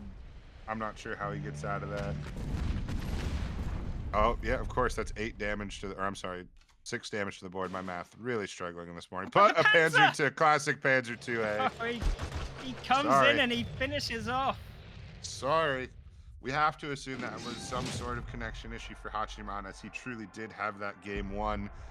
So a wild turn of events, but you can't just have a game won. You gotta actually win it. You gotta move the Oh, yeah, pieces. and You gotta knock the health total down. I mean, Hachi is still in a favorable position. They've got 2 more chances Absolutely. to win a single game on buffs, so it seems very likely that they can snatch a win there. And that game was very close. It was down to 1 health, and then a blitz tank off the top closes it out. So it was still very winnable for Hachi if it wasn't for a little Panzer A coming off the top. Once the front line has been taken, you're fully reliant on something like a Buzz Bomb closing out that game. And now we're going to see Aggro versus buffs. This feels like the classic ladder matchup here. Yeah, truly, this is what is shaping the mood of ladder players around the world currently.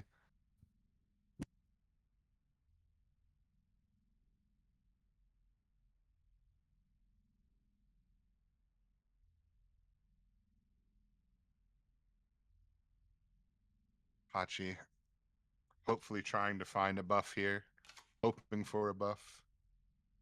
Ooh, Queen Zone, little far off Queen Zone.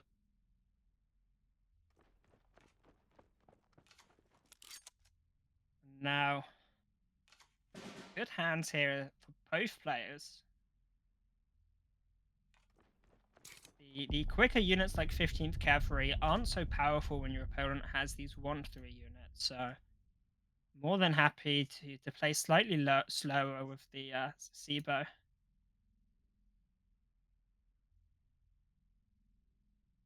Yeah, I would assume that we're just gonna land girls here, not paying a bond cost, which is very nice.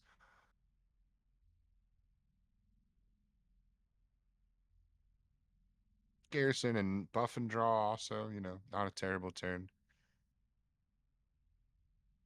Sai coming along with some units, not getting completely struck with orders.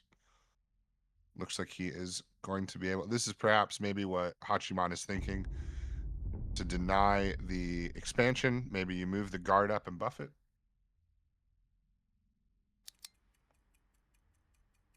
I mean, it's a slightly awkward turn 2 here for C.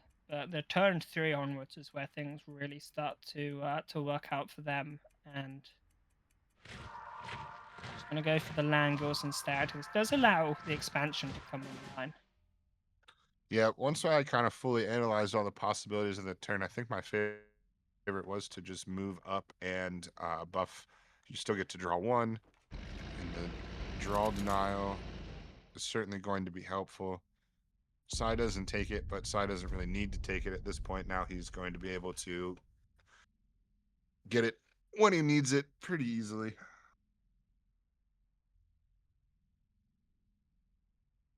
I mean, It's a very slow hand here for Hatchi, but they have a lot of tools to swing the game in their favor. You know, you just need to find a forwards observers or a formidable, and you can just swing this board straight away. Now we see, presumably we're going to see the raiding brigade come out here. No, just going to go for the expansion instead, and then 106 is able to very easily get rid of the Middlesex. And this Saying it's slightly this slower. buffs might have a little bit of trouble here with this kind of hand. Hasn't found a buffs yet, so like we said, it's been very slow for him. So as these 106 get set up, they're almost gonna feel like they're being set up permanently. He has unfettered access to the front line. Not only is that obviously what Aggro is always wishing and dreaming for, but man, the 106 has become a true never-ending wave.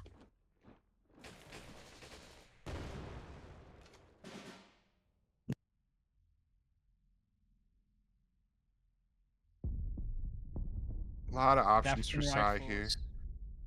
I mean, this is a big Wrath Lightning now, so it can really be a threat if I'm expecting it to be moved into the front line, if possible, of course. You have to clear the board and reach the front line first, but if you can get this in the front line, it's a real problem for the Brit deck to get through, as it gives you so much value. 70th is also looking very tempting here. Obviously, you don't expect it to last because there's things like suppression available from your opponent, as well as the raiding brigade, but I don't really see what other options you have. Maybe you go for the land girls. My concern with the frontier forces is you're just throwing away this garrison effectively. It's not going to do much. I wonder if we'll even see, yeah, Sullivan's coming out, but going to buff up the frontier force, get it out of raiding brigade range. Which is huge. It's very important. When this unit dies to raiding brigade, it just feels so bad. It's such a useful body. I think I've already mentioned 3 times this weekend about how efficient it is at fighting off a Aggro front line. And is a really nice pickup. Also enables your suppression to draw you an additional card. Yeah, we could even see Anne suppress an attack with Anne, and then we still get to kill the garrison and hit face for 2 more. Instead, maybe thinking about a little bit more utility. Gonna probably take another expansion. I thought maybe the amphibious, but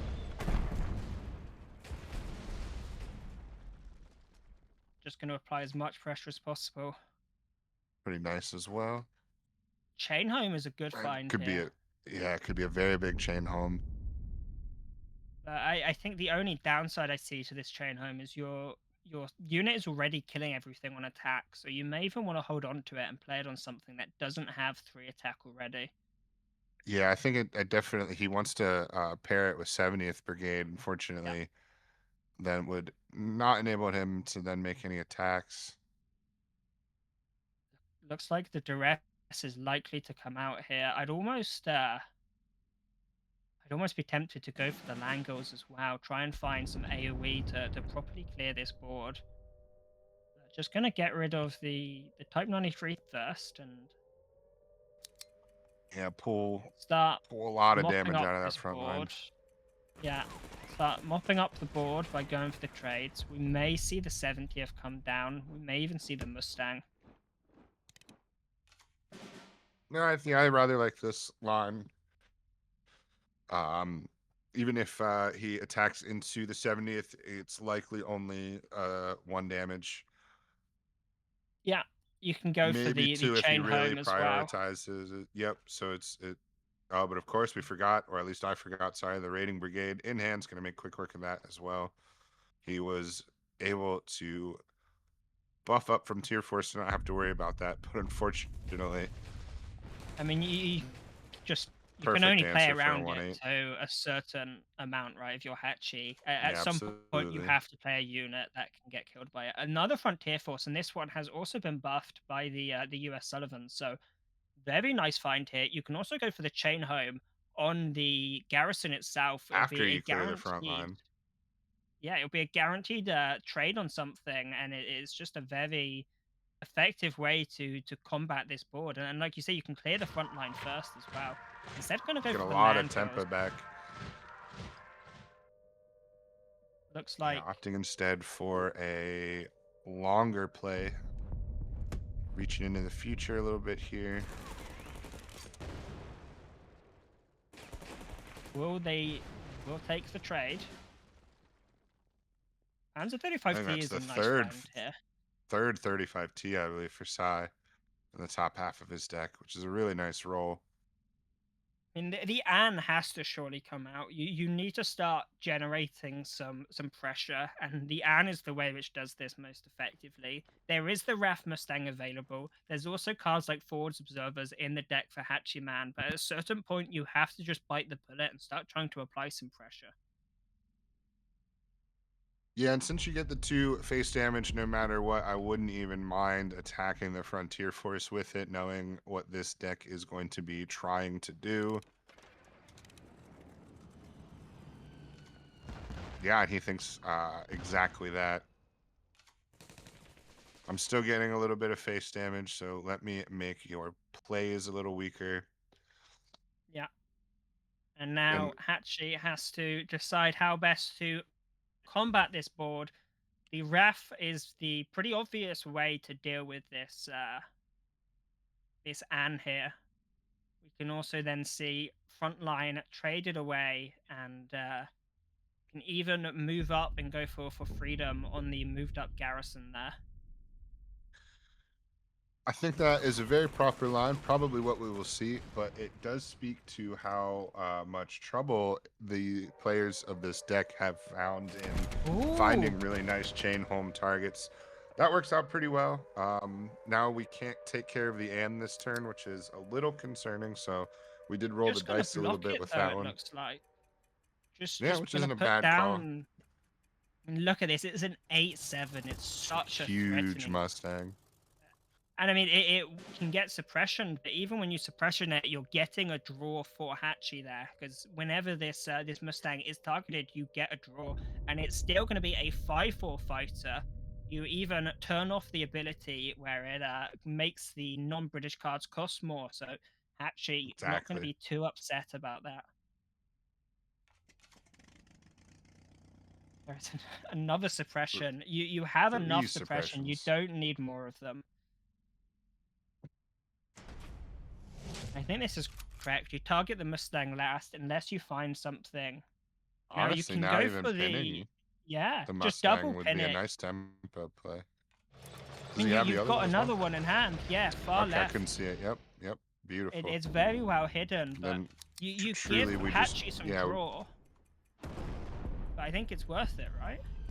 yeah, absolutely. I mean, you're literally top decking removal for the biggest threat on the board. You're happy about it all the time, all the times. Now, really needing some AoE, Hatchie presumably going to go for as much card draw as possible, looking for either forward observers or wave after wave. Be happy with either. Does not find it so far, but does have a bit more draw in hand to work with. Yeah, wave after wave. We'll be stuck doing 2 damage now because it will no longer be the second card used in the turn. But with the board in the state that it is, 2 damage is all that is needed. The Hatchiman rest is an cannot okay find find. what he needs. Yeah, I gotta imagine Duress comes out on the Anne. Chain home on buffs is nice. I think you're happy with it taking out an air unit there. You know, it's just things that can apply. And I have to imagine we are gonna see now a Pressure to your suppression on the buffs unit and another draw for Sai. It is nice with the Hachiman was able to. expansions. Yep. I just He was able to use both chain homes. He was able to get some value out of them. I don't think that he ever quite got the kind of value that he wanted out of them. And I do think that he had some turns previously where he could have generated maybe a little more value, squeezed a little more value, seized when it was an opportune time, perhaps being a little punished on the greed.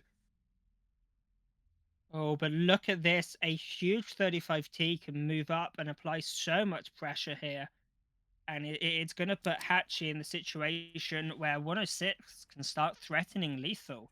And Yeah, that's a we really can scary do situation to be in. 8 damage to face here, I believe. Yeah, 8 damage to face, down to 3 health. 106 are doing 1 damage for every ping. Needs to find the wave after wave straight away, or they are going to be in so much trouble. That's Is not able it. to go for the Sullivans to look for it. There. Finds the wave after wave, able to clear the board. Perfectly the second order as well. Didn't have to draw more than once. 2 106 take you down to 1 health, but it doesn't matter if you win on 1 or on 20. Sai is running at least 1 KI, I assume. Yeah, still desperate measures available as well. Well is another Desperate as copy of well. 106. Doesn't find it yet. But is going to be able to secure the board. Of course, we know how fast buffs can go, so that is not to say that anyone's out of the woods here. I mean, there's also just Queen's Own. Queen's Own can end the game so quickly, as well as shutting down additional draw options. It's going to make it harder for you to find what you need. What Hatchie needs to do is occupy the front line, don't let side draw cards, and just put as much pressure on the board as possible. It's going to have to be a trade here. It's too good not to. Single 106 there makes sense. Forward Observers is a good find. You need to never kill one of these 106. So Forward Observers is a good find here. Does have to be very aware of when and how they use it, as you cannot afford to put the wrong unit on top of your opponent's deck. Just going to move up 2 units to the front line. I like this route for now. I would like to see... I mean, yeah, I think this is correct. Just draw as many cards as you can. Look for ways of ending the game. The Valentine will have Blitz next turn. Yeah, which could be big even to do something as small as take out this guard. It seems like Sai's going to have to put almost everything. Front line. Yeah, there's no good way to really take the front line. Now, we can pin this 7-7, and we can kill this buffs as well. I feel like almost has to be the play. Suppress the buffs. That's also very nice. Yeah. It's going to give you another 2-2, and I'm tempted to say just pin this guard as well while you're at it. What's on top of that deck? Another Valentine. I do believe the Forward Observers has to come out this turn. Right, like you said, can't he has the other 106, can't give him back the other 106, so we have to keep this 106 alive on all of our turns.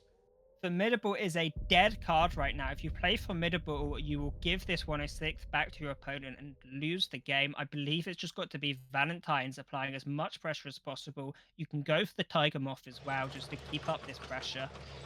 But I almost want to say put down a buffs. Make sure you've played a British unit, as it's so important to have that if you played a British infantry last turn trigger active. Yeah, for the Valentine. Frontier Force will do it. Fine. Yeah, it's even better.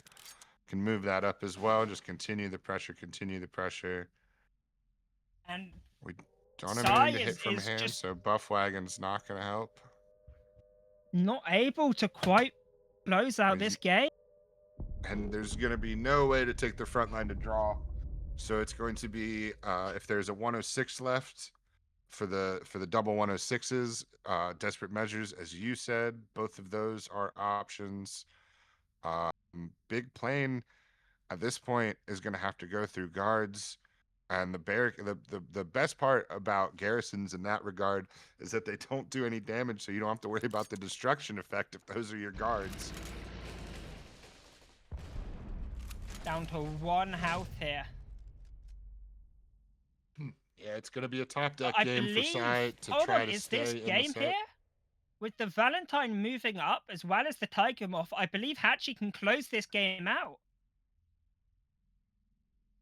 I needs to get through the guard, but I think you're Oh, right because sorry, I think with you the can get guard. Valentine. No, Can you get with the guard, Valentine to it's not 7 though? quite.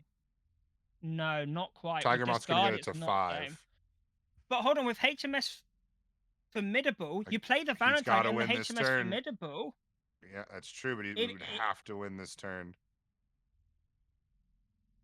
And he would actually know. running the numbers.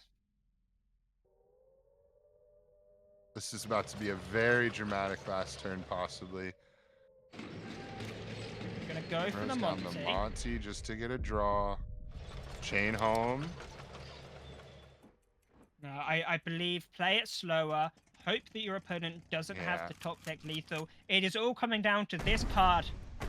What is on top of Sai's deck? Will it win This them chain the home game? once again could be. And Nope. it's expansion. Hatchie wins. Triple expansion. That'll be the tournament. Well done, knowing you can't play chain home either. You can't play formidable. Anything with a random effect might give him the 1 as 6-pack to do the very last bit of damage. And we've got a 1 health championship. Very, very nice to Against see. Aggro as well. Yeah, absolutely. Really, really nice to see as well, because I'm not quite sure what happened with the lethal punt turn that Hatchiman was forced to take. Either if that was some sort of connection issue, or who knows, maybe a cat ran across a mouse. You can never be too sure. But that was definitely a little painful. So really nice to see the proper winner of that set won that set. Not to take anything away from Sai, who had an incredible tournament, but certainly Hatchiman with some interesting decks, right? Like I believe he is the only one to bring US Fin.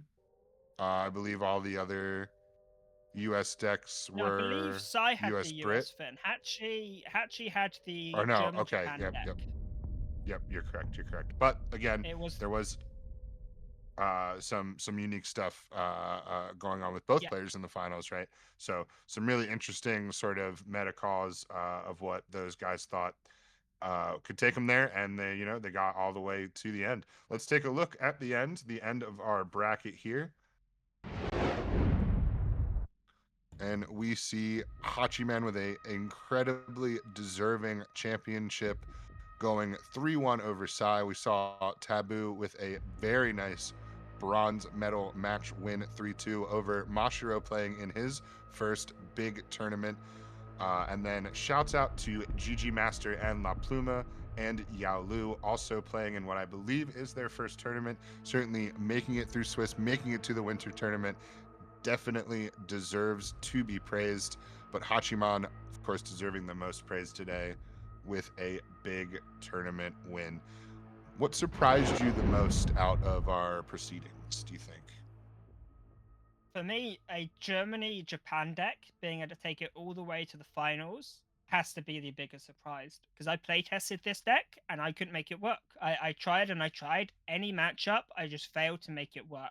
So I had this idea that this deck was maybe very niche, maybe it was just a very specific matchup.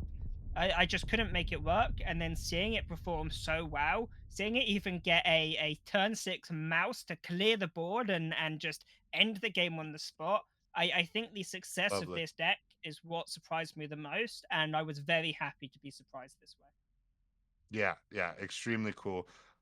For your big surprise, I'll give you a small surprise, and uh, no small surprise, or is a small surprise. I don't know. I'm doing some wordplay stuff. I don't know what I'm doing. But the fact that the Italian burn deck that was popular on ladder, like maybe over a month ago, and then sort of like faded a little bit, that it when I saw it coming back, I wasn't even sure if its newest formation was even better than some of its older formations, but we saw that make quite an impact. And I believe that it had I know it had a positive win rate in the tournament, and I believe it was pretty up there. I believe it won most of its games.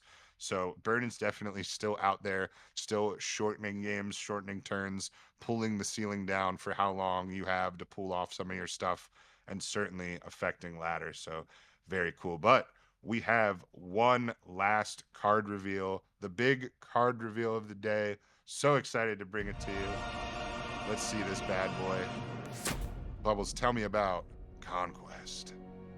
Conquest. It is a 2K German Elite Order, and it says draw a card for each type of unit you control. This means if you have an infantry, a tank, and an artillery, this becomes a 2K draw 3 cards. This is a very, very efficient way to draw cards, and it heavily rewards going for a combined arms strategy. Now, you don't have to go all in on combined arms to make this good, as just drawing 2K draw 2 is a very good card in itself. So just with a little bit of support for this card, you're able to consistently draw a lot of cards. We've seen Germany's other 2 cards also support this sort of combined arm strategy. We saw the Panzer, which draws you when you have infantry, and we saw the infantry, which rewards units for reaching the front line, which is very good with tanks, as you're able to move up your tank and instantly get this reward. So I think Conquest will be great in a German infantry tank deck with a combined arms sub theme, and then you can even throw a few fighters in there, a few artillery in there, and sometimes you'll be drawing 3 or even 4 cards from this order. I think it's absolutely awesome, and I'm excited to play with it. Yeah, this is a doozy. I think that this is probably an auto include for Germany, period. As you said, there are plenty of uses for that, even outside of a combined arms theme. Almost, I mean, there's nobody mono units a deck, period, right? So like, you're almost always guaranteed to be able to have a couple of opportunities to just spend 2 to draw 2, which is good for any country, but it's extremely nice for Germany, right? Germany struggled for draw options for a long time, and there was certainly a lot of decks that made use of minor nations solely to give Germany enough draw power to do whatever it was trying to do in whatever meta that it was present in, right? So this is sort of a long time coming, and is going to be super strong, I believe, and it will be pretty interesting as well. Germany was always a big meta player for a long time, and then I think in this last maybe 6 months is kind of the weakest that Germany may have. I don't want to say ever been, because the game is a little bit older than my time with it, but certainly what I remember Germany always being a powerhouse. It's been humbled a little bit recently, so I think this is going to bring it right back to the forefront. No, yeah, I mean Germany main nation has certainly been pushed aside. I mean we've still seen a lot of Germany ally nation, but the main nation of Germany has not been what it once was. But also, like you say, it's a good draw card, but it is also an elite, so you can only rely on it so much. So it's still going to force a little bit of creative deck building and how you get your It's true. consistent draw. But like you say, it does give Germany something they've been lacking for a long time. So, an incredible tournament. So happy to have brought you the winter tournament championship. Bubbles, do you have any closing thoughts? Anything sticking with you after all this excitement? I think there's been a great showcase of the meta decks, but also a great showcase that you can fight the meta decks with things that are off meta. We've seen a lot of success from things that are a little bit more off meta. I also think it's been a good highlight for what the game has been like recently before we release the Homefront early war and before we look into the future of cards. For me, these tournaments are always special because it gives us a moment to go back and look at what cards was like at a specific point in time. It's a little bit of a screenshot of cards history. So those are for me the things that stand out the most to me, and I'm happy about those. If there's anything that you were a big fan of, anything that stood out to you, either Thanatron or any of the viewers in chat, please let us know. Yeah, absolutely. To me, I believe it was also the variety. We love a tournament with a ton of variety. We love to see multiple US decks, multiple Brit decks, right? Even Brit with buffs being so strong. We saw Brit Fin, we saw some other variations, right? It's not like when it was just like, oh, if you brought a Brit deck, it's Brit Air. Why would you bring? Like, obviously you're bringing Brit Air, and obviously if you're bringing a Brit deck, that's the one to bring. Like, no one's not, right? So really, really cool that there is a little bit more of a mix up, and truly was a really fun tournament. I will remember that mouse play for a very long time. We hope to see a play even better than the mouse play when we see you in April for our next tournament, the spring tournament. Plenty of time to grind out your ladder sessions and qualify. You may even appear on stream. you could be the next champion. You never know. It's happened before. But we will see you next time in April. Thank you for tuning in. This has been the Winter Expansion Tournament. Congratulations to our champion, Hatchiman.